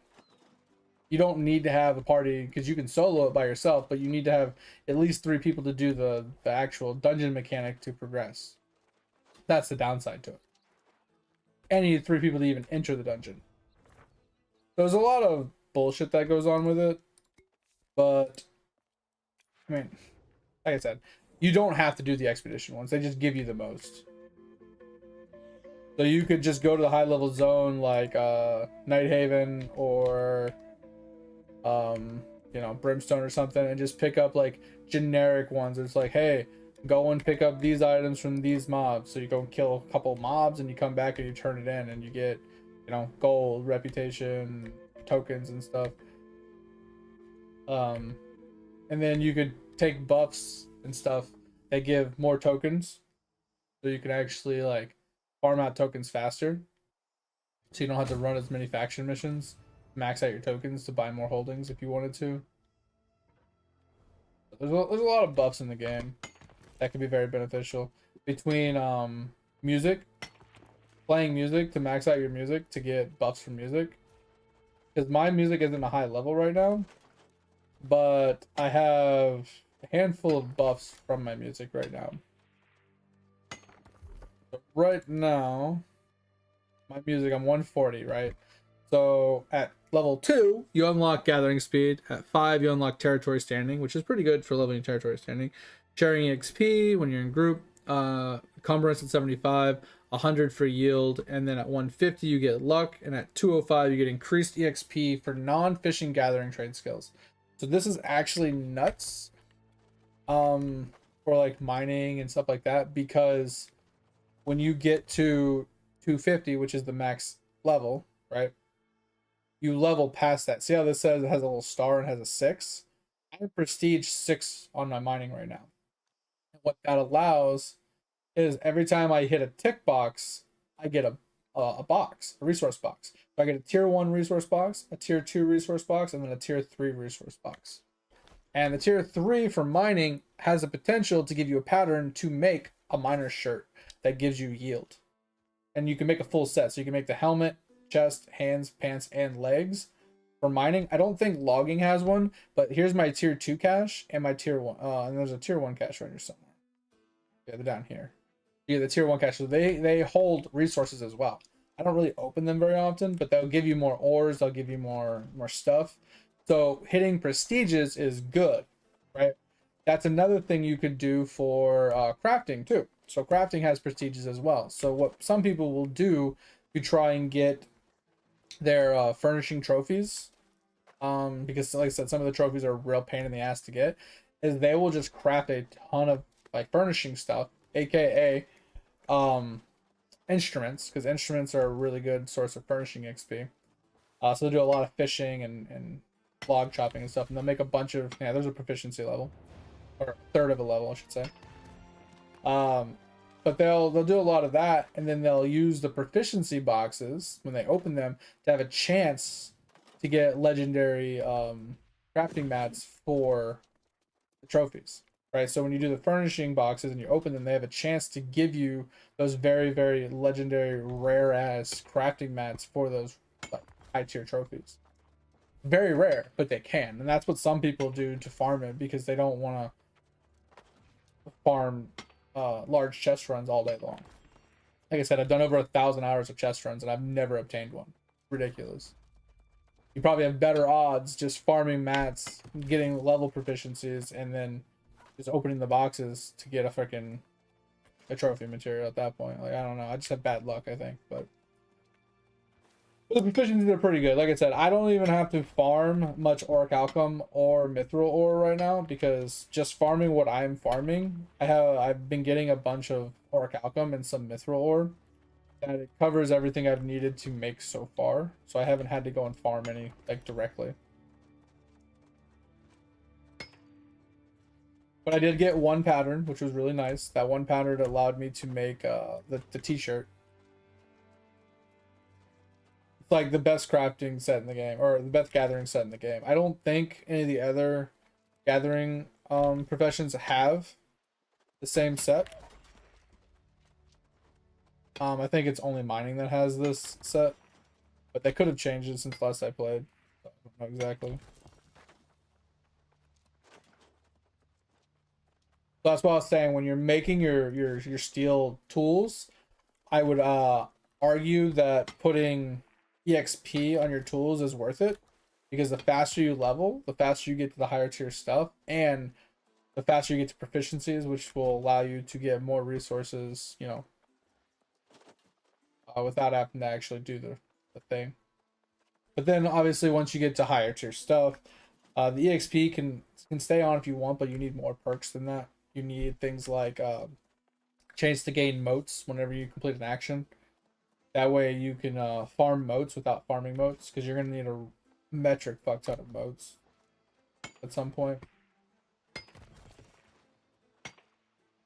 And you're also going to run into a problem while doing your professions like I did, where you're going to need to go mote farming, because in order to craft certain pieces of gear for your first time crafts for your EXP, you're going to need to cut gems, and high tier gems as well.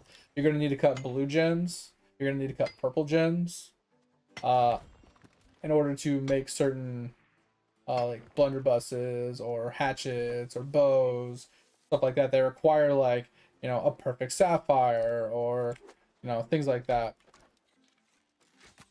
So you, in order to cut those, you need motes, and then those motes, they need to be the higher tier motes, and in order to do higher tier motes, you have to level up your arcana, and your arcana needs to get to at least a level of, I think, 125.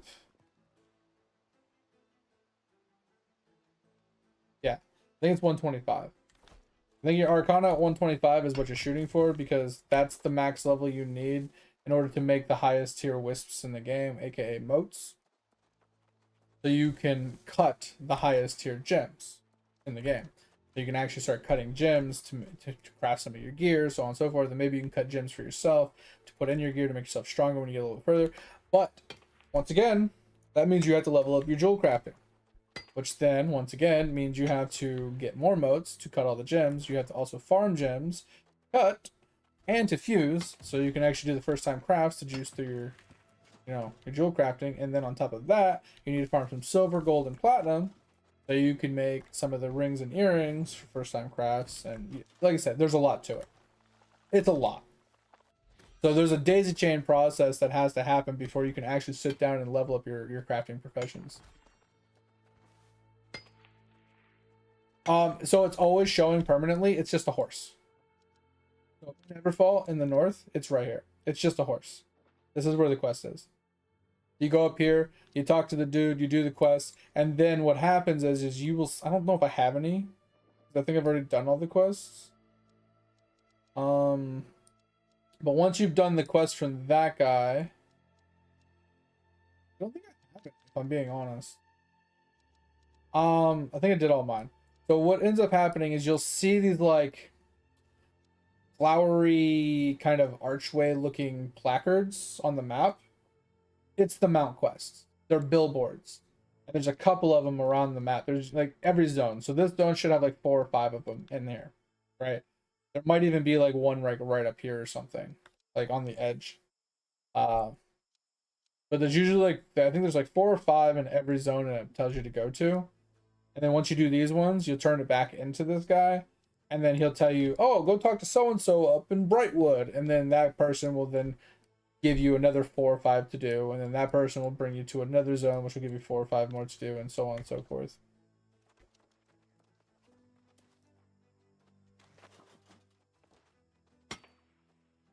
I don't have any quests that I can show you to make it show you what it looks like. But it kind of just reminds me of like a plant, like a green, like leafy plant going across the top of like a plaque or like a billboard or something. That's what it kind of reminds me of.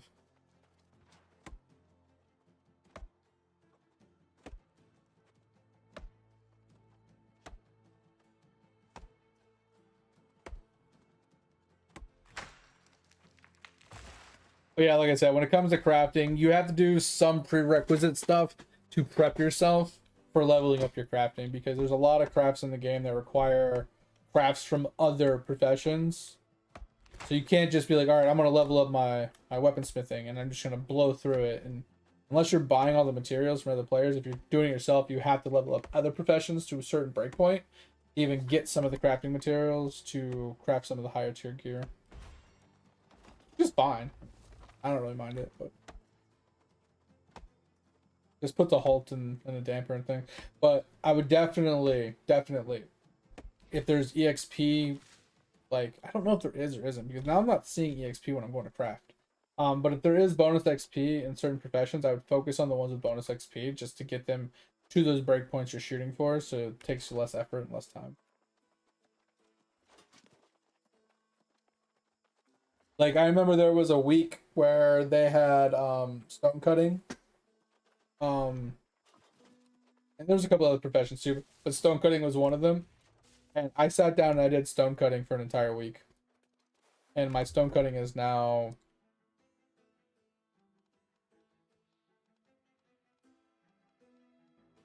156, and I did it for a week. But I didn't do like high level stone cutting. I did like stone. I did like boulders. Because I was farming boulders for the adder shards for crafting bags for later, while I was leveling up my stoneworking. And I leveled it up quite a bit. But they changed stoneworking. Stoneworking used to be where you did gyms and stuff. So that's why I was leveling it. And then I realized that gyms aren't in there anymore. So what was the point? So I stopped doing it. Gyms got moved over to the tailoring section and are now part of the jewel crafting, which makes a lot more sense. Because they're jewels. They're not. I mean, they're stones. But not a big deal. Ugh.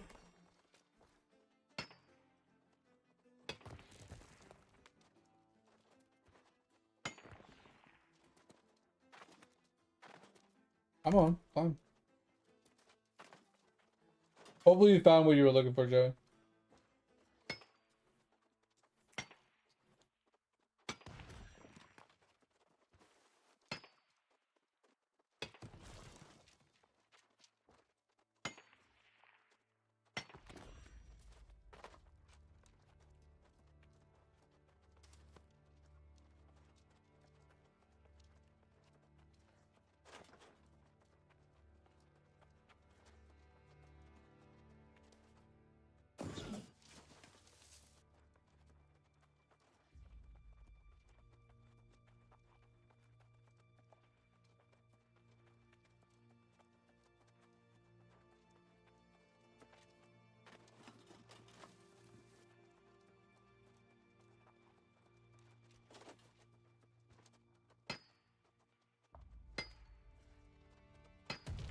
Really?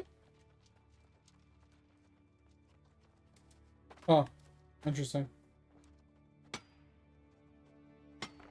Could have swore the quest just organically just popped up on the screen.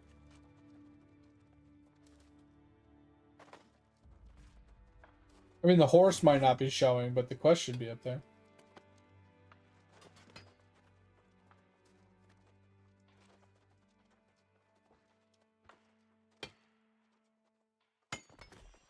What's Valk Bear? Like volcanic bear? Is that like, are you like causing like eruptions or something? Like,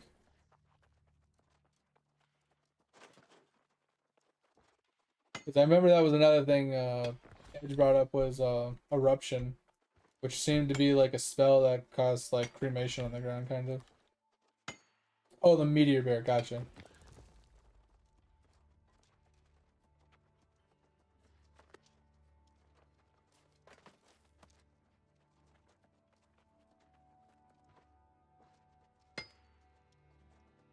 Yeah, so that's what I was saying. Like, I don't know if the horse will show up on the map until you've discovered it, but the quest should tell you to go up there at least. I mean, I could be wrong. I don't know. It's been a hot minute.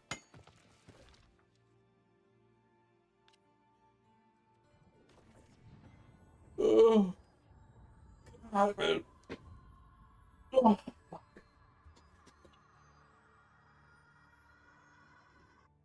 Yeah, I think the bear would be pretty cool. I think the only downside that bear is gonna have is bossing. So it's gonna be good for mapping and like campaign clearing and stuff. But I think it's gonna struggle at bosses to a point because you have to run circles around the mob, right? It's not like a direct attack. It's like an AoE like slamming attack where you while you're walking. You have to literally run circles around it while the meteor's dropping on the boss, killing it. So the uptime of the ability might be a little bit of a problem. Like of the damage output.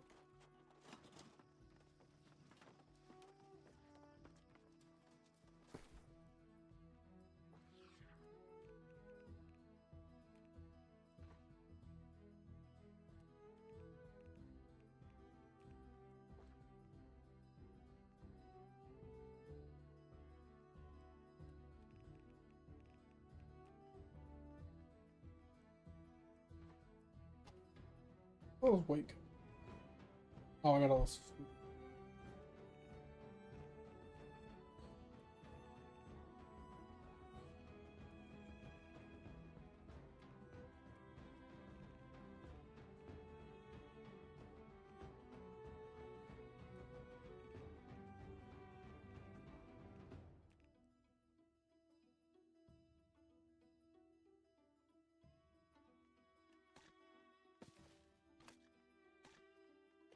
Weird I couldn't drop this in there. Alright. Put a bit.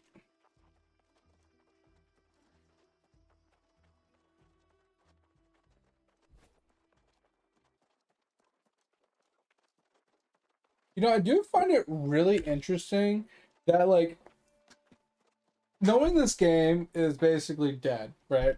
And there's nobody playing the game. Why is there so many people fresh starting? Whether they're just coming to the game for the first time or recreating a new character for the, you know, because they haven't played it in so long, they're coming back to the game for, you know, the first time in years or whatever.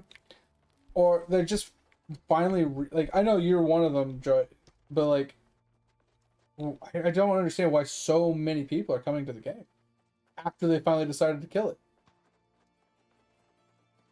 Like, I know some people are finally discovering it for the first time because everybody is leaving. They're like, oh, look at the drama. Maybe, you know, and they're like, oh, this game does look cool. Why don't we try it? Like, I get that. You know, just you kind of stumble upon a game and you're like, damn, I didn't know this game existed. But bro, I cannot tell you. When I run around on this character, I see so many low-level characters. And I'm just like, bro, why is there so many people making characters? It doesn't make any sense. Like, we had 600 and something people playing the other day when I last looked. What is the player base up to today? It's less than 600 today. Like, that's crazy. It's just dying, dude. And people are still making characters. It's crazy.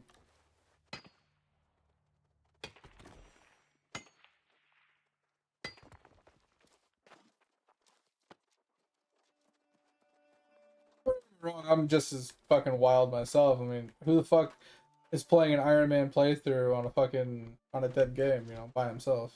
What's the point? What's the point of streaming a dead game? There's no players, right? So isn't the point of streaming something is to have people watch you? And if there's nobody playing the game, why is anybody gonna watch you?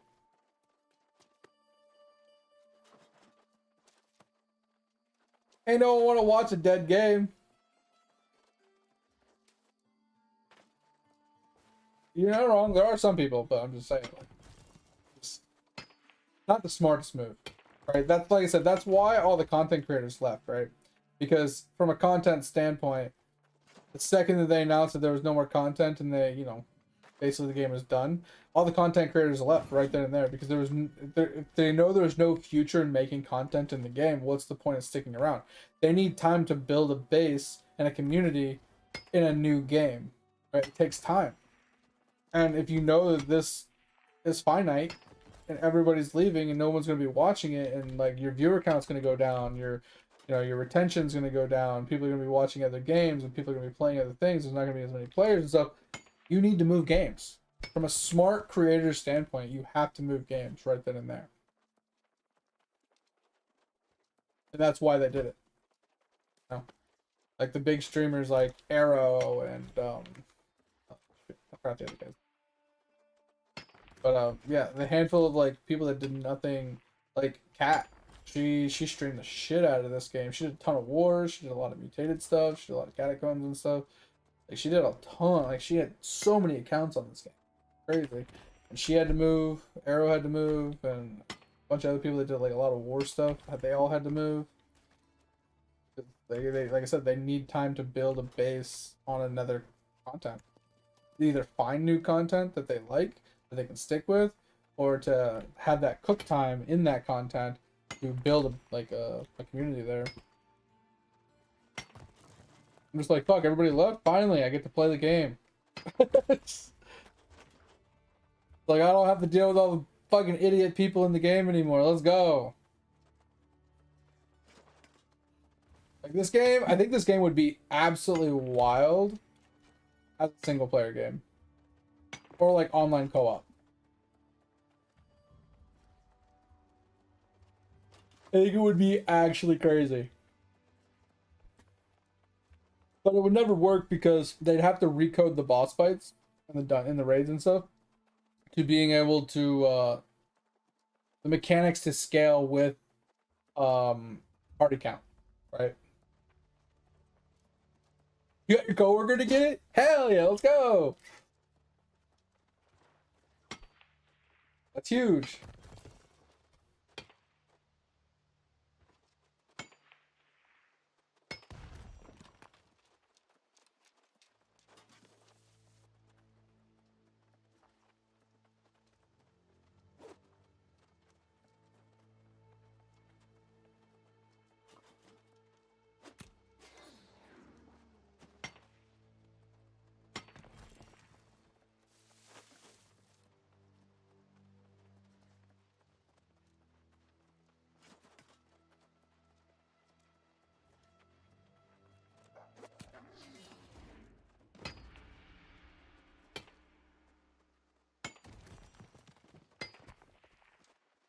Now, Joy, now you just need to get your coworkers come drop me some follows and stuff, you know?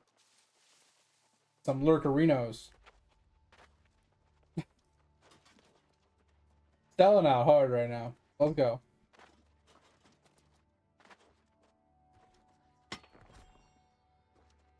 Bring them on over to the VODs channel, have them give a couple clickies, you know?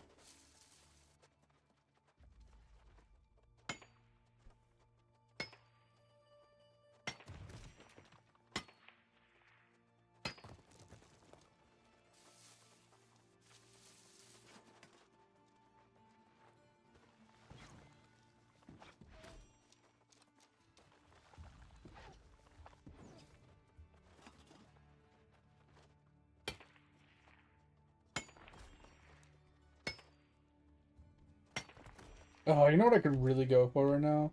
A fucking burger, bro. That sounds so fucking good. Good old double stack, extra cheese, just fucking mouth-watering, greasy-ass burger, man.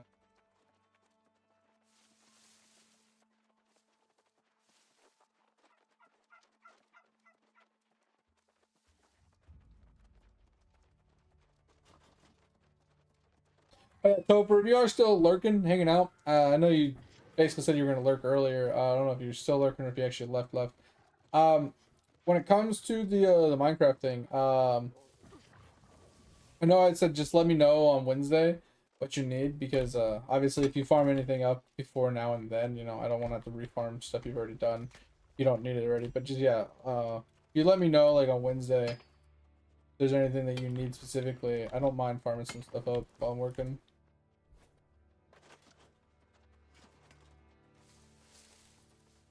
Ugh.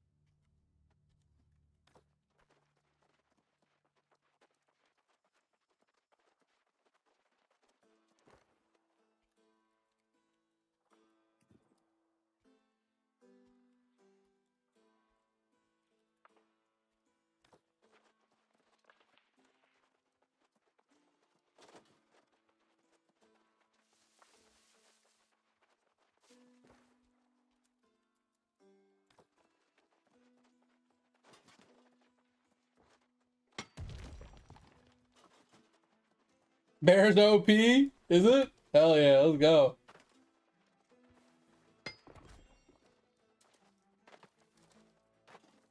Oh yeah, I know, mate. Like I just know he said something earlier about like leaving or going lurk or something, and then he talked for a little longer and then he just disappeared. So I don't know if he actually went lurk or if he fell asleep or if he's he left altogether or not.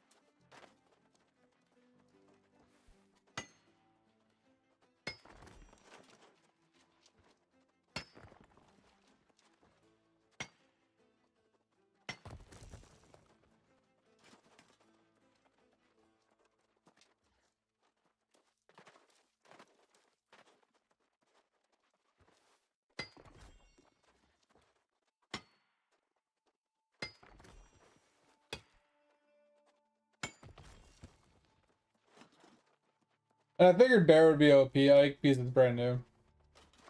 You know how they always make the new characters like stupid broken.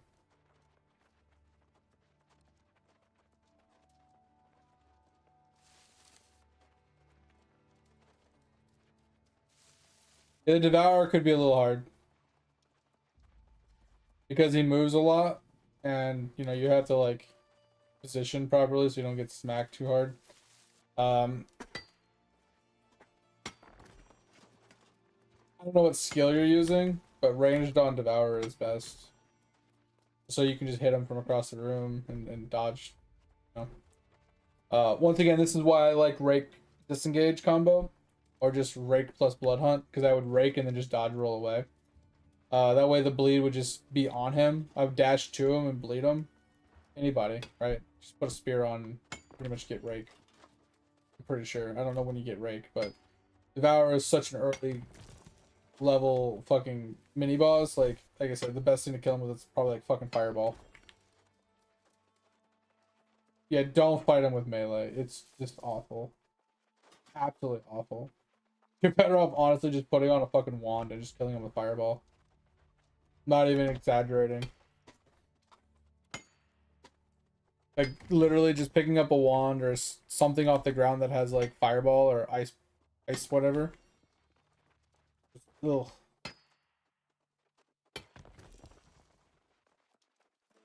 Yeah, I would say me personally, I would only fight Devourer that early with a ranged weapon. I put on a crossbow and just shoot him.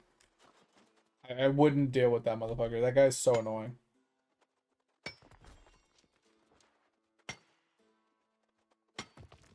Like between his little spinny knockback, all his little like poison shooty stuff, and his like the abilities he does is just so frustrating. I'm getting a little hungry though. It's about 2:30. I already had dinner, but I probably need a snack. I think after I finish this Iron Rock, guys, I'm gonna make me, I think, maybe tuna fish, maybe. I'm gonna make some tuna fish really quick. It'll take me like a minute.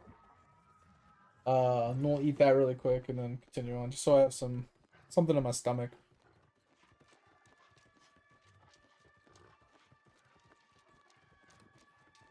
The time's flying though. I remember earlier when I was doing some leather and I was talking with Joy, I was like, oh yeah, I'm gonna be on for like another 4 hours. Bro, I'm already down. It's already like 2:30 and I get off at 5. I have like 2.5 hours. Like, where the hell did the time go?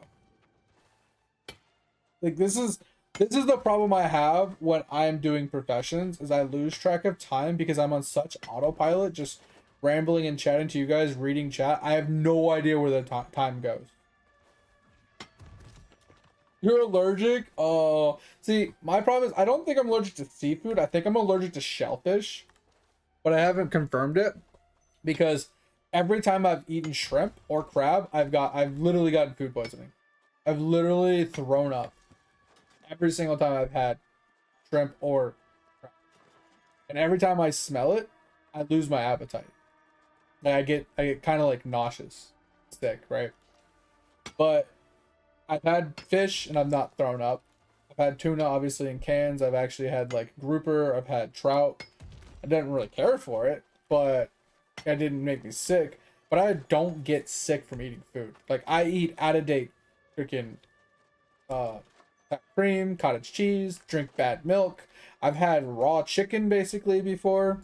Like, I don't get sick from eating bad foods, but fucking shellfish makes me sick every time. I mean, but that's the thing, is like, yeah, time goes by when you're having fun, but am I really having fun? Because I feel like I'm just on autopilot, bro. Like, it's not like it's not that I'm hating my time, but I'm not like, oh my god, this is so much fun. I'm so excited. I'm literally just, my brain is just off, and I'm just running a route that I have memorized and just chatting. I have no idea what's going on. I don't know how much progress we've even made. I just happened to look down at the clock and I'm like, fuck. It's been an hour and a half since last time I said something about the time. Hell yeah, let's go. I mean, it's not that I want time to go by fast because I want to get off, but the wife wants to go and do some errands tomorrow, and that usually means I get to eat breakfast.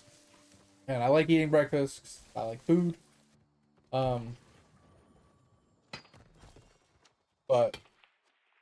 at the same time, I do like it when the stream is over because then I go and watch some anime and I get to hang out and chill, you know, do a little bit of exercise. Yeah.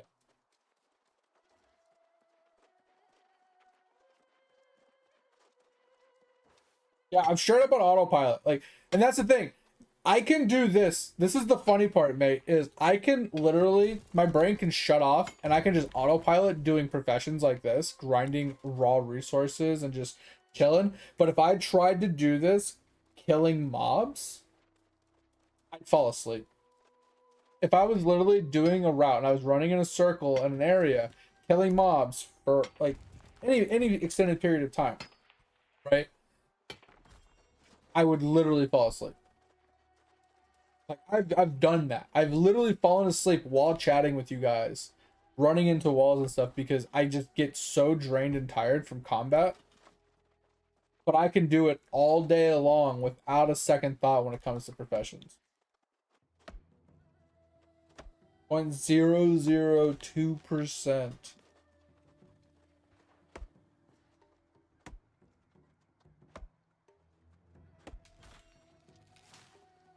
Yeah, because the percentage is higher because you have more odds, because you have more pull chances, right? Now you only have one to pull from, the odds go down, yeah.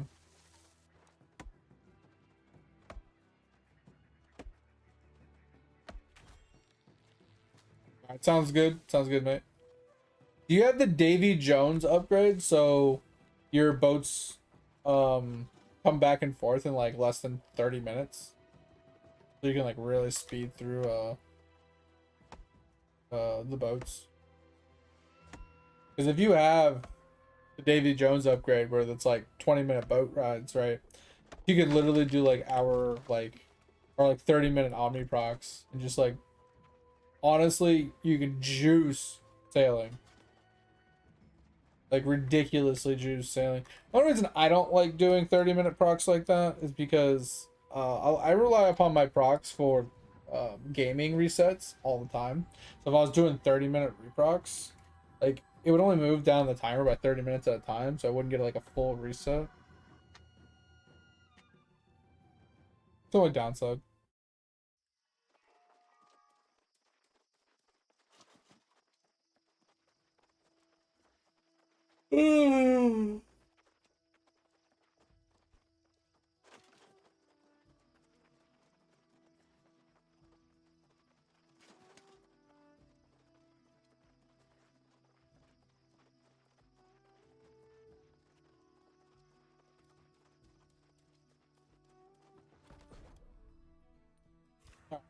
For a little over 2,000 iron. Wait. I gotta get some more leather and wood.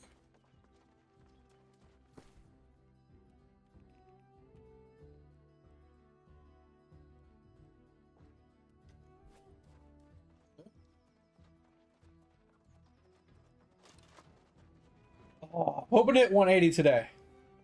Because at 180, I think I unlock the next tier of first time crafts. And that allows me to get a huge chunk of EXP towards, pushing to 200, but it's not going to get me even close. Probably going to give me like 2 or 3 levels. First time crafts. I need to figure out why the other first time crafts for 160 never popped up. I think it's because I haven't run the dungeon yet. But I'm not 100% sure. But with that said, Joy, depending on what level you can get to, by tomorrow, and what time you get on, I might be able to talk my buddy Edge, because he's also like a max level with me. I'd be able to talk my buddy Edge to tank a dungeon for us. And if you can at least like heal, we could burn through some dungeons, get some dungeon quests done for you, and unlock some dungeon like crafts for me. So it's possible we might be able to help you level a little bit. It just depends on what level you can get to tomorrow, or by tomorrow.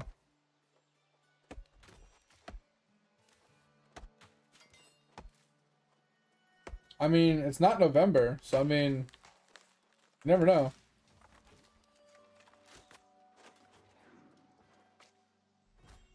Now, I figured you were going to stay on for a long time, but I figured you'd get some sleep, middle of the day sometime. Or at least for me, it'd be middle of the day. Then you'd be back on tomorrow night for me, around my stream time again. I just wasn't sure, like, because you were 18 when you logged on, and now you've been doing quests and stuff. I just wasn't sure how far you'd possibly make it level-wise by tomorrow night. Because I don't know what quests or what dungeon I need to get into. Yeah, let me double check something. So this is the problem I'm having, right? So so these are the first time crafts I'm talking about, right? They're the higher level stuff. And these are, I don't know what these ones are. But I had these ones pop up. So these are all level 60 dungeons. So this is Imperium, This is the Lazarus. This is Garden Genesis or whatever. And there's a handful of them, right? So I think I had to run the level 60 dungeons, expeditions. I think I had to run these. So I had to run Laz, Garden. I think Barnacles might be one. Tempest, Ennead, Forge. I gotta run these, or at least one of them, to get some of these first time crafts to pop up. And then there's Dynasty. But there is a mirror excavation at 25. You need 3 people to actually do this dungeon because there's a mechanic in it that requires 3 people. And you need 3 people to even launch the dungeon. But at 25, there's this. So if you can get some quests for this, we can carry you through this to get you some quest completions. And then same thing with the Starstone. If you can get some quests for Starstone, we can carry through that. Also, if you can get some faction quests that align with them as well. So check the faction quests on and off to their faction missions once you unlock faction, right? Keep talking to them every 15 minutes and try and get 3 faction missions for the dungeon. And the same thing with this one. If you get 3 faction missions for this dungeon, that way when we run it, you can complete all 3 of those. That'll give you even more chunk of EXP for the daily turn-in. And then when we get you to 45, you can do the depths and then eventually Dynasty and work your way down. It's not that it's going to be a ton of extra XP from doing the quests or whatever, but doing the quests just to get like gear unlocks and crafting materials for first time crafts and stuff, plus like maybe a gear drop from a boss or something, is pretty beneficial. But some of the quests can give a decent amount of EXP. Some of them have repeatable quests. So Dynasty, for example, there's a quest right outside right here. It's a repeatable quest. So you go and pick it up, you run the dungeon, you come out, you turn it in, you go back in, or you pick it up and you go back in. And you can run the dungeon, I think, 10 times an hour or something like that. But the you used to be able to go in, die, and then leave the dungeon because the items you need, you get halfway through the dungeon. You don't even have to kill the bosses to finish the repeatable. So you go about a third of the way, maybe half the way through the dungeon. You get the repeatable completed, and then there's a method to the madness, but basically you jumped into the water and drowned, but you can't drown anymore. And you reset back to the beginning of the dungeon, and then you would zone out, turn the quest in, pick up another one, and rezone a new dungeon. You would just rinse and repeat that, and it was a good way of like farming EXP. We're not saying we would do that, but I'm just saying like those dungeons can be done. I would say all the way up to depths can probably be done as a trio. Depths would actually be hard. Because there's one specific boss in there that has a bunch of AoE explosions. That might be hard for us to do as a trio.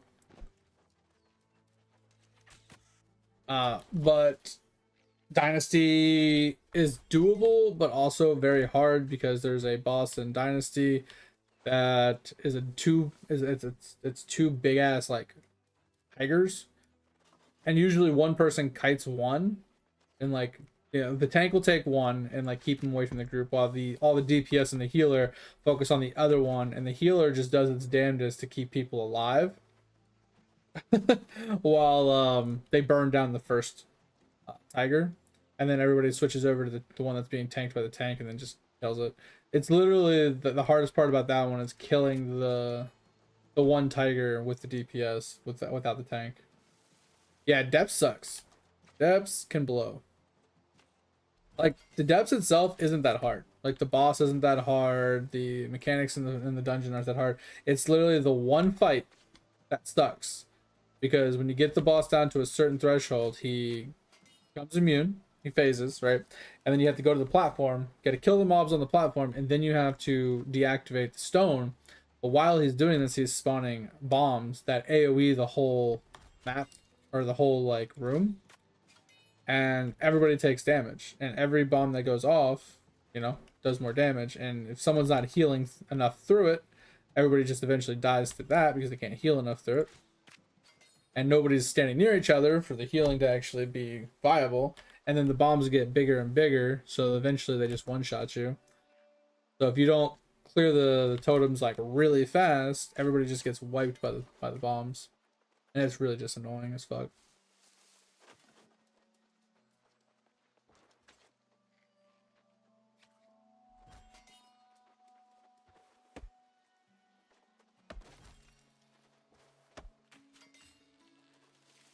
I mean, but you still die. Even playing Ice Gauntlet or whatever, you still die. Because the bomb doesn't go through the ice block, but if you don't finish the if you don't finish the platforms, then the bombs are still gonna continuously go off. And the ice block would only block one, maybe two explosions max. But yes, if you have range, you can help kill the mobs on the side, unless they put up that wall. I can't remember if they put up like an invisible barrier to prevent you from shooting from the big platform to the low platforms. Can't remember if that's a thing anymore or not. But someone still has to go up there. They have to deactivate the little statue thing, kill the mobs, in order for it to stop like blowing up on everybody.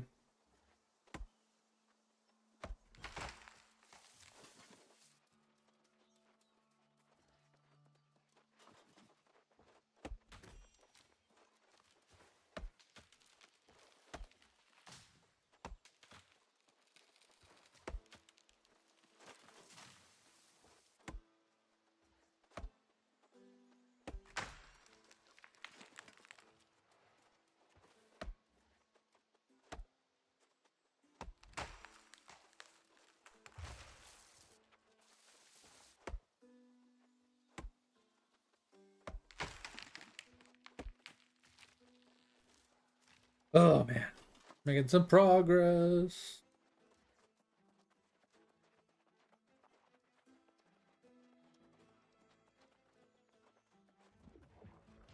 Unless you're talking about a DPS build using Ice Gauntlet Fire Staff to doing damage, which honestly I don't think is even very good right now, or nowadays I should say. Like that, I don't know what else you could mean by Ice Gauntlet Fire Staff other than using the abilities to do damage while you ice block or something.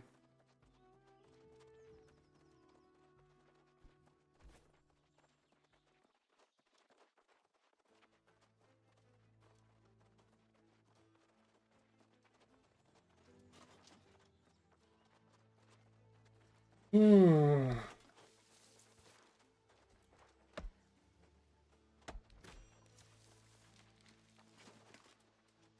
I think somebody in general chat was like, this was earlier, but he's like, just spent $50 on Ashes of Creation and now I'm playing this game. Is there anything else that we could play other than this? Like, is there anything like that's better than this or something? Just laughed. Like, play BDO, bro.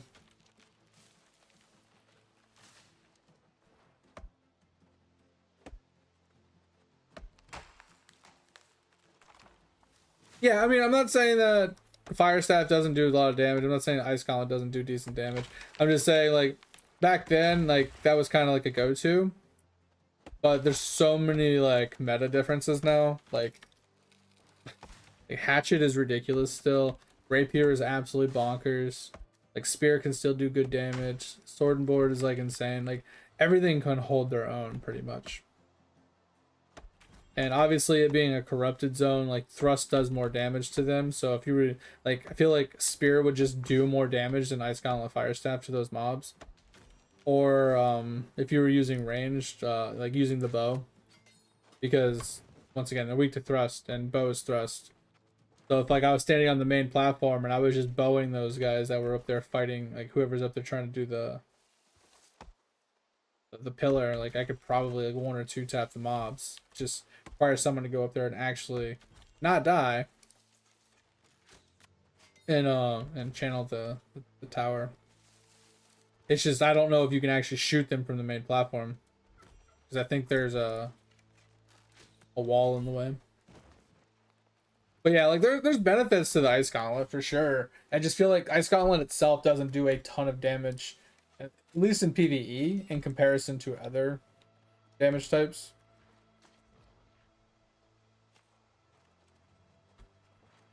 I think other damage types just do a lot more damage.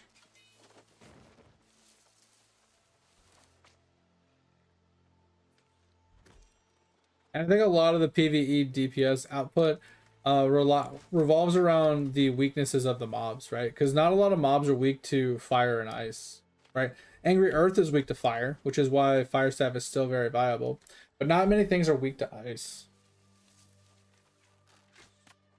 right? Some things are weak to lightning, some things are weak to nature, but it's like maybe there's one thing that's weak to ice. Same thing with like fire. There's one thing weak to fire.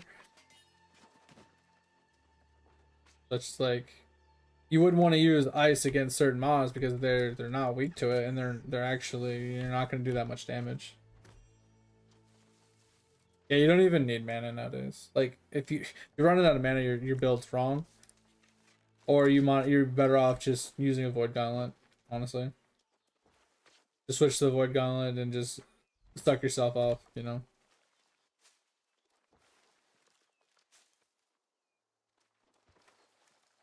It's not that you can't have an offhand, right?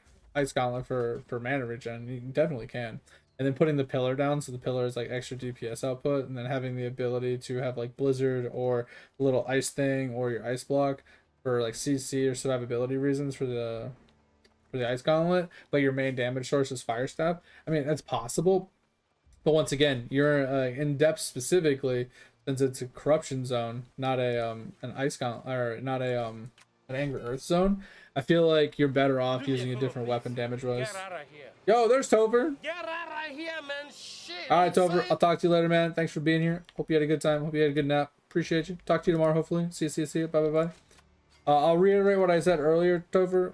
Well, while you're leaving, if you haven't left already. What I was saying earlier when I was wondering if you were here was I already said in Discord, but just let me know on Wednesday what you need help farming, because like I know you said jewels, but if you get the jewels done before Wednesday, then I'm not going to go and farm jewels, right? So just let me know on Wednesday if there's anything specific you want me to go and farm for a little while, and I'll throw them in the chest for you. But that's it. So I stream tomorrow, and then I stream Friday, Saturday, Sunday.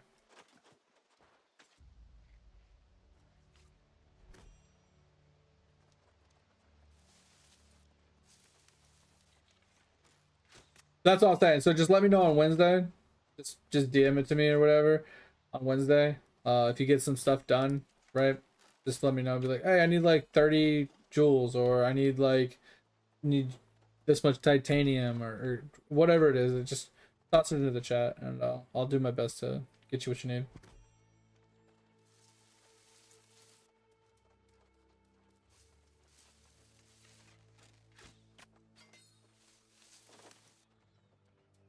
Sounds good, mate.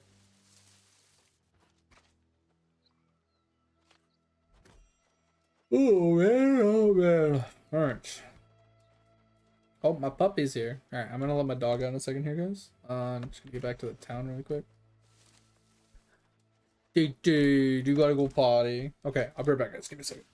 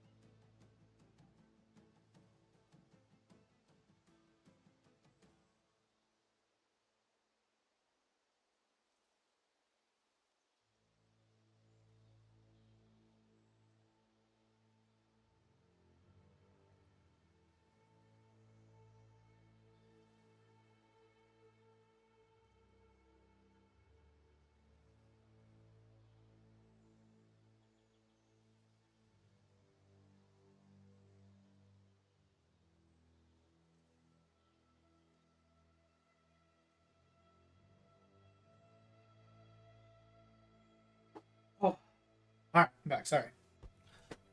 Ugh. Had a little puppy out. Ugh. All right. Stop sneezing.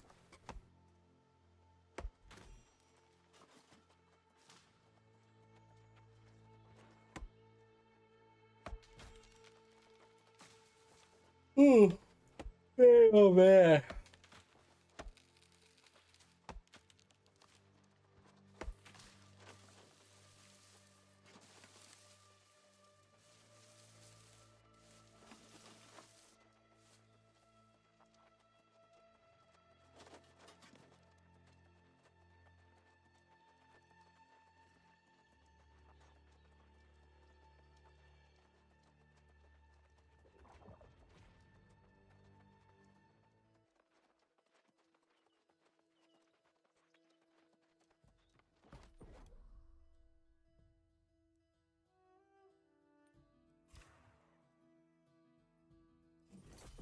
All right. One more wrap of leather.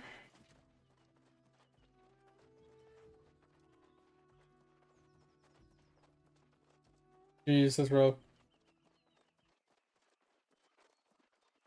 It's crazy, mate, that you're getting your artifacts faster than I am.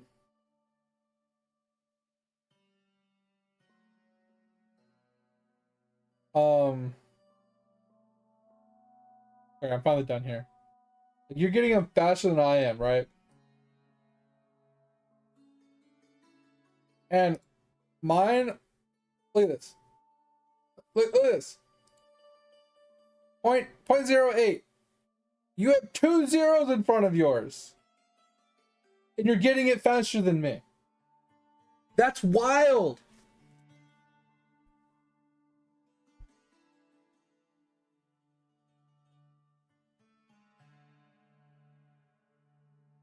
Ooh, got a new captain.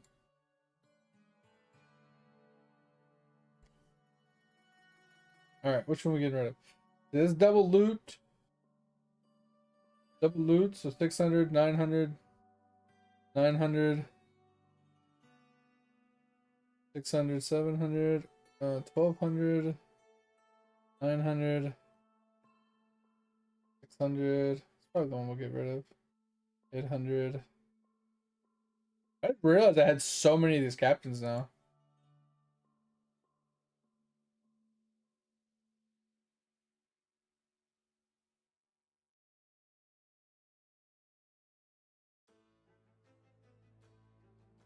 As Doug sees, only a boat speed, but fine.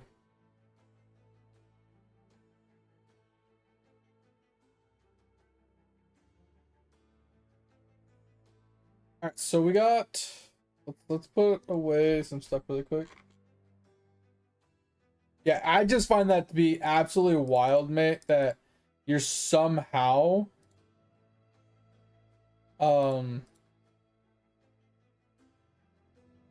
getting them faster than me when you have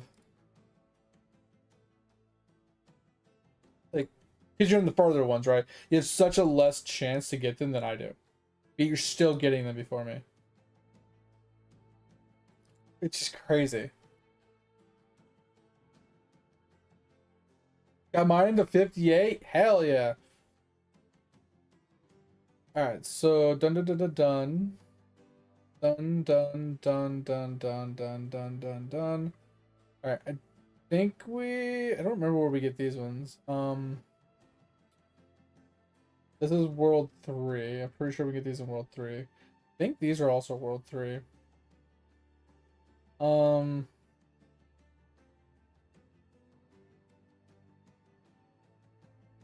That's what I'm saying. Sailor just sucked you dry, bro. That's crazy.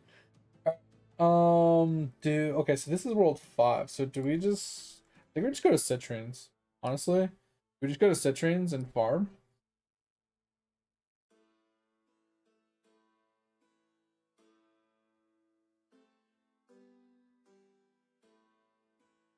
Because that's spiritual boats axes. Maybe that's the wrong spot. Egg. Button. Penance.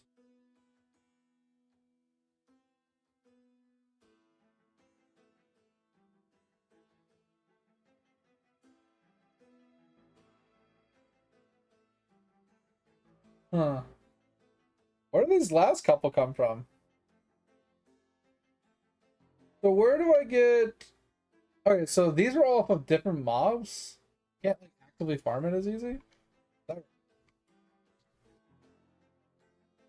when it comes to World 4 and 5, I have to farm like specific mobs? Drops off of specific mobs? Well, that kind of blows. At least I can AFK it. I don't have to activate it.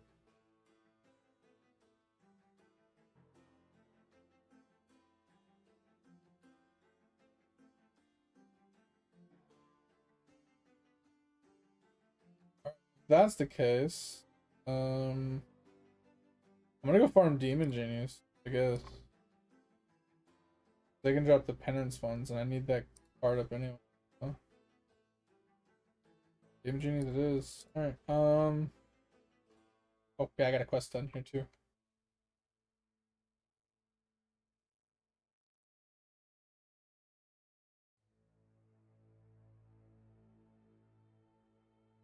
Got hit with an ad right as you went to go to bed. Oh no!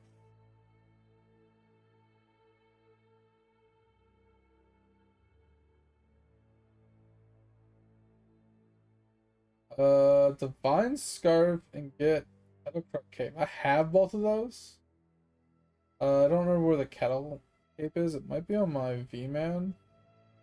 And I think the Divine Scarf is as well. So if that's the case, I'm just gonna go and plop this guy down here. And I'm gonna go switch to my AC. Farm on it. I think I'm gonna go Citrine farm. Actually, you know what? Fuck it. We are going to Wraithform farm on Rams. Let's fuck it. Why not?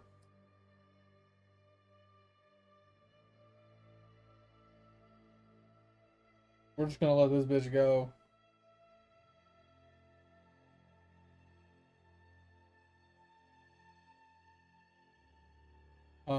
But let's see here. Yeah, so yeah, I don't have anything on.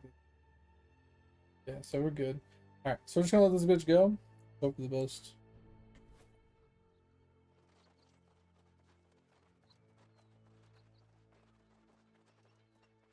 Oh, I have to get it again. Okay. So I gotta fight Kettle a few times. Gotcha. Do I have to also get the scarf as well while I have it? Or is it just the Crook thing that I have to obtain?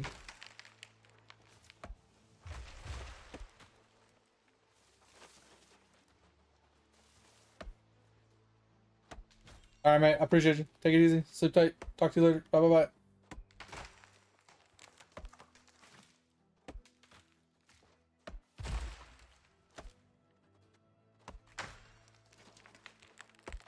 Both? Oh, that blows. I mean, at least the scarf is easy. The Crook wings are a little annoying.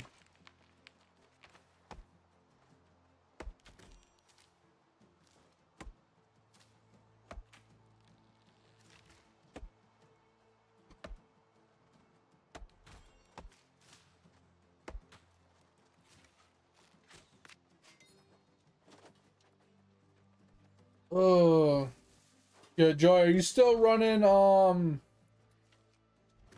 spear bow?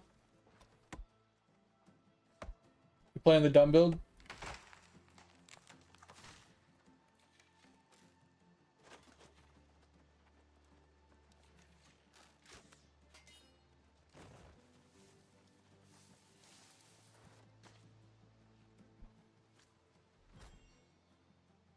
All right, sounds good, mate. I appreciate it. I will see you tomorrow then.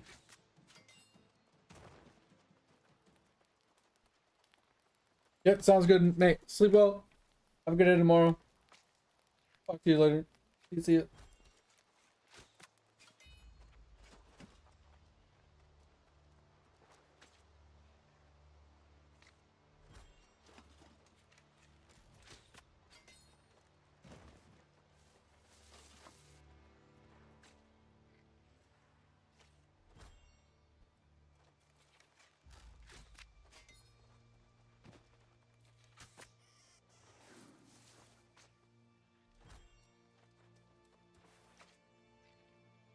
That's good though. Like, at least you found something super easy. It's not like super dreadful and ugh, you know what I mean? Like sometimes when you try to play a build on PoE 1, it's just like so fucking dreadful early on or to a certain point until you get like to a certain threshold.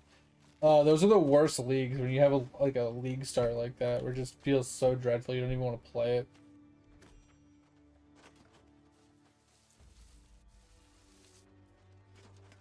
I hate those league starts, man. They're literally the worst. Like ruins the whole league for me.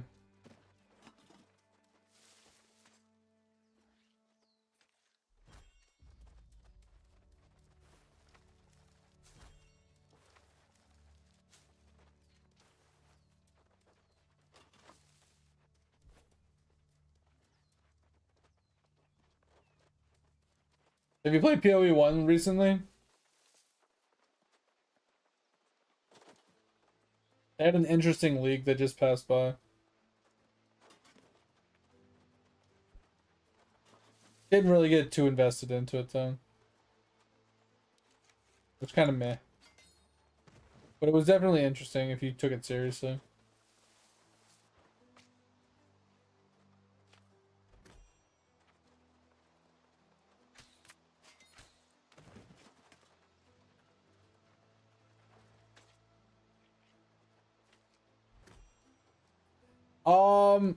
I don't think you need wisdom scrolls. Do you? Can't you just identify things in town?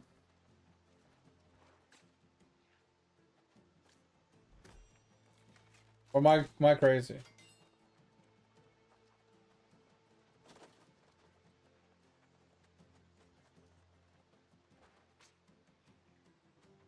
I know you can do that in PoE. The vendor actually can identify them for you now. There's a identification section in PoE 1.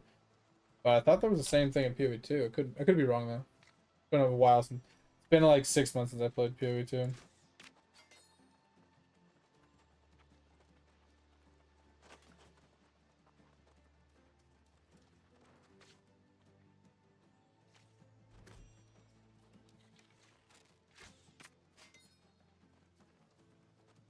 Nice.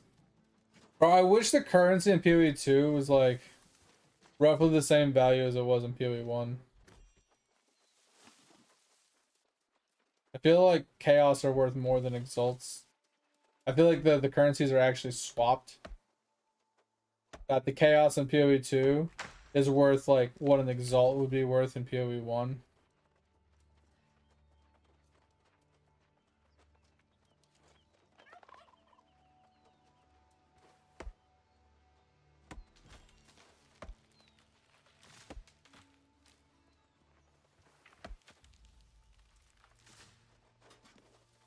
Oh, I forgot to eat or about 30 minutes ago when I wanted to eat. I forgot.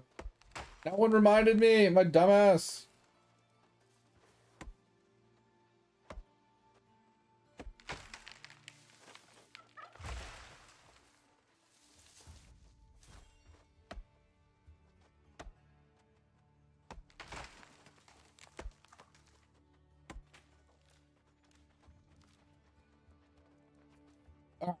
I think we have enough leather for this batch. I just need a little bit of wood. Get a big old crafterino in.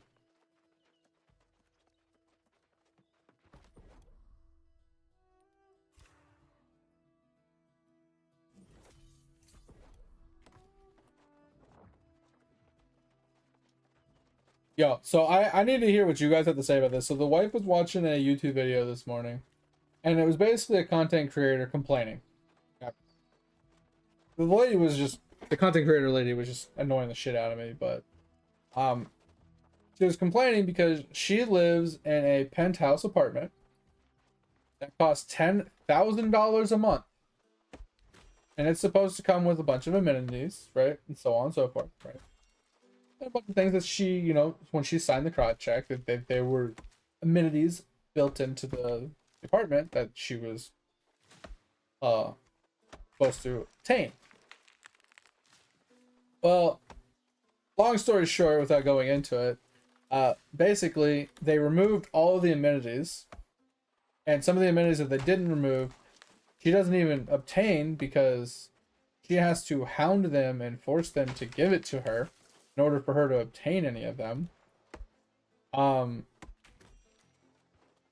And then like there's a lot of like problems with the penthouse.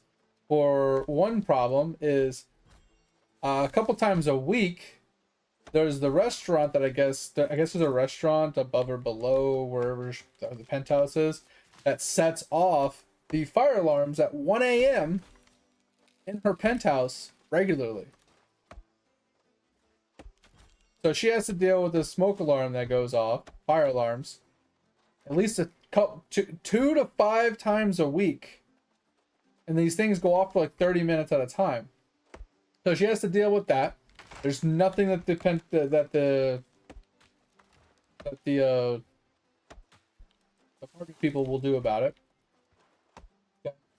Another time, she has 2 ovens in her apartment in her penthouse, and she didn't have a working oven for 2 months. Which, I mean, not a big deal. You know, you could cook without an oven, right? Whatever. You can, I mean, $10,000. If you can afford $10,000 a month, that you can go out to eat.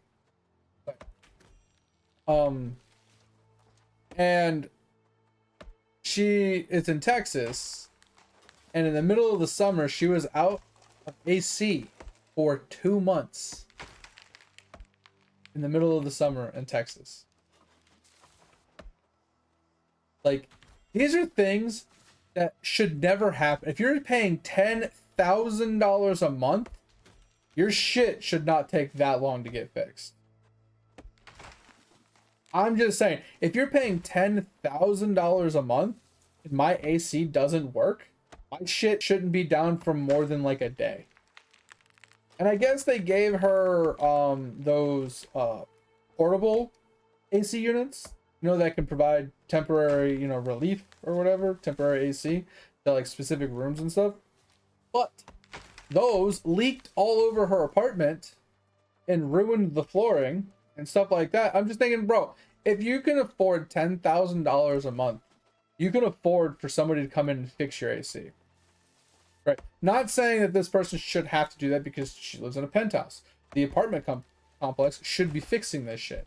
And understand it could be a bigger problem and it could take a little while to fix it, but it shouldn't take 2 months to get your AC fixed, especially for your penthouse employee, you know, personnel.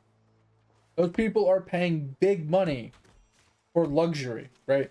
For being pampered, for amenities and stuff like that. Like, that's wild. Like, I'm not saying that this person complaining, you know, that this content creator that was complaining didn't have a right to complain. I'm just saying, like, the words that she used, the way she talked, the way she described herself in the situation just really just irked me. She's like, I'm a content creator, so I can afford this. I'm a content creator, so I need this. I'm a content creator, so this. It's like, bitch, doesn't matter what you are. Like, stop saying you're a content creator. You're obviously a content creator. You're making a video. So you don't have to remind us 45 times that you're a content creator. I understand you're really, you know, ecstatic about your station, about how, you know, well you're doing, about how, you know, much money you make doing content creation, and you're doing well for yourself, and you busted your ass to get to where you are. I get it. But you're making a video on YouTube. And you've said at least 15 times that you are a content creator. You don't need to keep reminding us that you're a content creator. Like, it just, oh my god, it was annoying the absolute shit out of me. And then she was like, oh yeah, when I first moved in, the fire alarms went off, and I texted the concierge person about it, and they said, oh, let me look into that. And then 15 minutes later, I look down and I see the ambulances were out parked out front of the building. So I texted them again, and they said, oh, you need to get down ASAP, because I guess there was an actual fire in the building. And they're like, that's wild that, you know, they didn't even tell me that there was a fire in the building, and they didn't even know that there was a fire in the building until I asked them about it. And then they finally told me to rush downstairs ASAP, blah, blah, blah.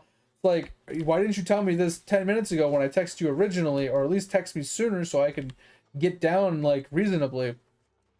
And she was like, yeah, and the ambulances were fighting the fire and blah blah blah. I'm like, first off, lady, ambulances. She just kept saying ambulances, ambulances, ambulances, and I'm just like, bro, the way you say that, like, no one says it good, but that just sounds wonky. It's just driving me insane. But she was like, they were trying to fight the fire, and I'm like, they don't fight fires. Do you not know the difference between a fire department and an ambulance? Like, seriously? Do you not know what the difference is? Holy hell. Oh my god, yeah, that shit was crazy. I mean, I understand, you know, brain farts, you know, misconstruing something you're trying to say incorrectly or something like that. Like, you say something, you misspeak or whatever, but like, she was just driving me insane. But yeah, the premise though, like, if you can spend that much money on a penthouse, bro, if you're not happy, leave. If I wouldn't, I'm telling you right now, if I lived somewhere and something was setting off a fire alarm and they don't fix it, that would be grounds for me to terminate my contract. I would find legal grounds to terminate my contract with them and move. Because that isn't acceptable. If a fire alarm is being set off by a restaurant regularly, like multiple times a week, regularly, they need to fix that.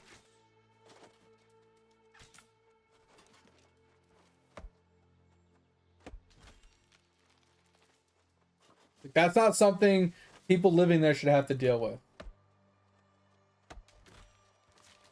And I'm sorry to say, like, yes, it's a big building. It's like 40 plus stories tall, like apartment building with massive like penthouse suites and stuff like that. I get it. Like, there's a lot that goes on with like running a building of that size.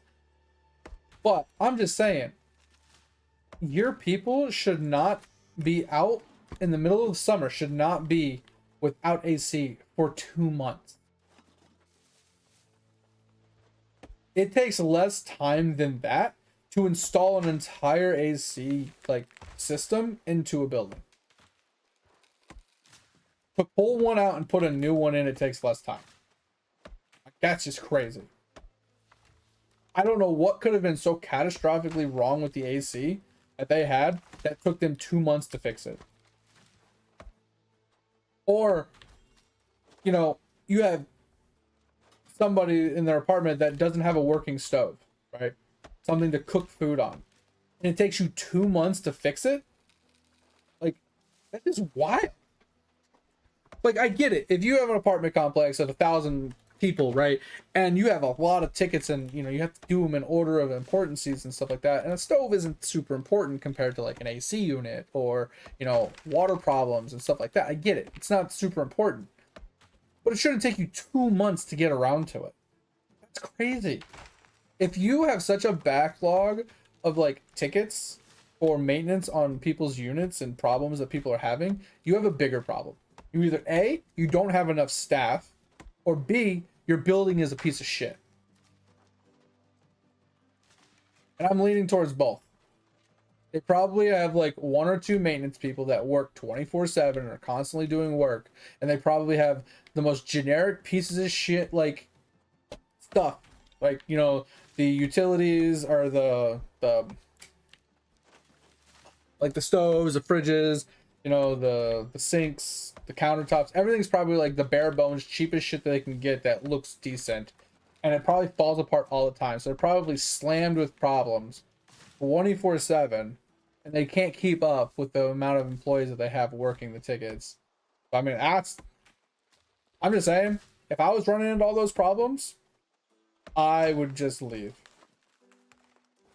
I would talk to like some sort of housing lawyer, right?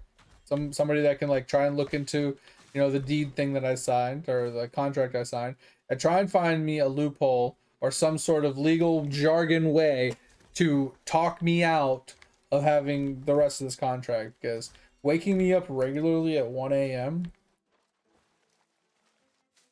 let alone not having my AC or my stove, and then not on top of all of that, removing all the amenities that I originally agreed to, like having a car So the building, the apartment building, I guess, had a car that would take anybody that needed a ride to anywhere within 5 miles for free.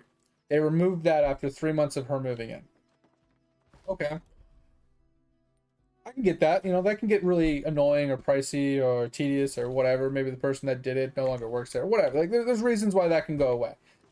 But then the mortgages and rents didn't change. So if you're paying for this amenity in the beginning and you remove the amenity, it should reflect in your how much you're paying, right? Or they used to have 3 times a week like concierge breakfast for everybody. They got rid of that as well. Once again, another amenity gone that they didn't change the rent or the mortgage. And a few other miscellaneous things that she said that they had and they got rid of. Like, one of them was, since she was in the penthouse, one of the ones that she was allowed to use was they would bring her all of her packages to her apartment, right? So whenever they would, you know, as a content creator, she gets a lot of packages and stuff. So having them delivered to her apartment rather than her having to go and get them was a huge plus for her. But then they stopped doing that as well. Like, what the fuck? These people do anything? Like, it's crazy. And then here's the even most wild part about the whole problem that she's having. Okay. The most crazy part that literally I would have moved out the next day. Like, I literally would have just, I'm done. That's bullshit. Was she was hanging out with her friends and everything, right? And they were out and about. And the friend said, "Oh, we left something at your house. So we're gonna swing by when we're done doing what we're doing and pick it up, you know, and then go home." She's like, "Okay, cool. I'll see you then, you know, whatever." So she gets home and she calls her friends and she's like, "Oh, hey, you know, I'm here. You know, whenever you want to swing by, let me know, you know, blah, blah, blah, blah. Oh, we already came by and got it." She said, "What? What do you mean you already came by and got your stuff?" Like, "Oh yeah, we showed up and we talked to the person at the front desk and they let us in." And she said, "Excuse me?" So I guess the concierge at the front desk, they said, "Hey, we're here for so and so, to get into so and so's place to get something that we left." And they're like, "Oh, does she know you're coming?" And they said, "Oh yeah, she knows we're coming." And they said, "Okay." So they walked them to the elevator. They used the key fob to turn the elevator on and push her penthouse floor button. Got them to the penthouse. There's 2 people, right? 2 people. Got them to the apartment and opened her apartment for them, and then left them there. They went back downstairs and let them into the apartment alone. They never contacted her.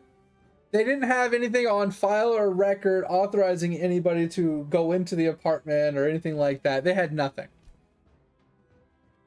Like, that to me, I would have moved that day. If you are so dumb to let anybody into somebody's apartment just because they said they know them,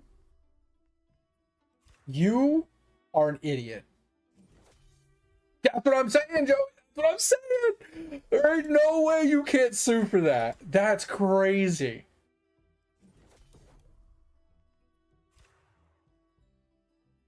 That's crazy. Because now you let 2 people into the apartment. You left them alone. You don't know if they stole anything, right? They don't know if they took anything or if they're allowed to be there or not, right? Because there's no authorization given from the tenant or anything like that.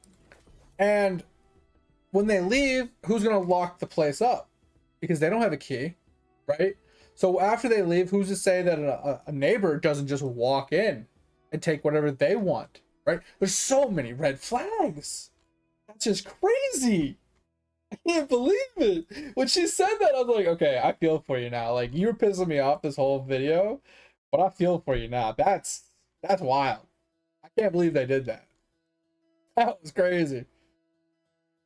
All right, once again, I'm not seeing the first time crafts that I should be seeing. Like, I see the barnacles ones and stuff like that, these ones.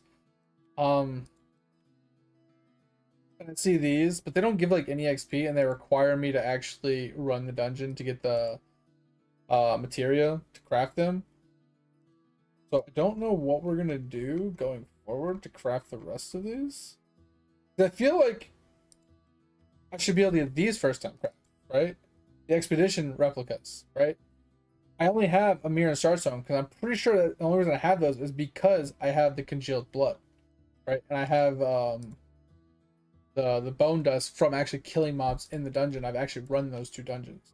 I feel like that's why I'm not seeing the other expedition first time crafts.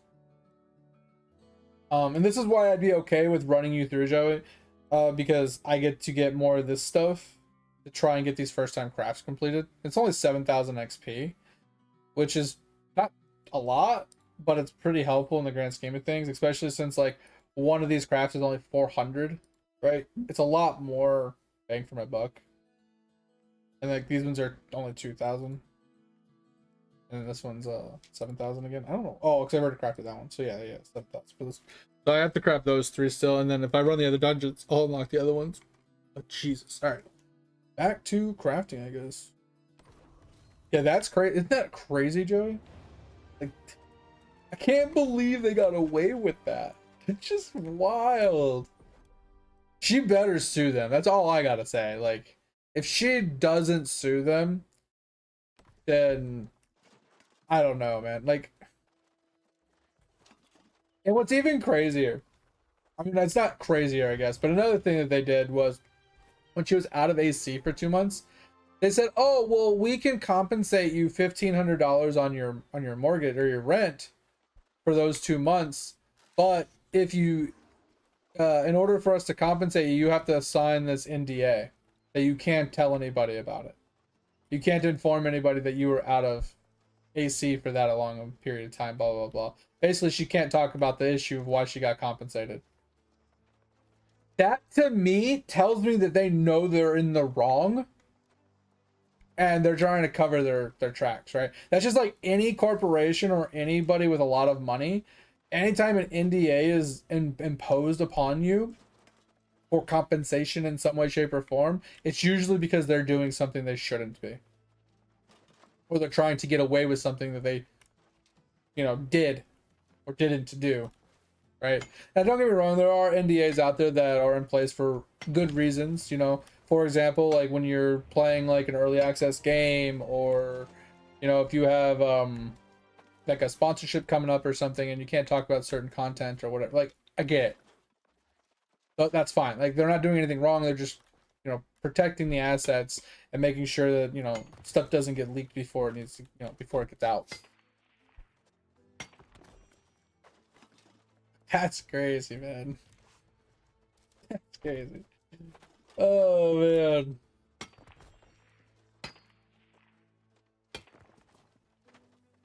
Let's sing a song.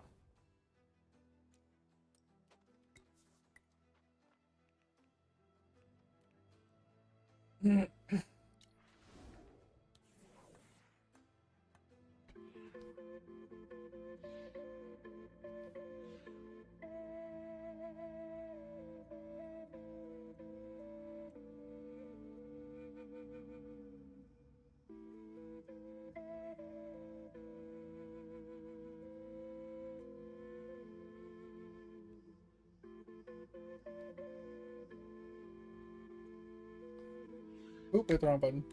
I hit S instead of D.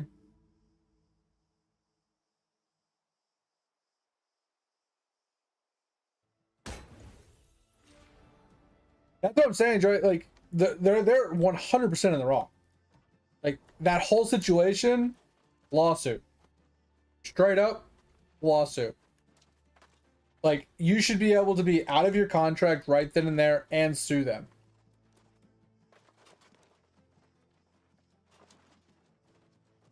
Like, don't get me wrong, I know in a lot of apartment complexes, they're allowed to enter your residence without you being there. The employees are, right? For maintenance and stuff like that, right? There's reasons why the employees are allowed to enter your establishment, specifically from apartment standpoints. But they should not ever allow another person that's not employed by them into your establishment, you know, into your space, especially, and leave them there, right? Like I can understand a loophole of them like opening the door, letting someone in to, you know, for whatever reason, and they're present, watching them, making sure they're not stealing or whatever. But at the same time, how do they know they're not stealing? How do they know they're there for their stuff, right? There's no proof. Like, he said, she said. It's like, it's bullshit, right? But at least employees going in there to fix a stove or a light bulb or check on a gas leak or meters or, you know, like that stuff I can understand, right? You know, those people enter residences regularly to check on things, and I get that. But they're employees. They're employed by the people that work there with some sort of log or reason behind being in there, right?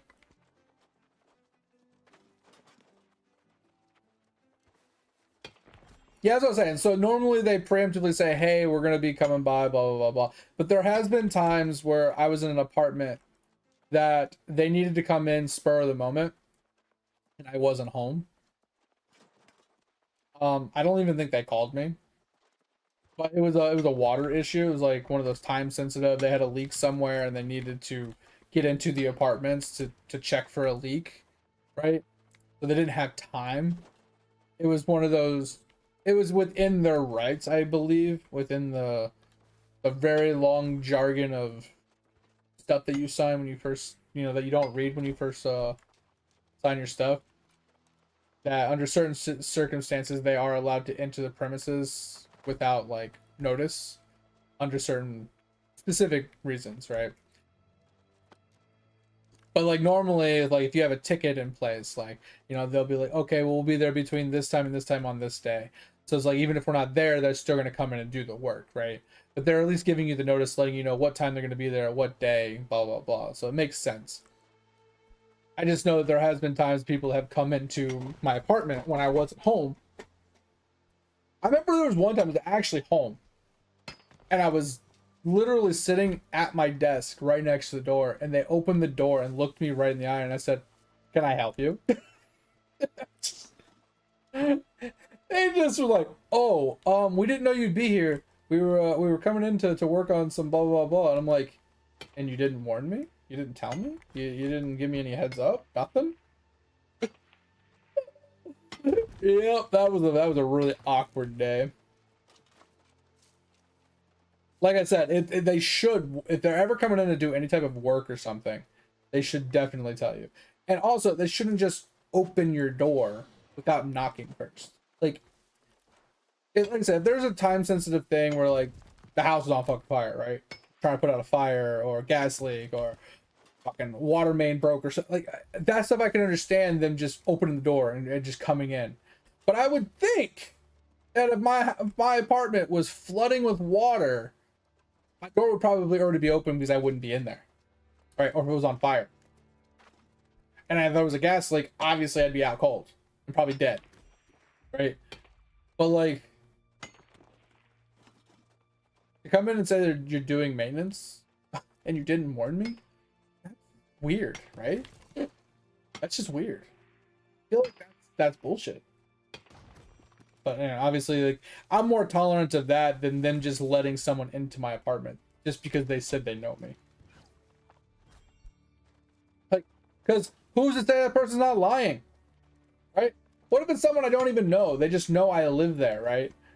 They're like, hey, can I get into John's place? I left my Walkman in there. Like, oh yeah, does he know you're coming? It's like, oh yeah, I told him earlier and he said go right ahead. It's like, oh, okay, cool, I'll let you in. It's like, but you didn't call me. You didn't call and verify with me that this person is telling you the truth. Like, verify, bitch. Holy shit. Bro, how would that motherfucker feel if I was at his house and some dude walked up and said, hey, Jimmy said I could come over and grab my TV. Your TV? Well, does he know you're coming? Yeah, he knows I'm coming. I was like, all right, here you go on in. And then he steals your fucking TV and walks out. How would you feel if he walked out with your TV because I let him in because he said he knows you? You'd be pissed. So why is it done when it's the other way around? It's okay. I understand. Once again, I understand. Concierge working in an apartment building like that has thousands of people that live there. Has thousands of people that come in. Has to deal with people 24/7. People calling in to the main line for problems, issues, questions, concerns. People walking in, dealing with deliveries, so on and so forth. Like, they're busy. I get it. But there needs to be some level of standard here, bro. You can't just let people into people's apartments without contacting them first and be like, hey, I got someone saying that they're so-and-so standing here in front of me and telling me that you're okay with them going into your apartment to get such and such. And at least giving me that heads up, right? So I can be like, all right, let me call them their cell phone to verify they are who they are. And I'll talk to you on their cell phone. You know what I mean? Like, so you hang out with the concierge, you call that person that you think that's saying that they are who they are, because if you don't have their phone number, then obviously why are they there for you? So you call them, and as long as that phone rings and you are on the other end of that phone, I feel like that's a pretty clear indication that that person's telling the truth.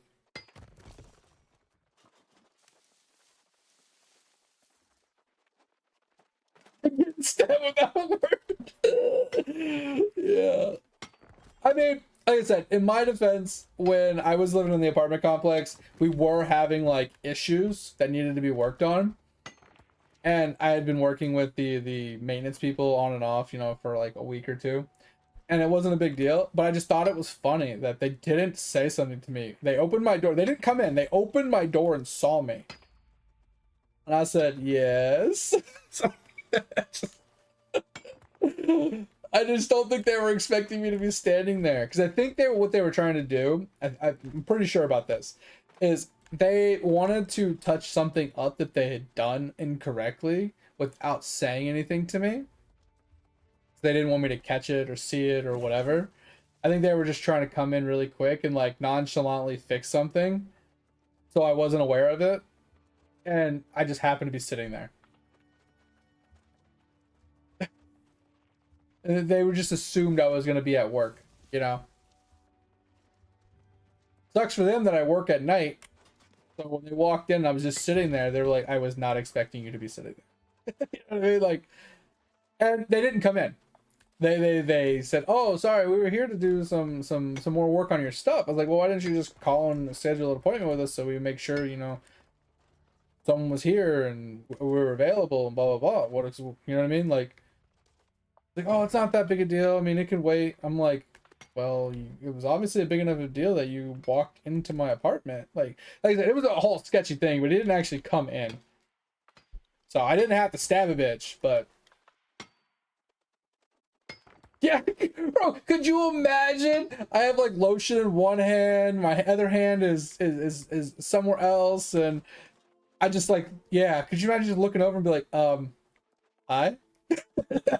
just like, just yeeting the lotion bottle across the room and be like, hey, what's going on?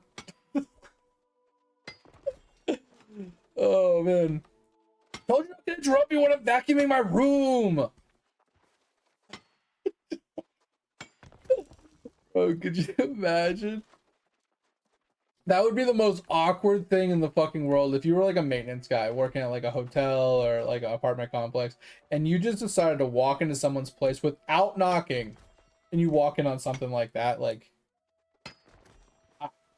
that would be, that'd be insane. You'd learn your lesson real quick though.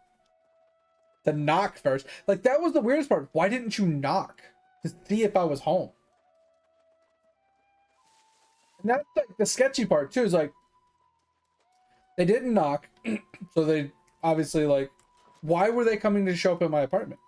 Like, they said they wanted to work on something, but why didn't they pre-warn me? So my thought was like, so they were showing up to like go through my shit, right? They were probably gonna come in and try and find something that they could probably take that we wouldn't notice was gone so they can make some money. Like, I feel like they were trying to thieve my ass, right? Because there's no, in no way, shape, or form do you randomly show up at someone's place to do work without pre-notice, without notifying them in any way, shape, or form, and without knocking on the door first. Like, if they would have showed up, knocked on my door, I answered it, and then they said, "Oh, hey, we had some more maintenance touch-ups to do in your apartment. We were just, we were near you and had some free time. We wanted to, squeeze you in." Okay, cool. They come in, they do what they got to do. Now, here's the thing. Who's to say that they don't knock and they'll be like, "Oh, they didn't answer," and then they let themselves in, and then do all the robbing and thieving that they want to do? Like, it's just so sketchy, man. You don't go into someone's place without them present. That's just the safe way to go about it. Because who's to say I don't have a camera and I don't see you? Let's say I have a camera in my apartment and I watch you come into my apartment without me home, without notifying me.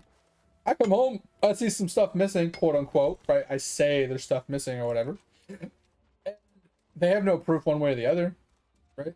They have to prove that he didn't steal it, right? But I already have established that he entered my property without notifying me, without authorization, and blah, blah, blah, for an unknown reason. And then after he left, I'm missing stuff. So he has to somehow prove without a shadow of a doubt that he did not take something from my place. That's just a bunch of legal bullshit you don't want to have to deal with.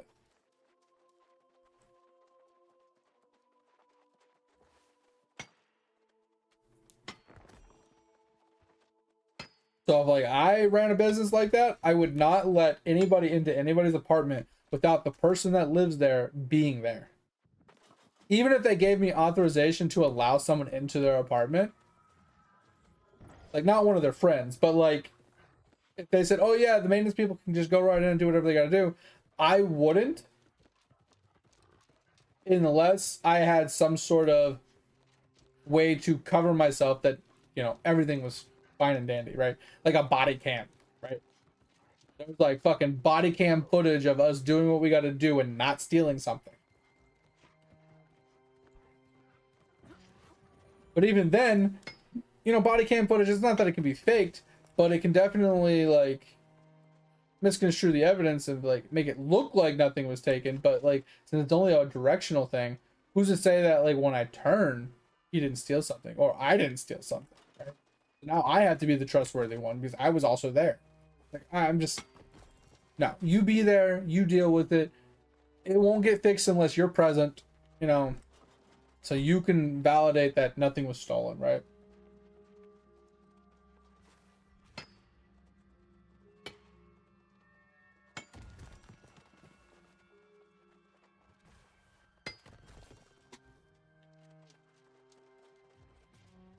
Yeah.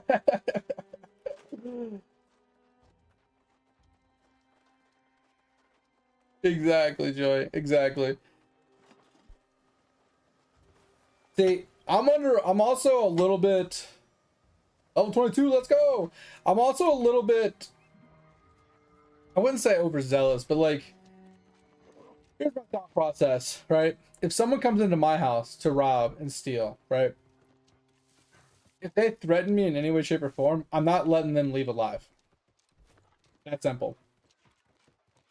Even if they don't pose a threat to me, even if they don't pose a threat to me anymore and they're already running away down the street with whatever they stole, I wouldn't let them leave. And here's my reasoning. Okay, hear me out on this. Yes, that's murder, right? Yes, that's illegal. But here's my thought process, right? It's also like, it holds true for like people that kidnap people or rape people or assault people or also murderers and things like that, right? Those people should never leave a situation alive. And the reason I say that is because, yes, generously speaking, there is a possibility that they will reform, they will be better in the future, and, they won't do these things again, right? But it's very, very, very slim chance that they actually never do these actions again. The odds are mostly that they're going to do it again, right? Now, here's my thought process. If somebody was willing to break into my house once, to steal something from me, or to hurt me, or to kidnap somebody or something, what's to stop them from doing it again? Right? Yes, they might have gotten caught. They might have went to jail or whatever. But when they get out, what does it stop them from coming back and retaliating against me for putting them in jail, right? Oh, you can put a restraining order on them. That does not protect you. Words on a piece of paper does not prevent someone from walking into my house and setting it on fire while I'm sleeping. Right? Like, so instead, I'd rather eliminate the threat completely and never have to think about it again. Right? Let's say you had a kid and someone kidnapped your kid. Oh, well, we caught the guy and we got your kid back. He's going to jail for 10 years for kidnapping or whatever. Maybe it's longer, whatever. Okay. Well, who's to say he's not going to get out and do it again? Like, you see my point? I would not let them breathe anymore. That is the safest way to protect yourself and others for people that are willing to go that far. There are certain actions in this world that you cannot come back from. And if you're willing to cross those lines and to do those actions, you forfeit your own existence. In my opinion, you have quite literally forfeited your right to exist. End of story. Like, I don't agree with life in prison. I don't agree with 25 to life. I don't agree with these like super exorbitant jail times for bad violent crimes. Bad violent crimes should just be handled very swiftly. People should be handled violently. Treat others how you want to be treated, Joey. Said this before. If you want to beat someone to death, well, let me beat you to death. You want to shoot somebody? Well, let me shoot you. You want to kidnap somebody? Well, let me kidnap you. You know what I mean? Like, these are going to end badly for you. You want to sex traffic, if you want to fucking deal drugs, if you want to be a cartel operator, if you want to be an enforcer for a fucking mob or whatever, all these people should go. There should be harsher punishments. And don't get me wrong, there are circumstances where something accidental happens and you go to jail for an accidental death, or you go to jail for accidental something. Accidents happen. Mistakes happen. People in certain age groups do things that they regret, right? And they learn from their mistakes and they do turn a leaf. But there are certain people, certain actions that you don't recover from. That was methodical, thought out, intentional. Like, you can't just walk that back.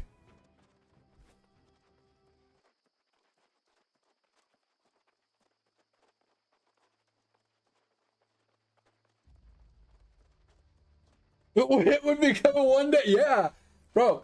That's the wild thing, man. Like, I honestly think that we're way too lenient with prison systems. Like, serial rapists, serial murderers, freaking these people that kidnap and sell people into slavery, and drug trafficking and stuff like drug trafficking is, I feel like that one's like a gray zone.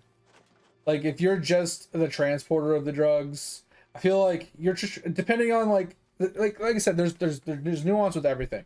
Why are you doing this? Is your family abducted and being held hostage and you have to do this, right? Like, is there no other options where you live because the cartel owns the entire place, and if you don't work for them, they kill you? Like, if there's like certain circumstances, I can understand having to work for these people. But at the end of the day, like, why do we give people so many opportunities to do bad? Like, I'm not saying that gang people are bad people. I'm not saying that people in a gang automatically make you bad. I'm not saying that you can't turn a leaf after being in a gang or while you're in a gang. What I'm saying is if you're in a gang and you're known to shoot people and kill people, and you've gone to jail 2 or 3 or 4 times for shooting people or for constantly having unauthorized weapons on you, you really think that person is going to change before he hurts and kills more people? How many innocent people have to die because of this stupid person before you finally say, all right, you forfeit your life? Like, how many times? That's my gripe. It's like, how many innocent people have to pay the ultimate price, because we are trying to give somebody that doesn't want to do the right thing the opportunity to do the right thing.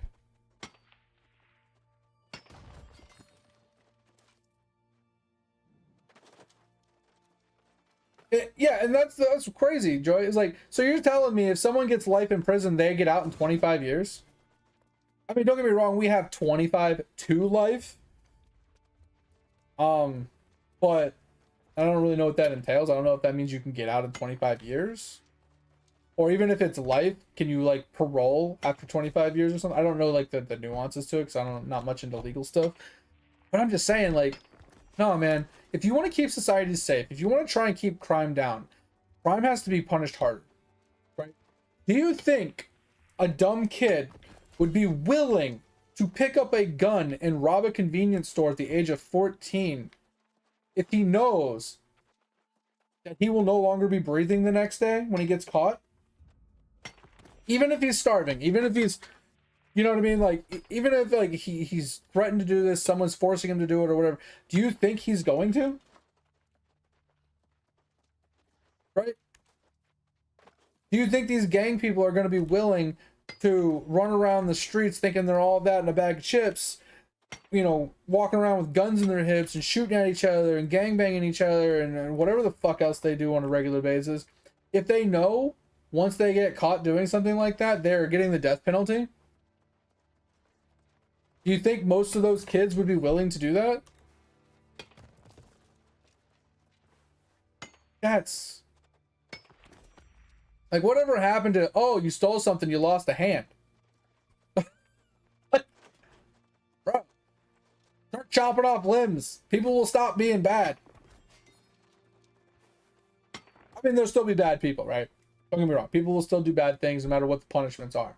And those people are obviously the really bad ones that corrupt the rest. Those are the ones that make it appealing to the other people, thinking, oh, well, if they can get away with it, they can do it, well, I can do it too. And then they get in trouble and they harsh punishments and they're like, oh, that was not worth it, right? And they never do it again. But like, it needs to be harsher, man. We've gotten way too lax with punishments. Like, and here's my thing too, is like, I've talked about it a lot in past streams. It's like, society as a whole has gotten softer, right? The whole, oh, you got to be nice to everybody and you got to give everybody the benefit of the doubt and you got to make sure everybody has equal opportunity to do, you know, to do good, blah blah blah, you know, positive reassurance, not negative reassurance, you know, like all these things, right? You know, don't beat someone with a stick, give them a carrot kind of bullshit. And like I said, that works for some people but not others.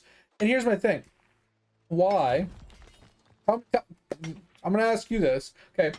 If you're a child and you're going into school, right, and you're doing something you know you're not supposed to, and the only thing the teacher is allowed to do is be like, Johnny, can you not do that? You know you're not allowed to do that. Can you please stop? Johnny, can you please stop doing that? If you keep doing that, I'm gonna have to send you to the office. Johnny, can you go to the office? Johnny, can you actually go to the office when I tell you to go to the office? Okay, I'm gonna call the principal to come and get you. Like, do you think that kid is ever going to listen to that kind of reinforcement, that stuff? And then guess what? You know, he goes to the office like, okay, well, I'm going to send you home for the day. Or I'm going to put you in detention for a week or whatever. Do you really think detention or getting sent home is going to change that kid in any way, shape, or form? Do you really think that kid is going to reform to doing the right thing because you sent him home? Or do you think if you actually slapped the fucking shit out of that child with a ruler, that he'd be more willing to listen?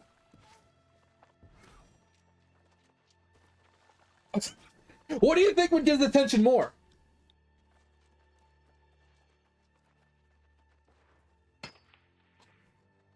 Bro, I'm telling you, Joy, like, there is, I see how hogtied, like, parents and like professional people have to treat people nowadays, and I'm just like, bro, take the gloves off, please take the gloves off. Like, don't get me wrong, when I was in school, my teachers were never harsh with me, they were never terrible with me, but I was never a bad kid, right? I slept a lot and that's pretty much all I ever did wrong. bro, I see these kids are like, well, I don't want to go to school today. Oh, you don't have to go to school. Oh, you fail in your class? It's fine. We'll pass you anyway. What are you teaching these kids if you will not fail them? Like, my wife was a teacher for a while, and this one of the schools she worked at said that you're not allowed to fail a student. She literally was told she cannot fail a student. That every student has to pass. No matter what she has to put in the grade book, the student has to pass. The student cannot fail. And I'm thinking to myself, what are you doing for these children if you're not, like, holding them accountable for their actions? If they're not doing their homework, if they're not learning, if they're not taking their tests, if they're not showing up to class, how can you just automatically give them a pass and say, oh, it's fine, they'll grow out of it, it's okay? Like, are you serious? Bro, there's people on TikTok and stuff that, like, they complain. They're like, oh, man, I got fired from my job today. And my boss is such an asshole. Like, he called me and he said, hey, where are you at? And I said, oh, it's my birthday and I'm out at the club. He said, you know you have to work today, right? He's like, but it's my birthday. He's like, but you didn't ask for the day off. Well, I shouldn't have to. It's my birthday. Like, but you had to work today and now no one's covering your shift because you decided not to show up and not to call me and tell me that you weren't showing up or blah, blah, blah, or ask for the day off. Like, yeah, because it's my birthday. And then my boss fired me because I didn't show up. And I'm just like, you expected something different? You expected a different result because you didn't call your boss to tell him you weren't coming into work? You didn't call your boss and say, hey, I need this day off because it's my birthday and I'm going out of town or whatever. Like, you didn't ask for the time off. You didn't pre-warn him. You didn't tell him you weren't showing up. And then when he called you to ask you about it, your only rebuttal was, it's my birthday. And you've been late other times. And she even admitted on the video that she would late other times, multiple times a week. She's late. And, she sometimes doesn't show up to work every once in a while. And she wonders why her boss fired her. He's like, this is bullshit. This is discrimination or some shit. I'm like, no, that's you not doing your goddamn job. Why would I want to hire somebody and keep them on the payroll if they're just going to be flaky and not show up or only show up when they want and then leave whenever they want and do whatever they want to do when they're at work? Like, grow the fuck up. You have to do something to make money. You can't literally show up to work, do nothing at your job, and expect to get paid. You get paid for doing stuff, for completing actions. You can't literally show up to a fucking building and clock in and then sit down and play fucking tic-tac-toe on your phone for 8 hours, go home and expect to get a paycheck. Like, Jesus Christ, people. What kind of age do we live in? Like, holy shit. God damn, like, I know I ain't that old. And I know my childhood wasn't all that harsh, but watching some of the shit that these kids complain about, I just want to punch them in the mouth. I seriously just want to punch them in the mouth and be like, now you have something to complain about.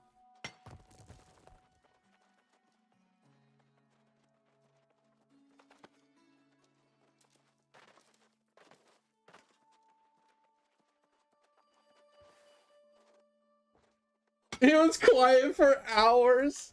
That's really funny, Joy. Bro, I can't tell you how many times I've like watched like a younger kid stream, or I'd be playing games and like there'd be a young kid there. Bro, they have the worst foul mouths. I mean, don't get me wrong, I cuss a lot. I drop the F-bomb like it's like I'm breathing, right? I cuss constantly. Actually, I had people be like, do you have to cuss so much? Come into my stream and be like, hey, that's just the way I talk. If you don't like it, hey, you don't have to be here. Sorry. I try to do my best to try to watch it a little bit, but when I'm ranting or I'm just having a long conversation, my brain just defaults to my normal, mannerisms, and fuck is one of them. Like I said, it's like one of my tics. Instead of saying or those types of things, I say fuck. It's part of my tick,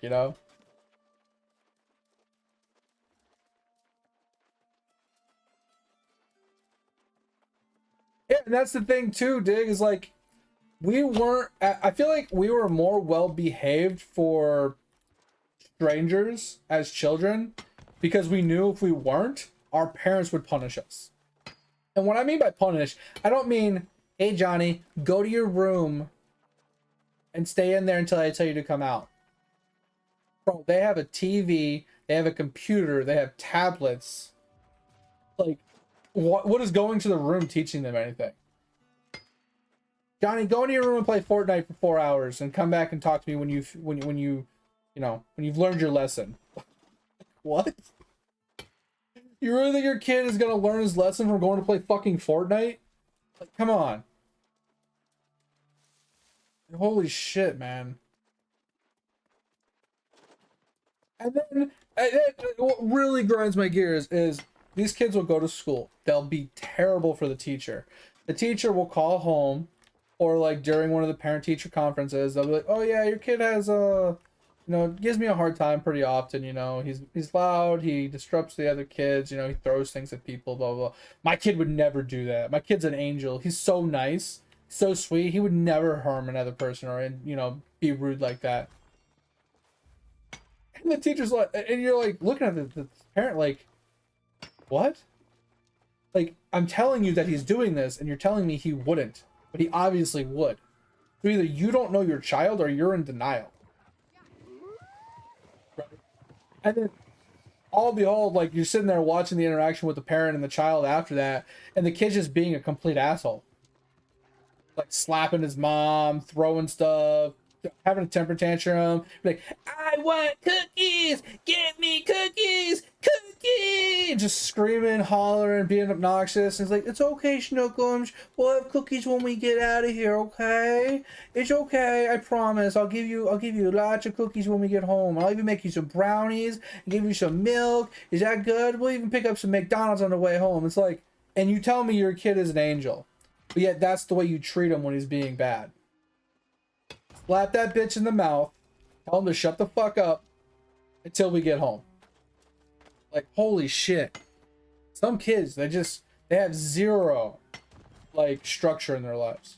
They literally get away with anything and everything, and then when someone calls them out on their shit, they claim that they're being discriminated against, or they're being treated unfairly, or, like, someone's being unfair to them, or it's like, oh, this teacher's out to get me, she's being mean, she's only targeting me.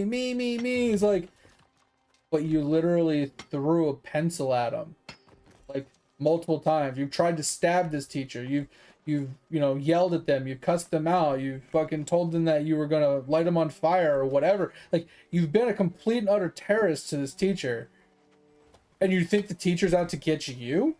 Like, bro. And then the parents like, my kid wouldn't do that. It's like, okay. The teacher has no reason to lie here. I'm just saying. Like, holy shit. Crazy, man. I mean, don't get me wrong. Teachers have reasons to lie about certain things, right? But, like, not against something like that, right? If a teacher's bringing it to your attention without it being brought up for no apparent reason, and she's just explaining to you like the things that she's had to deal with the kid, she has no reason to just randomly bring that up for no apparent reason. It just doesn't make sense. It's wild. It's just fucking wild, man. I can't stand people. I've never been able to really tolerate people in the real world all that much because they're very self-centered, egotistical, kind of people. They're always out for themselves. Me, I. That is literally all people ever think about in the real world. It's like, what can I get out of this? What can you do for me? What will I get out of this? That kind of stuff. Like, it's always me, I, myself, right? It has nothing to do with what you can help other people with, right? Like, oh, well, I'll help you with that, without expecting anything in return. It's not like, well, if I help you with that, what are you going to help me with? Like, I don't know, karma? Like, don't get me wrong, if you don't want to help somebody, you don't have to help them. Like, I'm not saying you have to help people. I'm just saying, like, if somebody says, hey, could you help me pick this up? And you say, oh, no, sorry. Don't expect them to want to help you if you ask for help later, right? And don't get me wrong, there is a limit, right? If someone's constantly asking you for help and you're always helping them, but then they won't return the favor, then obviously you can say no. Right? I mean, you can say no regardless. What I'm just saying, like, if you're saying no all the time, don't expect them to always say, don't expect them to say anything other than no as well. But if you're treating someone like a piece of shit, don't expect them to be nice to you. And that's the problem. Is kids expect to be treated a specific way, but they don't know how to treat others. Like, you know what I mean? They don't know the golden rule. Treat others how you want to be treated. They get it in principle, like just on paper. It's like, oh, you want me to treat people how I want to be treated? Okay. Well, then you need to give me this, and you need to give me that, and you need to treat me this way, and you need to treat me that way. If you want me to treat you like this, then, you know what I mean? Like, you need to treat me like this if you want to be treated like that. It's like, well, that's kind of the principle behind it, but you're not treating me the way you want to be treated. You're treating me like shit and expecting me to be nice to you. Well, I'm not treating you like shit. I'm just treating you the way you're treating me. It's like, no, you're not. Like they just don't get it. Like, they think anything you say negative to them is an attack on them. But yet they're allowed to attack you physically and verbally, mentally, emotionally. But if you try and do it back, if you try and retaliate, you try to give them back what they gave you, you're the wrong one. You're the problem. Bro. Crazy. Like, I was at McDonald's the other day and this lady walked in. Now, I don't know if most of you have this same problem with McDonald's, but McDonald's pretty much doesn't do cash registers anymore. You don't walk up to the cash register at the front and tell them what they want and they ring you up. They don't do that anymore. They only do the kiosk. So you have to go to the kiosk and order your own food, scan your card, pick your own stuff, put your own order in and everything, and go sit down and wait for your food. That's how they do it here. And I was standing there the other day, waiting on some food or whatever, and this older lady came in. But, older people are kind of set in their ways, and, there's nothing wrong with that. But she came in, and she walked up to the front. They do it there still? Oh, that's pretty cool. Anyway, so she walked up to the front, and the newer guy that I hadn't seen there before, he said, "Oh, hey, how can I help you?" And she said, "Oh, yeah, I'd like to order some breakfast." And he said, "Oh, if you want to order some breakfast, you got to do it at the kiosk." And she says, "I don't want to do that." Bro, I wanted to walk over and slap this lady in the mouth. Like, the tone that she had with this man. This kid was no older than 18 years old. And he was being nice. He was being polite and just said, "Oh, yeah, we don't do the cash register anymore. We only use the kiosks. So you have to order at the kiosk." And she looked him in the eye and says, "I don't want to do that." And he said, "Well, I don't know what to tell you then, because that's the way we do it now. Like, we don't use the cash register anymore. We only use the kiosk." And she says, "Well, that's dumb, because I don't want to do that. I don't want to do this myself." Blah blah blah. And so the kid helped her out. He's like, "Okay, well, what would you like?" And she said what she wanted, and he pushed the buttons for her. And then, after he pushed all the buttons, he's like, "Is that all you want?" And she's like, "Yeah, that's all I want." He's like, "Okay. Now you have to scan your card." He's like, "Well, where do I have to scan it? Why do I have to do that?" I'm like, "Lady, are you fucking kidding me right now? If you don't want to deal with this, just leave. If you don't want to do something on your own, if you don't want to order your own goddamn food and swipe your own credit card in a slot that says swipe, then go somewhere fucking else. Go sit down at fucking Applebee's and let someone take your order, and then you hand them your credit card, so all you have to do is sit there on your fat ass, scarf food down your gullet, make yourself even fucking fatter, and complain about life. Just go somewhere else. I don't want to deal with you." Like, oh my god, she was pissing me off. Just wanted to slap the shit out of her. I could never work at a place like that. I could never work at like a fast food place or a restaurant or anything like that. I would lose my fucking retail, any of that stuff. If I had to deal with customers, I would go to jail. I legit would go to jail. Someone would say something to me and I would slap the fucking taste out of their mouth. Like, people are just so ignorant nowadays.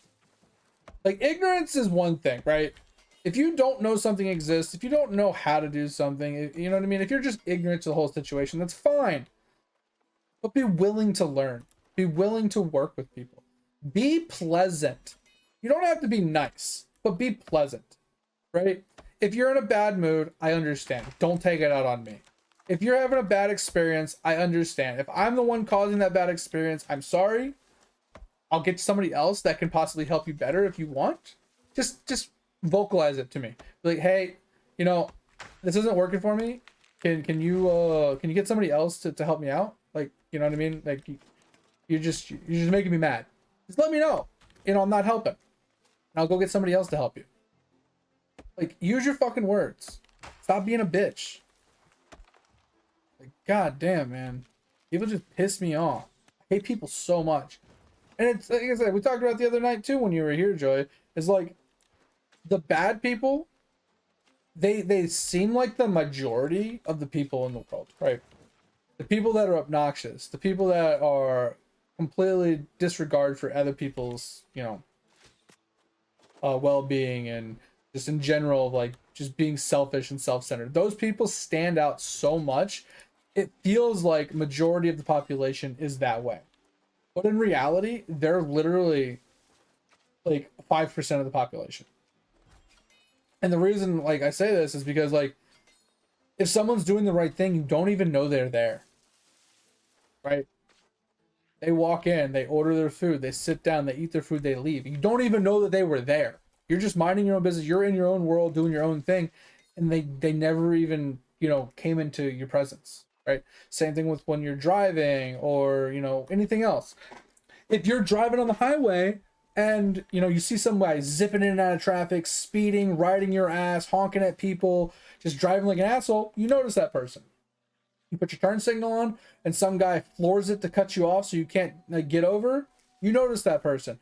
But when you're just driving and you put your turn signal on and there's no one there and you get over and you're just cruising, having a good time, you know, and, you know, like, you know, things are going smoothly. You don't notice the guy that slowed down for you to let you merge lanes. You don't notice the guy that's cruising behind you, you know, 4 or 5 car lengths behind, just hanging out, waiting for you to get out of his way so he can go faster.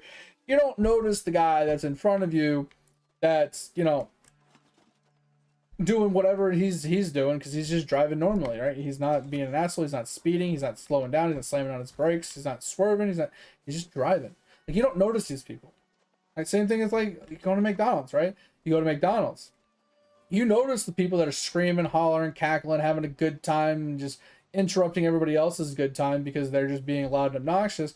But you don't notice that couple that's sitting off over on the, you know, the table that walked in before you, ordered their food in front of you, got their food, sat down, ate their food quietly, nicely, having a pleasant conversation and having a good day, you know. And then what about their day on their own and just didn't interrupt anybody? You don't notice those people, right? It's just like majority of the people are nice. Majority of the people, you know, understand other people's, you know, have space. You know, you don't interrupt in public. You don't interrupt everybody else's leisure time and experiences because you want to be an asshole. Because your time means more than their time. Your enjoyment means more than their enjoyment, right? Like, just, and the problem is majority of the people that are causing these problems, and I don't have any proof of this, but majority of the people that I find that I have a problem with that are doing these, like, obnoxious things are younger generation. They don't understand. For one, they're young and they're dumb. Two, they've been raised in a generation where they can't do anything wrong and there's no consequences for anything that they do. Right? So I get it. When I was young, I was loud and obnoxious, but I understood that at certain times I needed to shut the fuck up. Because someone would tell me, I need to shut the fuck up. Right? You're in a public setting. Use your inside voice. Stop being annoying. Right? People would inform me of this. No one can even tell them that they're doing anything wrong because they might go to jail for talking to them. So it's just like, I don't know, man. I can't. I almost can't deal with society anymore. Like, it just can't. And then not only does all this happen in real life, but then they take it online, and it doubles down even harder, because now on the internet they can be anonymous and they can treat people however they want on the internet, and there's no repercussions. So there's no safety guards in place. There's no guardrails. There's no, there's no parental supervision or, managers or anything to like try to pull them back. There's no reins. They can say and do whatever they want. And obviously, at a certain point, if they go too far, somebody could step in and do something, aka the cops. But usually that's after something bad has already happened. They're not gonna step in beforehand. It's just like these online bullying things, right? Kids get bullied so hard in school now through social media that they do bad things, and then when they do a bad thing, that's when the cops finally want to pay attention to it. And I'm not saying that it's the cops' fault, because they can't police everybody, right? There's not enough of them. Not enough time in the day to police all these children, especially on the internet, right? But like, that's when they finally dig into it and they realize, oh, well, this person did this because of this reason. So then that person then, has some sort of repercussion happen to them. Maybe. Like, oh, well, you were under the age of 18, so we're just gonna tell you did a bad thing. Don't do it again. Okay, thanks, officer. Have a nice day. And they go right back to doing what they're doing. Like, how is just telling them that they did something wrong like enough of a deterrent to keep them from doing it again? It's not. There needs to be repercussions for doing things that you're not supposed to, and ignorance is not a reason for getting away with it. It's the same thing with like adults, right? When you see those YouTube videos of people driving on the highway, right? They're speeding, they're doing whatever, they get pulled over, cop says, hey, can I see your license and registration? And instead of just showing them their license, right, and the registration for the car, they say, I'm a sovereign citizen and I can't be pulled over because I'm not driving, I'm traveling. It's like, bro, you're gonna try and argue semantics with me right now? And then like, these people, they're like, well, what do you mean? I'm not driving, I'm traveling. And it's like, they try to play ignorance, but some of these people truly believe this, right? They're so fucking down bad brainwashed that they honestly believe the stuff that they have heard is true, right? So ignorance, once again, they're ignorant to the situation, and they still get arrested. They still go to jail. They still, have to deal with the consequences, even though they didn't know what they were doing is wrong, right? So kids can't play ignorance, right? The kid is doing something they're not supposed to. The kid needs punishment. It's that simple. Same thing with parents, with adults, right? Like, I actually watched one of my TV shows the other day, and I was surprised that they actually the way that they ended the episode. So this kid, he was pissed with some people or whatever. He shot him, and whatnot. And it was the parents' gun that the kid had stolen, and he killed these kids with the parents' weapon. And then the parents, oh, we didn't know anything. We didn't know he could do anything like that. He's such a sweet kid. Blah blah blah. Well, as the story goes on, come to find out, the kid has been in therapy. He's been having problems. Da da da. The dad took the kid to the shooting range to teach him how to shoot a gun and all this other things. And like, he's had issues in the past, not obviously shooting people, but he's had other outbursts and stuff like that. So they knew he could be dangerous, but yet they still kept a gun in the house. They still took him to the gun range to show him how to use a gun and all this other stuff. So the cops in the show actually arrested the parents along with the child, because the parents knew that he could be dangerous, and they enabled him. They kind of allowed him the ability to act on those thoughts and those impulses. Not saying that they told him to do it or forced him or anything like that, but they didn't prevent him from doing it when they could have. Take the gun away. There shouldn't have been a gun in that house. They shouldn't have been taking him to the gun range. They should have obviously been, trying more therapy or something, right? Having more conversations with the kid, try to work with them, trying to figure out what the problem was. take it a step further, figure out like, okay, the kids are the problem. Okay, well, let's bring the kids into the whole situation. Let's figure out why they're acting the way they are, and let's try and fix it so my kid stops acting this way. Like, there's so many more things that could have been done that these parents just didn't do. Like, don't get me wrong, in the grand scheme of things, if kids are bullying other kids, there's not much parents can really do about it, right? The kid can try and, you know, punish their own child, or can try to make their child understand, you know, right from wrong, and try to teach them how to have a thicker skin so bullies don't really get to them as much, right? You know, just ignore what they're saying, because at the end of the day, like, someone that treats you like that isn't going to go very far in life usually, right? They're going to be the one that's, you know, living in a shoebox on the side of the road because they don't know how to treat people, so they can't get anywhere in the world, when you are like living in a 5-star, you know, resort or something. I don't know, you know what I mean? Like, people just need to learn. Kids just need to understand.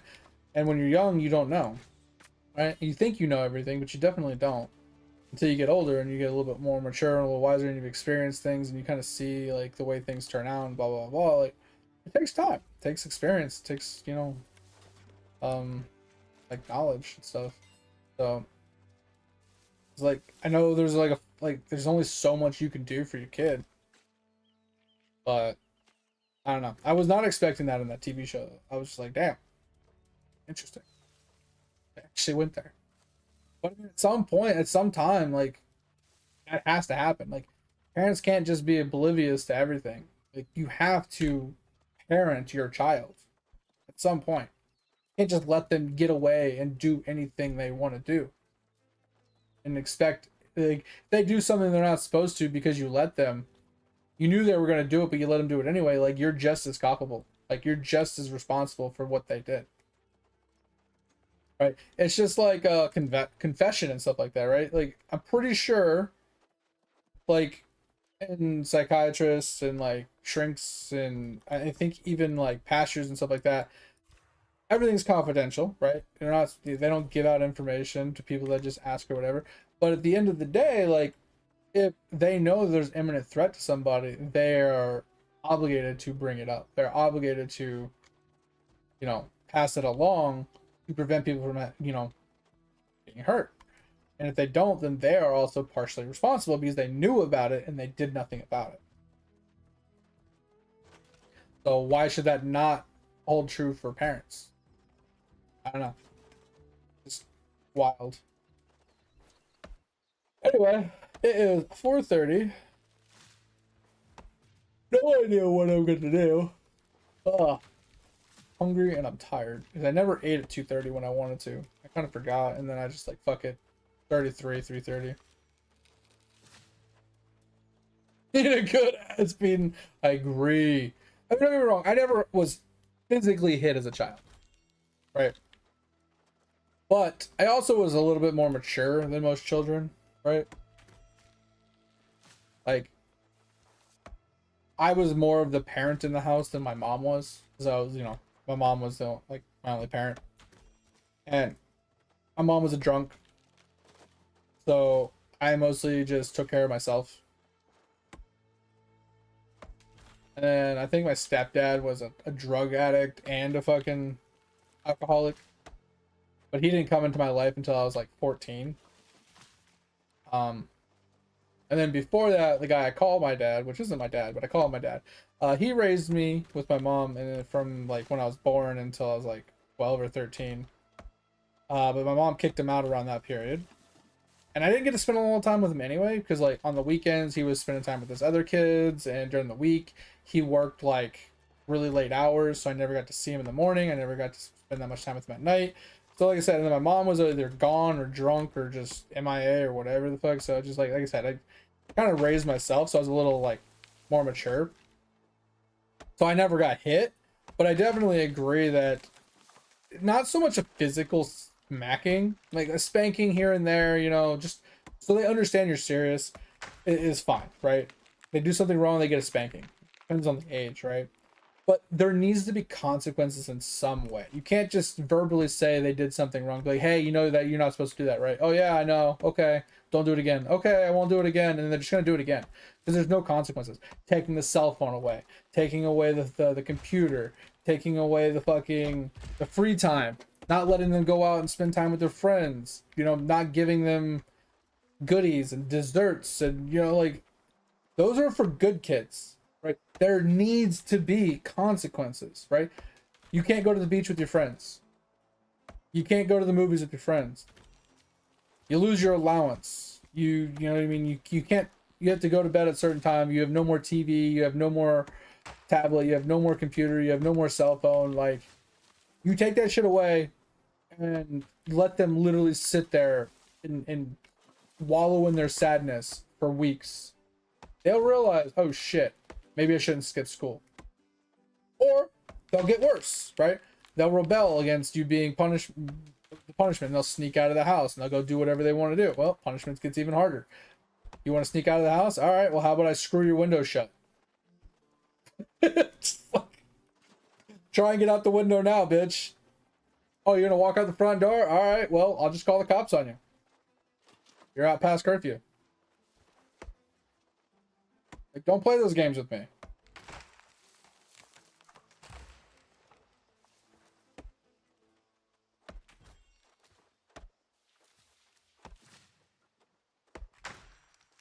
Yeah, and that's the thing too. It's one of those things. Joy, is like, it's not so much the action of being hit, or the action of, you know, being punished. It's just knowing that if I messed up, it was going to happen. Right? Like, knowing that, hey, don't do that or you will receive consequences. Knowing that there actually were consequences is what stopped me from doing the bad things, right? Not because of what the consequence was, but because there were consequences, right? Hey, I'm going to take your PlayStation away. Hey, you're not going to be able to go to your cousin's house for a month. Hey, you're not going to be able to, I'm not going to give you, you know, you're not going to get like sweets and whatever. You're not going to have like Dairy Queen or whatever the fuck. Like, you know what I mean? Like, you're not going to get the goodies. You're not going to get the good stuff. You're going to have bare bones, you know, shit.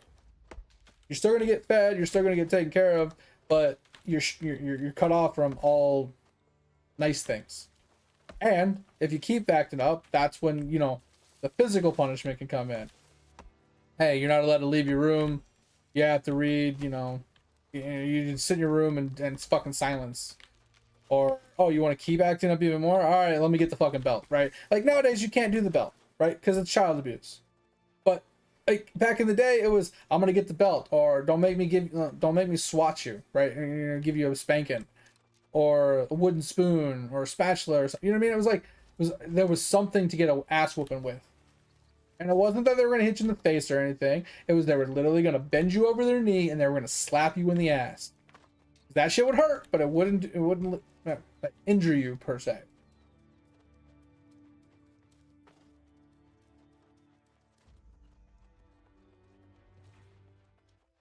We can only run Age of Empires. Let's go. Love me some Age of Empires. That's what I'm talking about. Hell yeah. I'm just saying, if I have a kid, I'm not going to give them anything that can go online.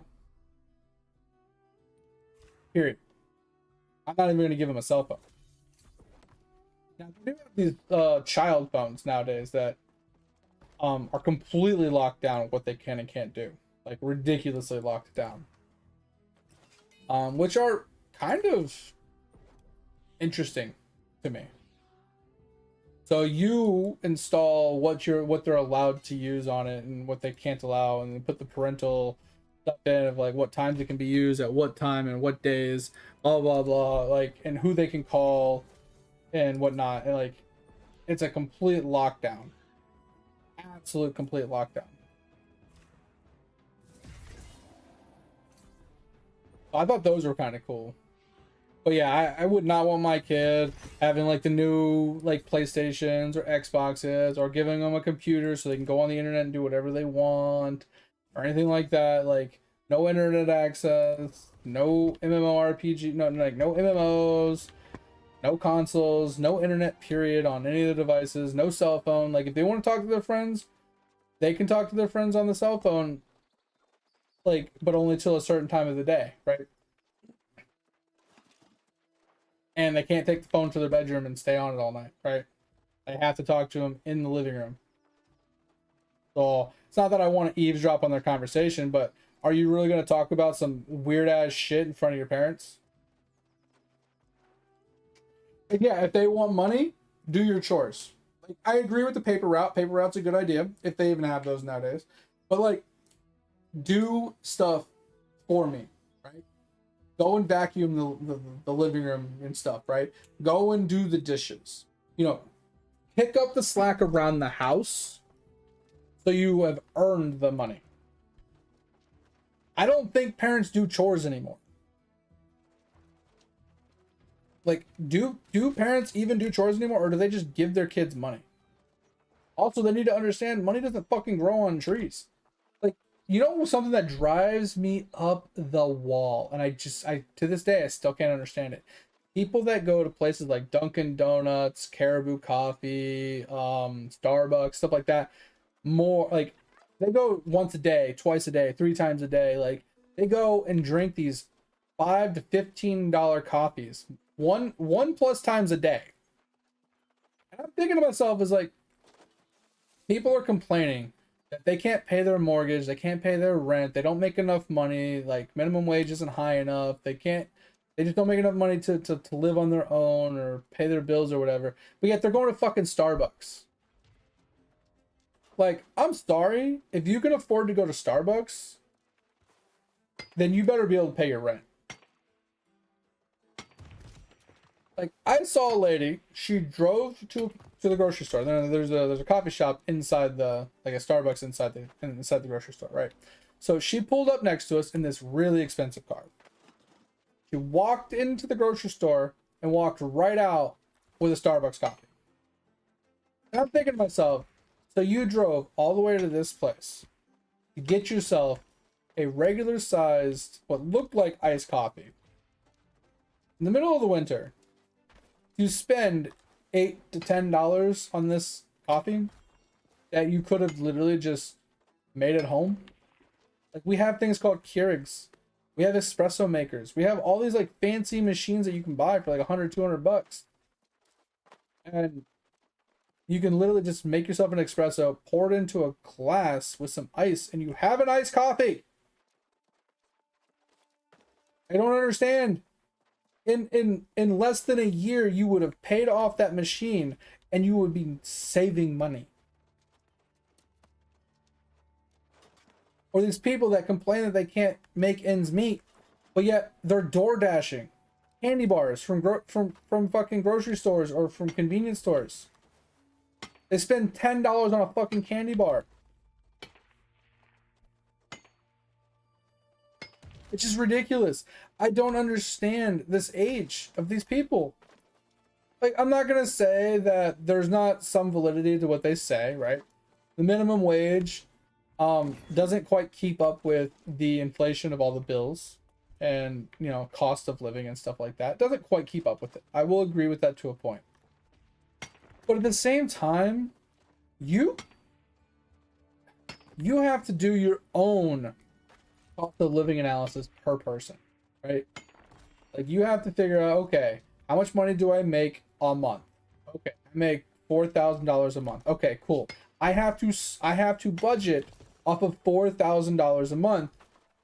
I have to make sure I have enough money for food and gas and stuff, plus all my bills.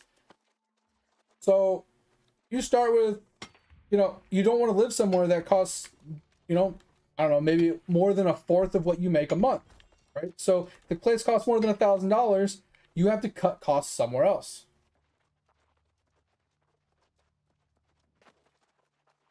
Oh, me and the wife are super cheap, Joy. Super cheap. Like, my wife is so, like, spoiled with Amazon. I know Amazon's not the best place, but if she goes to a place to buy something, right, like webpage or another, you know, place to shop for stuff or whatever.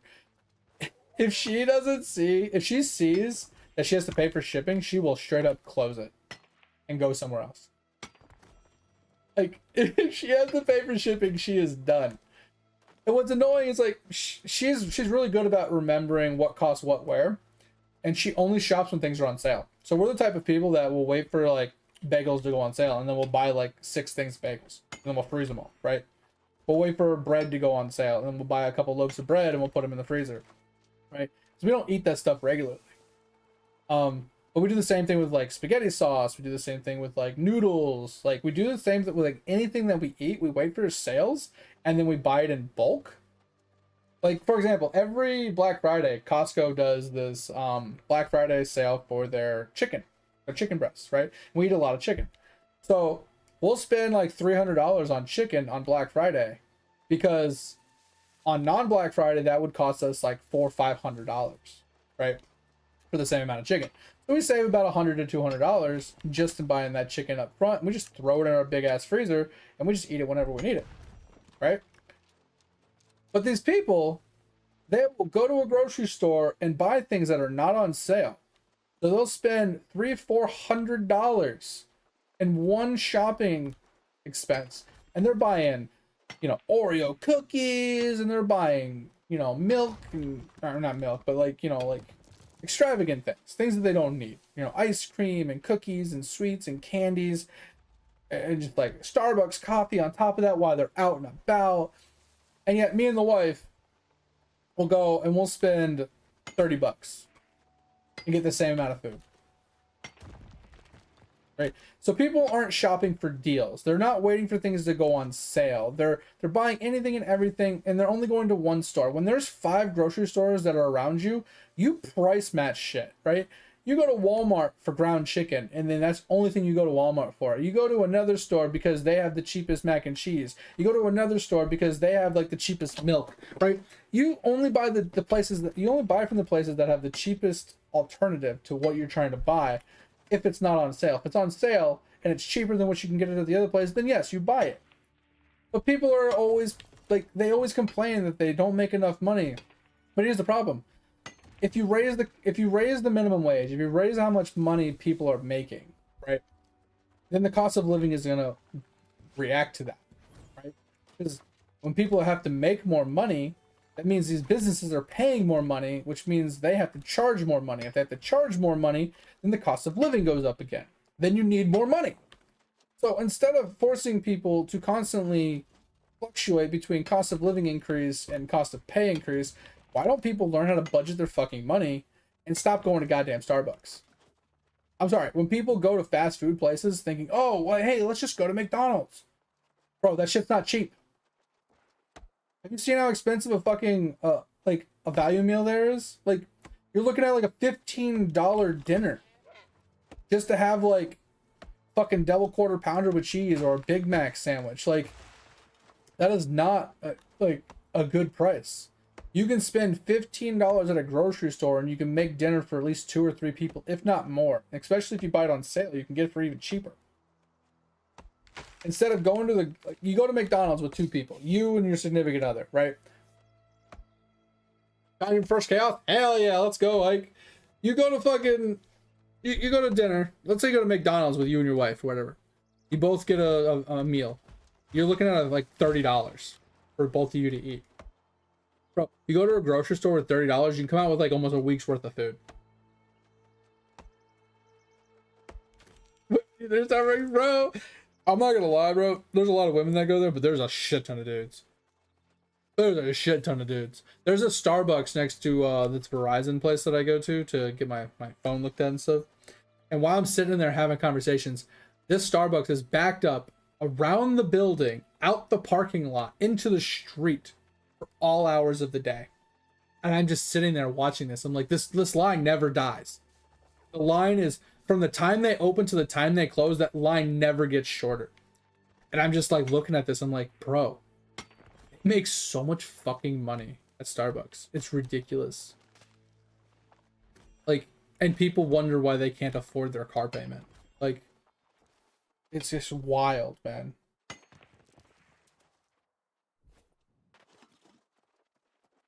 He didn't spend money on me. Yeah, that's what I'm saying, man.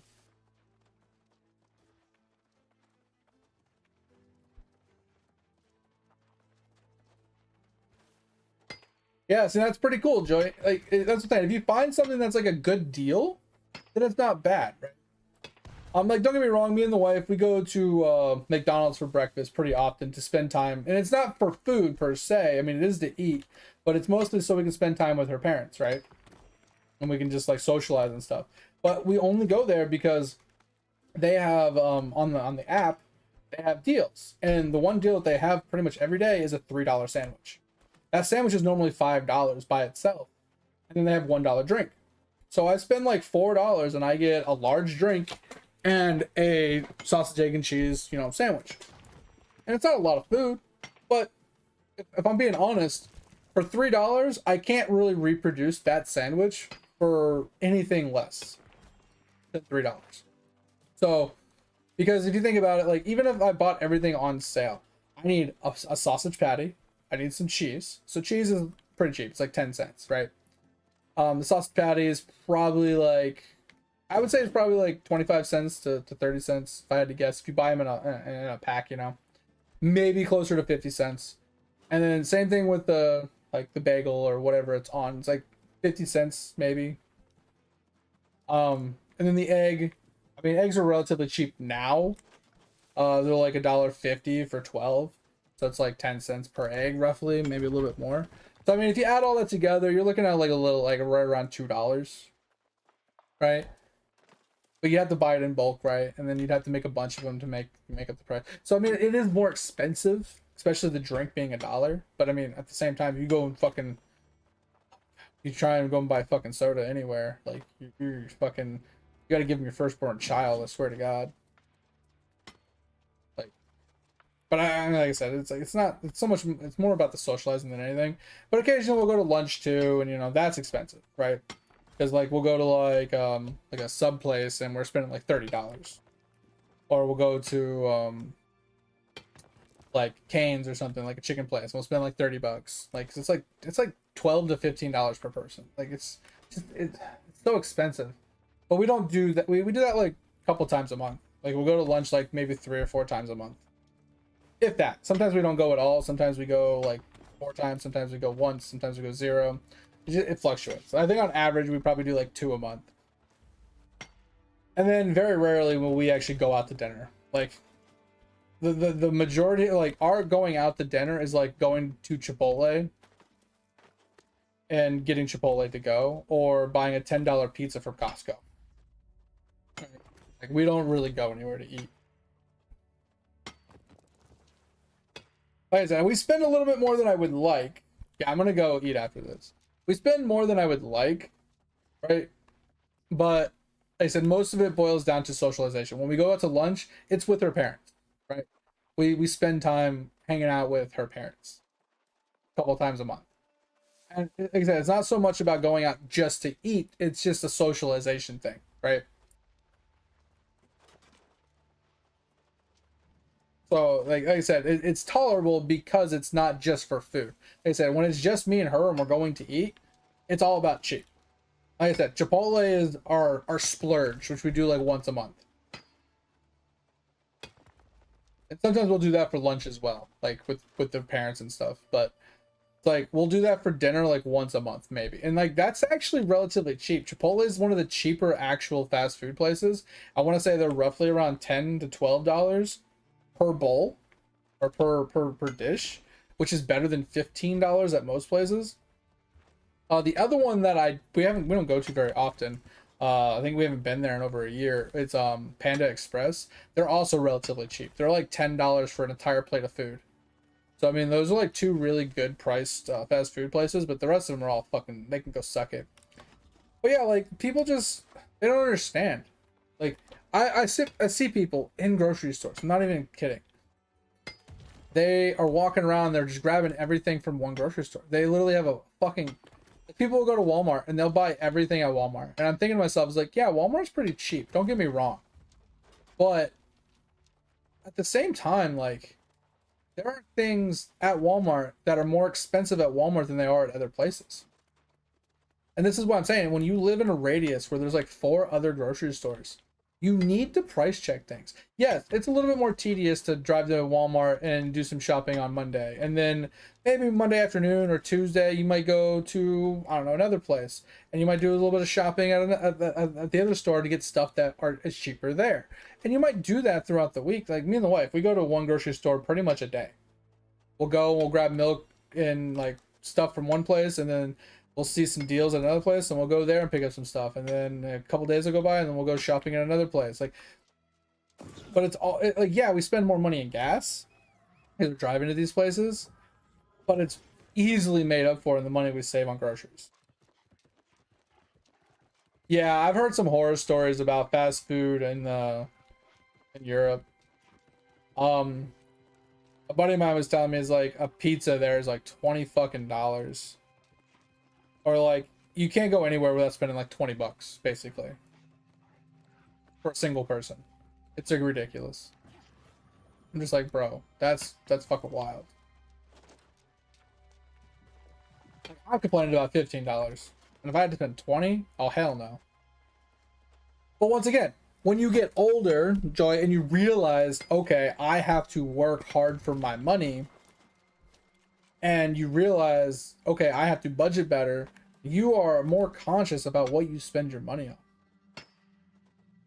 You know what I mean?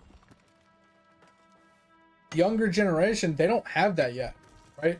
They just think, oh, mommy will take care of it, daddy will take care of it, you know, they'll give me money if I ask for it. No, I'm not. Like, you know what's funny is my wife's mom made a valid point. So my wife's grandfather, I guess, said this one day to my wife's mother. Said, because you know they have more money than they need or whatever, right? Because they're older people and they're retired and they don't really have a lot of, you know, stuff to spend it on. And they've saved well. But one of the kids, you know, one of the grandparents' kids said, "Hey, can we borrow some money?" And they said, "No." Like, well, why won't you lend me money?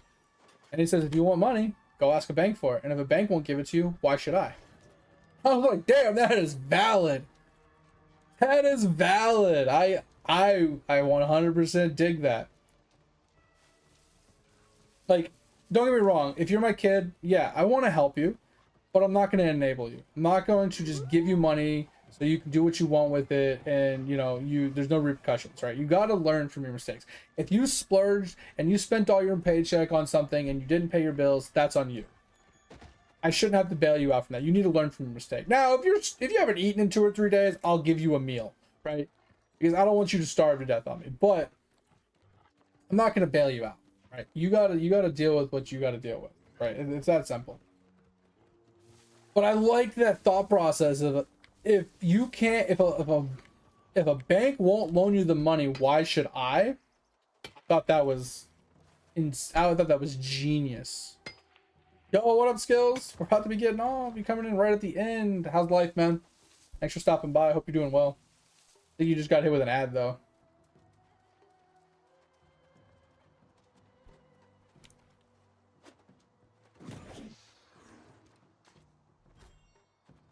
Going right? That's good. I'm glad. Good news. Good to hear. Yeah, we're just chilling, man. We're about to get off here. Gotta go do some dishes. Gotta go feed the doggos. Gotta go clean up the kitchen a bit. Get ready for... we gotta go grocery shopping and stuff when the wife gets up. And then gotta do some breakfast because I am super hungry. I had dinner, but I haven't had anything since dinner. It's been 6 hours, which I mean isn't a long time, but usually the first thing I eat fills me up pretty quickly, and then I'm starving, like really starving, because that's not like a full meal for me. But I try not to eat in the middle of the night that much. Try to have like snacks in the middle of the night just to keep me from being hungry, but to like tide me over. But I also try not to snack for like empty calories. I want stuff that's gonna like make sure I feel kind of full, but not give me a ton of calories. That's why I eat things like tuna fish or canned chicken and stuff like that. Almost level 20. Let's go! Cruising! Are you still questing?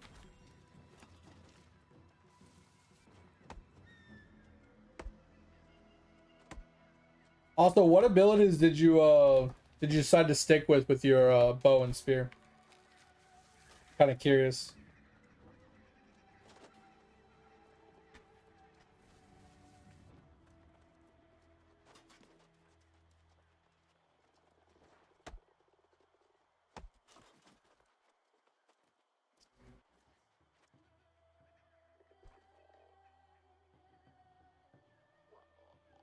Turn the fuck around. Hit side quest? Nice. Go.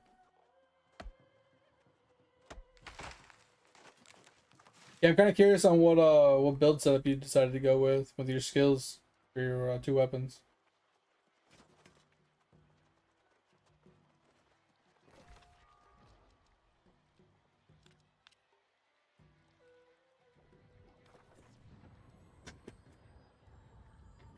Oh.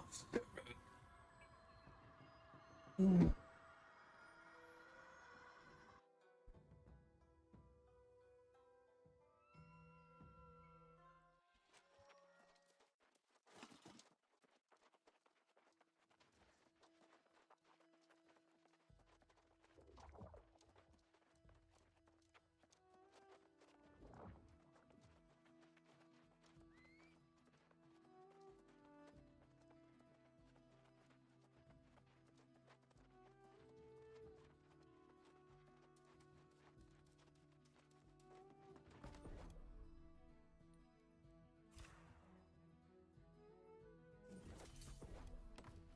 Oh.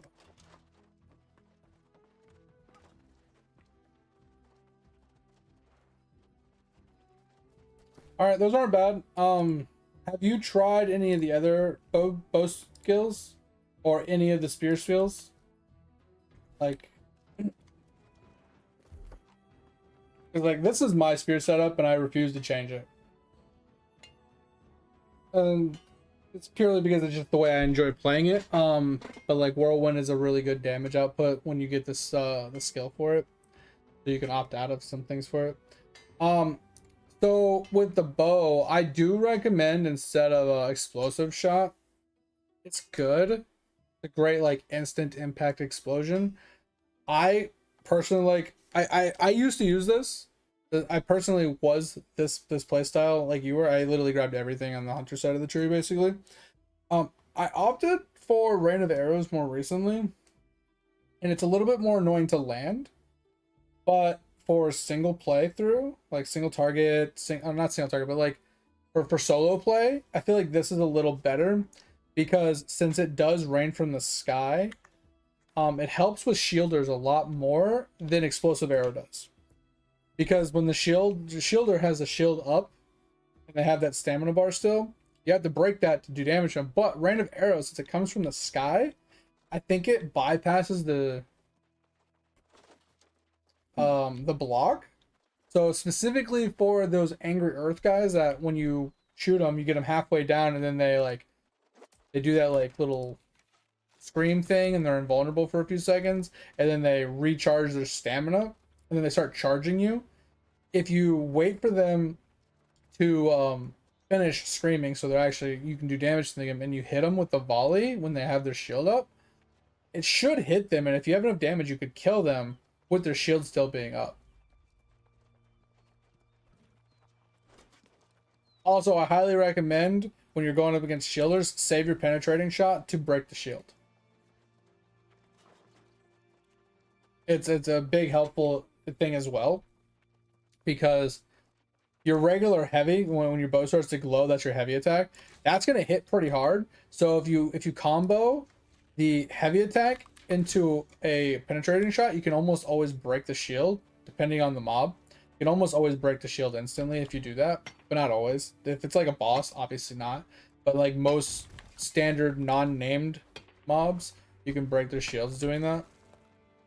But rapid fire is really huge, especially if you get a stagger or stun. Like when you break the stamina bar, you have like free reign to shoot them.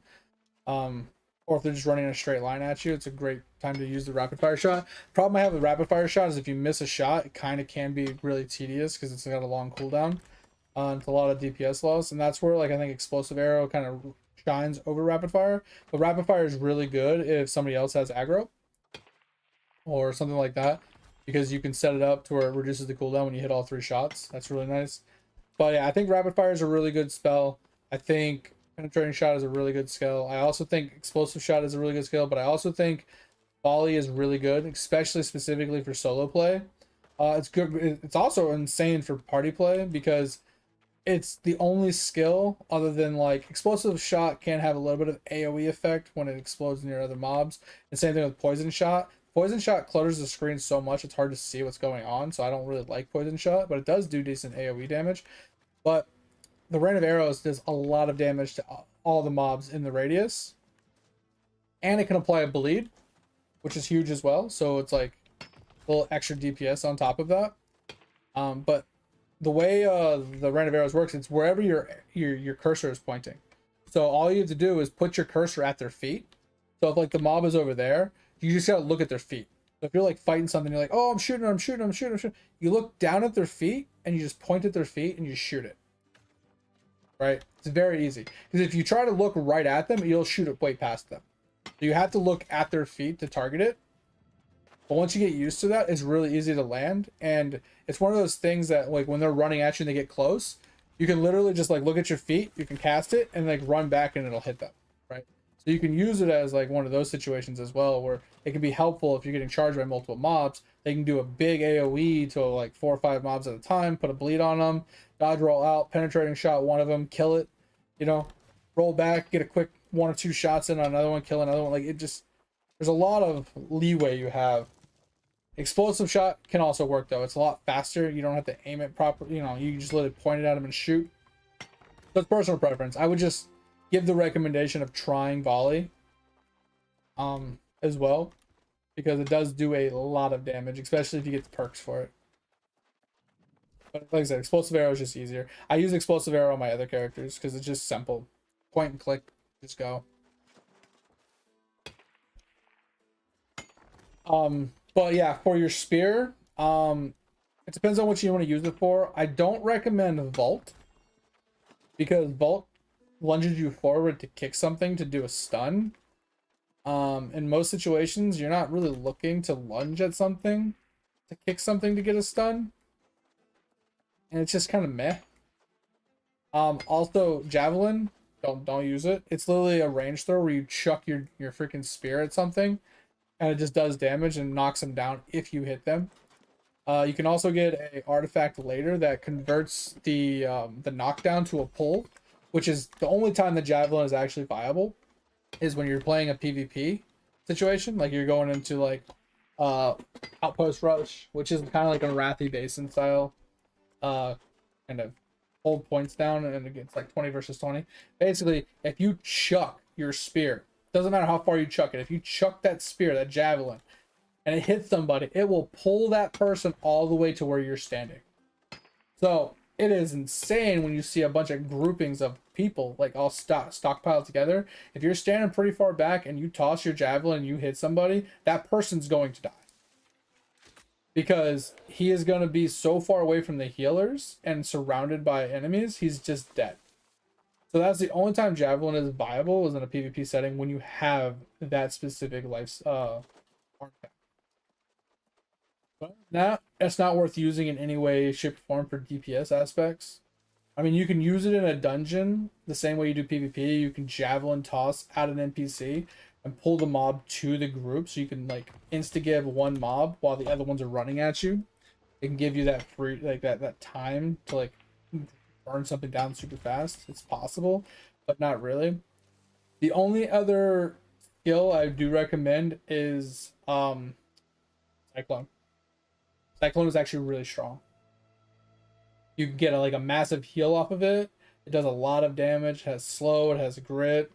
You can generate a ton of stamina from it, right? But pushes targets back can be a problem. So what you typically see Cyclone used for in DPS fashions on spears specifically is fighting bosses, because bosses can't be pushed. So when you're standing behind them, you literally probably don't even have to put any points into it, just Cyclone alone, and then getting like the healing Cyclone perk on the weapon somewhere. or somewhere on your gear. You literally are just standing behind the boss, and when you cyclone, it hits like 6 times. And since you're backstabbing because you're behind the target, that's like guaranteed crits. It can do a shit ton of damage. And then it also is useful in AoE aspects for killing groups of mobs when they're being hoarded together by the tank. So that's a really good one, because if you don't, then all the other skills are all single target. Like skewer, like all of these are frontal stabs, and the only way you can hit more than one target is if they're literally on top of each other. So like Preferate just is like 3 pokes in a row. Skewer is like a leaping poke, which applies a bleed. This Preferate like reduces like it rends them and then it reduces their armor. This one like it skewers them, increases base damage when the target's on full HP, gain in power when you crit, and then bleed duration increased to 15 seconds, so they have a big bleed. And that's basically what it's about. Then Sweep is your CC. So you would swap out Sweep for Cyclone basically. Sweep is your CC. It just does a big sweep and stab to do some damage, but on bosses it's kind of useless. I mean, you can do some damage with it, but it's not, you can't CC with it, so you might as well just use Cyclone. So those are like my opinions of it. And obviously the small perks on the side and the little bonuses you can get, like obviously you want to look into things for like resetting cooldowns and stuff, because you want to use your abilities as often as possible. Right? So if we were to like look at some of these abilities, like this one, critical hits, critical chance is increased by 10% when attacking a target that are at least 3 meters away. Now this is bad. I don't know why I have it, but it's better than this one, right? Because I feel like if I was to lunge and hit someone with this, it could be 3 meters, but like they're both bad because I'm not going to consecutively heavy attack. Never going to. Now I could like heavy attack 2 or 3 times in a row and then go into an ability. It's possible. But like you see how like successfully heavy attacking reduces all spear cooldowns by 15%. Not too bad. Because if you combo with this, where you like, let's say you heavy attacked 3 times in a row and then you use your ability, could work because your abilities would be off cooldown. You'd get a 30% damage buff. But then you have things like this only works against mobs that could be knocked down. Fortify when you successfully heavy attack, which is actually really good. So you take 15% less damage. So combos with this, right, and this.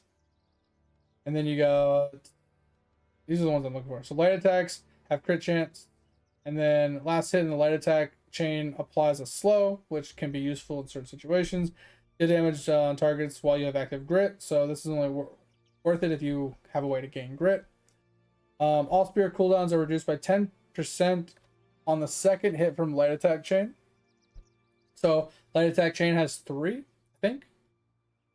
Actually, it might be 2. It might just be a doop doop doop doop. I think it's just a 2-tap anyway. So this is pretty easy. I think this is faster, but this does more. So it might equal about the same. So I might end up swapping to heavy attacks. But light attacks are just very easy to just spam.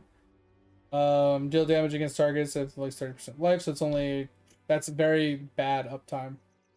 Because you only get it for 30% of the fight. So 30% of 15% is not a lot. It's like, what, 5% damage increase for the entire fight? Just kind of meh. And then the first successful hit with an ability within 2 seconds after dodging reduces. So this one is insane. So the way you work this one is you use an ability, right? You dodge and you use an ability. You dodge and then you use an ability. You dodge and then you use an ability. And it like dramatically lowers your cooldown. And let's say you used all 3 of your abilities, right? For your damage after doing like dodge roll ability. Dodge roll, another ability, dodge roll, third ability, and then you go into your heavy attacks. Boom. Boom. Boom. And then, you hit him with the ability, dodge roll, ability, heavy attack, rinse and repeat, right? It's kind of nice. So there's a lot of ways to reset the cooldown. So like I said, majority of the damage output from a lot of the weapons comes from the abilities themselves. Not so much the actual auto attacks, but it comes from using the abilities. And you can get refreshment on 5 pieces of gear, which reduces cooldown of your abilities by like 50%. think it's 10% per piece or 5% per piece. I don't remember exactly what the percentage is. But you get refreshment on pieces of gear. I don't know if I have. Yeah. Refreshing. Right. It's 2.6%. Sorry. And you can get it on 3 pieces. It looks like. It used to be 5. So 2.6%. So it's like 7 point something percent cooldown reduction right there. And then you get the cooldown reduction on, you know, your tree. So you basically are looking at like instant resetting a lot of your skills really quickly within a couple attacks. And then it's like ability, reset, ability, reset, right? You just rinse and repeating, running through those as fast as you can to get all your damage output. And then you can kind of do the same thing with your bow, right? There's certain things inside the bow that can reduce cooldowns for every consecutive headshot, or for every something. You can reset a lot of cooldowns, or attacking mobs that are like below 50% HP and stuff like that. But there's also perks you can get on gear that say light attacks reduce cooldown of abilities every time you light attack. Now that's better for melee. So it's better for like swords, 1, 2, 3, boom, 1, 2, 3, like where they have the triple light attacks. So you can like spam light attacks and reset your cooldowns really quickly. But it can be useful on even ranged attacks too. So if you're using the bow, right, and you're just like light attack, and you're just resetting for the abilities, it can be helpful. Because like I said, the abilities are going to be doing majority of your damage. Because the amount of time it takes you to wind up a heavy attack on a bow, and if you miss that shot, you just lost like all your DPS. Because like if you're hitting like 10k headshots, problem is he's moving so much, getting headshots is hard. So you're not relying on headshots at that point. You're hitting like regular attacks, which are like 6k hits.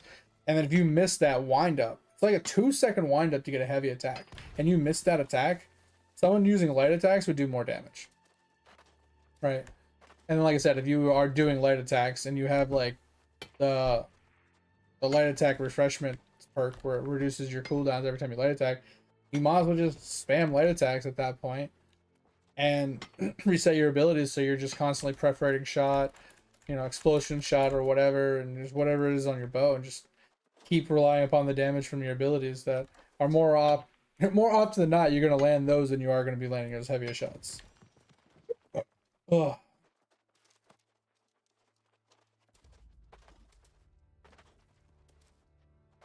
After this route, guys, I'm gonna call it a night. It's a little after 5.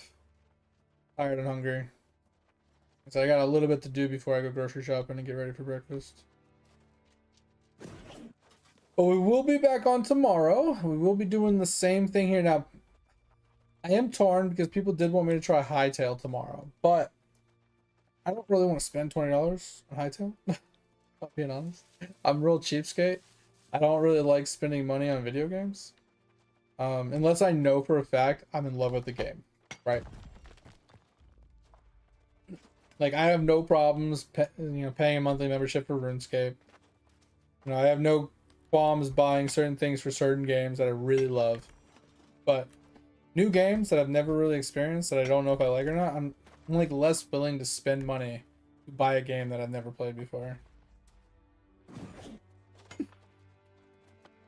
I'm torn if I'm gonna do that or not. I might just say fucking just wait for it to be out for a little bit while longer. Just logged out to get food. Nice. Yeah. I mean, it's a good time to go get some food. Yeah.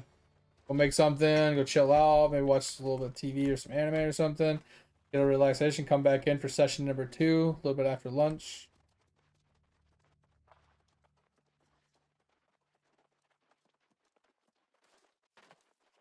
Yeah, but like I said, if you want, I can message my buddy, Edge. Probably saw him in chat earlier. See if he wants to do a little bit of like low level dungeons tomorrow. We can run you some dungeons tomorrow. Like I said, just get some faction quests, so you can get a little bit of extra XP from those and some faction stuff. That one we can run you through some of the lower tier dungeons. I'm down. You're level 25 right now, so we can run probably the 25 and the 35 dungeon. I don't know if you'll have the quest for the 35 dungeon yet, but if you get it, you get it. If you don't, you don't. But we can run you through those dungeons tomorrow if you can get the action quests and stuff.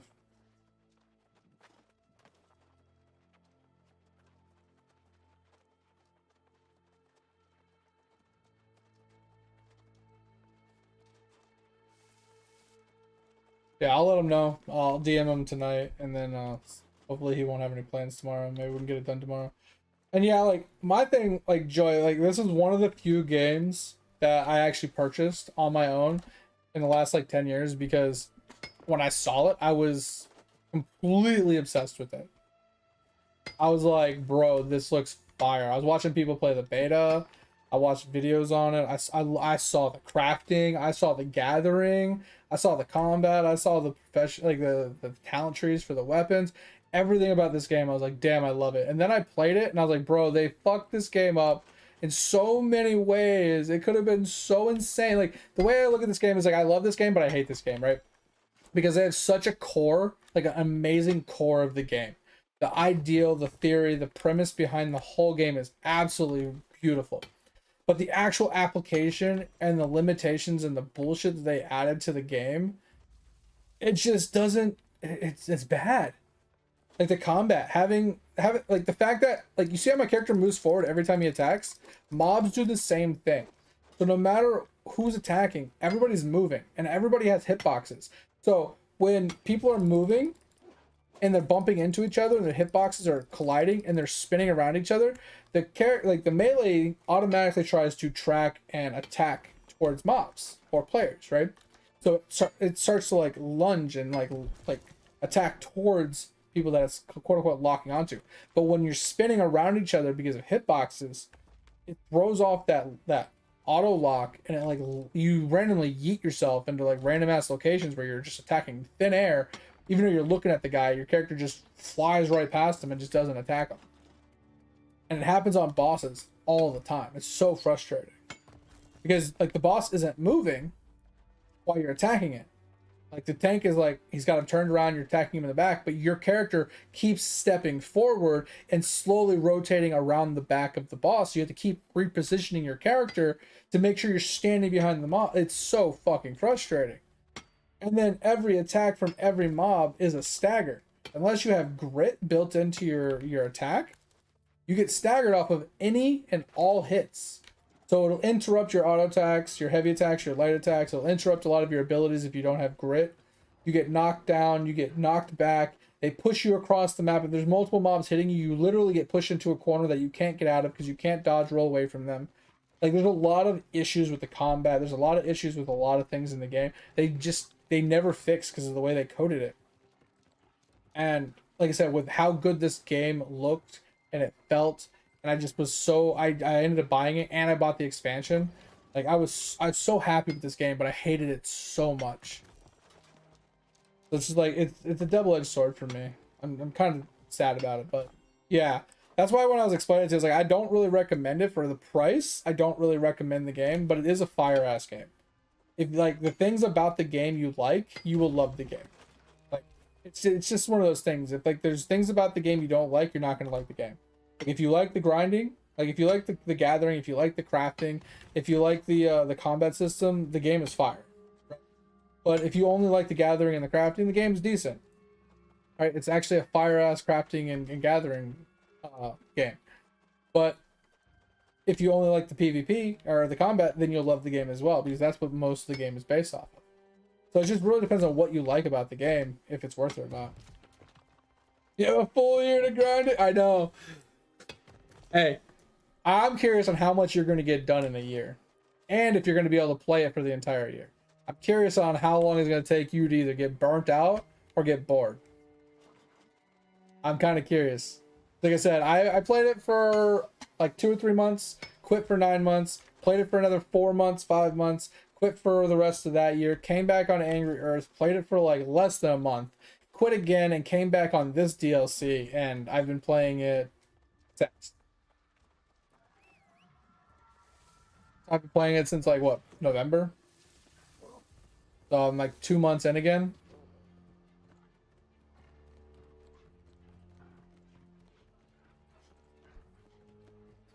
And the only reason why I quit all those other times is because like there wasn't enough to do. I had like maxed out gear. I was basically bis slotted, but I don't PvP. I don't do wars. I don't do any of that stuff. So like there was no point in me grinding dungeons. There's no point in me grinding, you know, anything like that. There was literally no reason for me to play. So I quit and went and played something else that had and like things to do.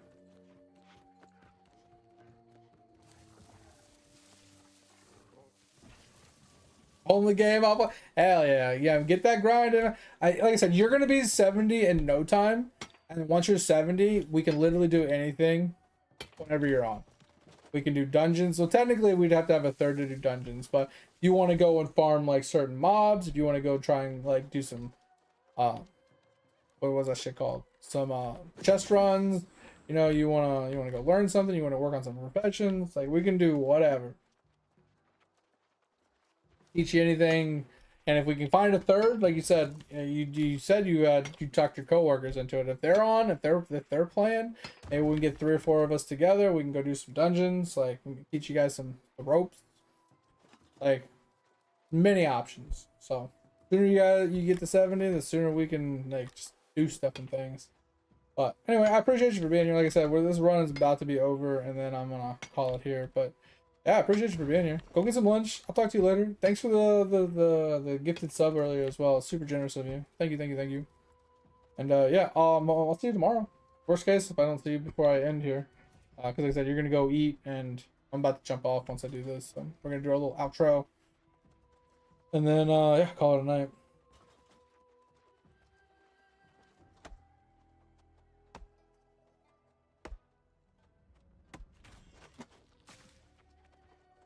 Give me some anime, man.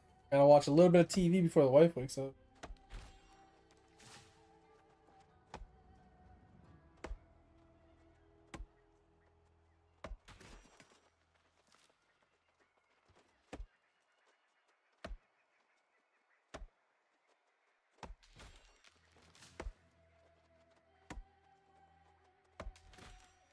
Yeah? What are you thinking? You thinking something like simple, or are you thinking like you going out by yourself, or what's going on? Because I'm thinking about going to Denny's and getting me a burger. If I can talk the wife into it. If not, we might just get donuts at the grocery store. That sounds good too.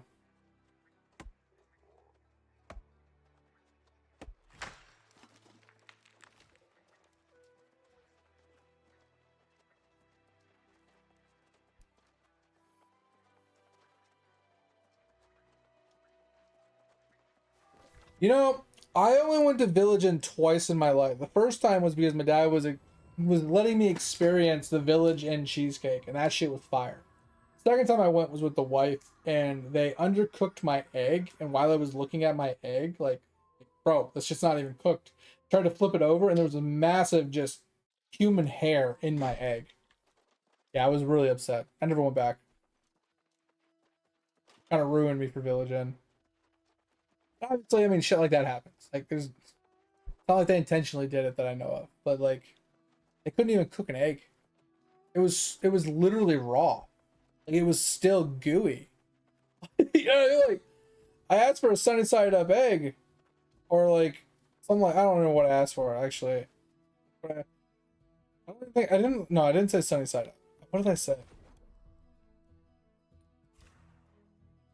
I asked the wife, I was like, what do you usually get? She's like, I get like over easy. I said, okay, I want one of those or some shit. And they said, oh, okay. And they brought it out, and it was literally just slop. They didn't even put it on the fucking skillet. Like, it's like they put it on there, they didn't flip it, right? They didn't cook the top at all. It was like a white bottom, and when I picked it up and the goo was just rolling off of the top, I saw this massive hair underneath it. I was like, bro, what is this? This is disgusting. The fuck were you guys thinking? Bro, I've only got... Give me the fucking thingy I want, damn it. Pissing me off. Alright, put the wood away. Alright guys, we're gonna call it here. I'll be back on tomorrow. We'll get the grind in. Like I said, we got that 181. We got 19 more levels to unlock. The I think it's 205 actually. 205, yeah, it's 205 for the stickles. Oh, 200, okay, never mind. Yeah, it's 200 for our new professions, for our Orcalcum profession. All right. tools. And that's gonna be huge for us. We'll get a couple more first time crafts at 205, I think, hopefully. Not a lot of them, I don't think. Yeah, because it's just these ones. So it's a handful to craft, so it'll give us a little bit of boost. The 205 is really all we need. We don't need to go to 250 anytime soon. Actually, we do. We need the mithril ones. Fuck. I do need to go all the way to 250, so that sucks. Wait, no. Wait, they're right here. 205. Wait, what? Oh, these are the guaranteed best ones. Okay, okay. So I do eventually 205. Okay, got it. Yeah, because see how I can guarantee 3 crafted mods? Oh, that's insane. Because like that way I could do like speed, luck, yield if I wanted to. And then still like has a chance for a 4th perk. So I can get the guarantee because I don't want ads off. I don't care about this. I don't care about this. Discipline's fine, but these are the 3 you want to force. And then if you're hoping to get moats. That's insane. Obviously these are easy to farm kind of. This is easy. Obviously we would need to do like high tier shit, right? 605, 625, 640. I don't know if we push it to 700 because I think in order to do that I need, what's it called? I need the outfit and a food buff. I think the outfit pushes to 660. And then the trophies give us another 15, I think. Am I wrong about that? I think that's 5 each. 15, so that'd be like 675. I think the food gives us like another 5, like 680. There's something I'm missing. Push it to 700. But anyway, so that's what we would have to, yeah, and then we have to make these weapon things. Which are made with this stuff, which even more stuff I have to make. Anyway, but yeah, that's end result. That is what we're pushing for towards the end. Best in slot tools is what we'll be shooting for, and then we'll be working for more things. So once we have the tools, bro, we'll be Gucci. Alright guys, we're gonna get out of here. I appreciate you guys. Thanks for being here. Thanks for hanging out. Hope you had a good time. Hope you have a good rest of your day. We will be back on tomorrow night, and it will be more New World. More grinding, more getting our professions up. If you haven't joined the Discord and want to join the Discord, the only thing is don't be a dick. If you have any gaming questions, ever need help, and want to share something, show something off, or help somebody out, feel free to chime in at any time. And if you ever want to reach me when I'm not streaming, that's the best place to add me. Also, if you haven't checked out the About Me for the VODs channel, go and check that out. Go a little clicky over there. Go rewatch some VODs. If you missed something or want to catch up on something or want to clip something or something, that's the best place to go and do it. But I appreciate y'all. Thanks for being here. Hope you had a good time. Hope you had a good rest today. Hopefully we'll see you tonight. See you. Bye. Thank you. See you. Thank you, Joy. Have a good one. Have a good lunch. See ya. Bye, Dag. Bye.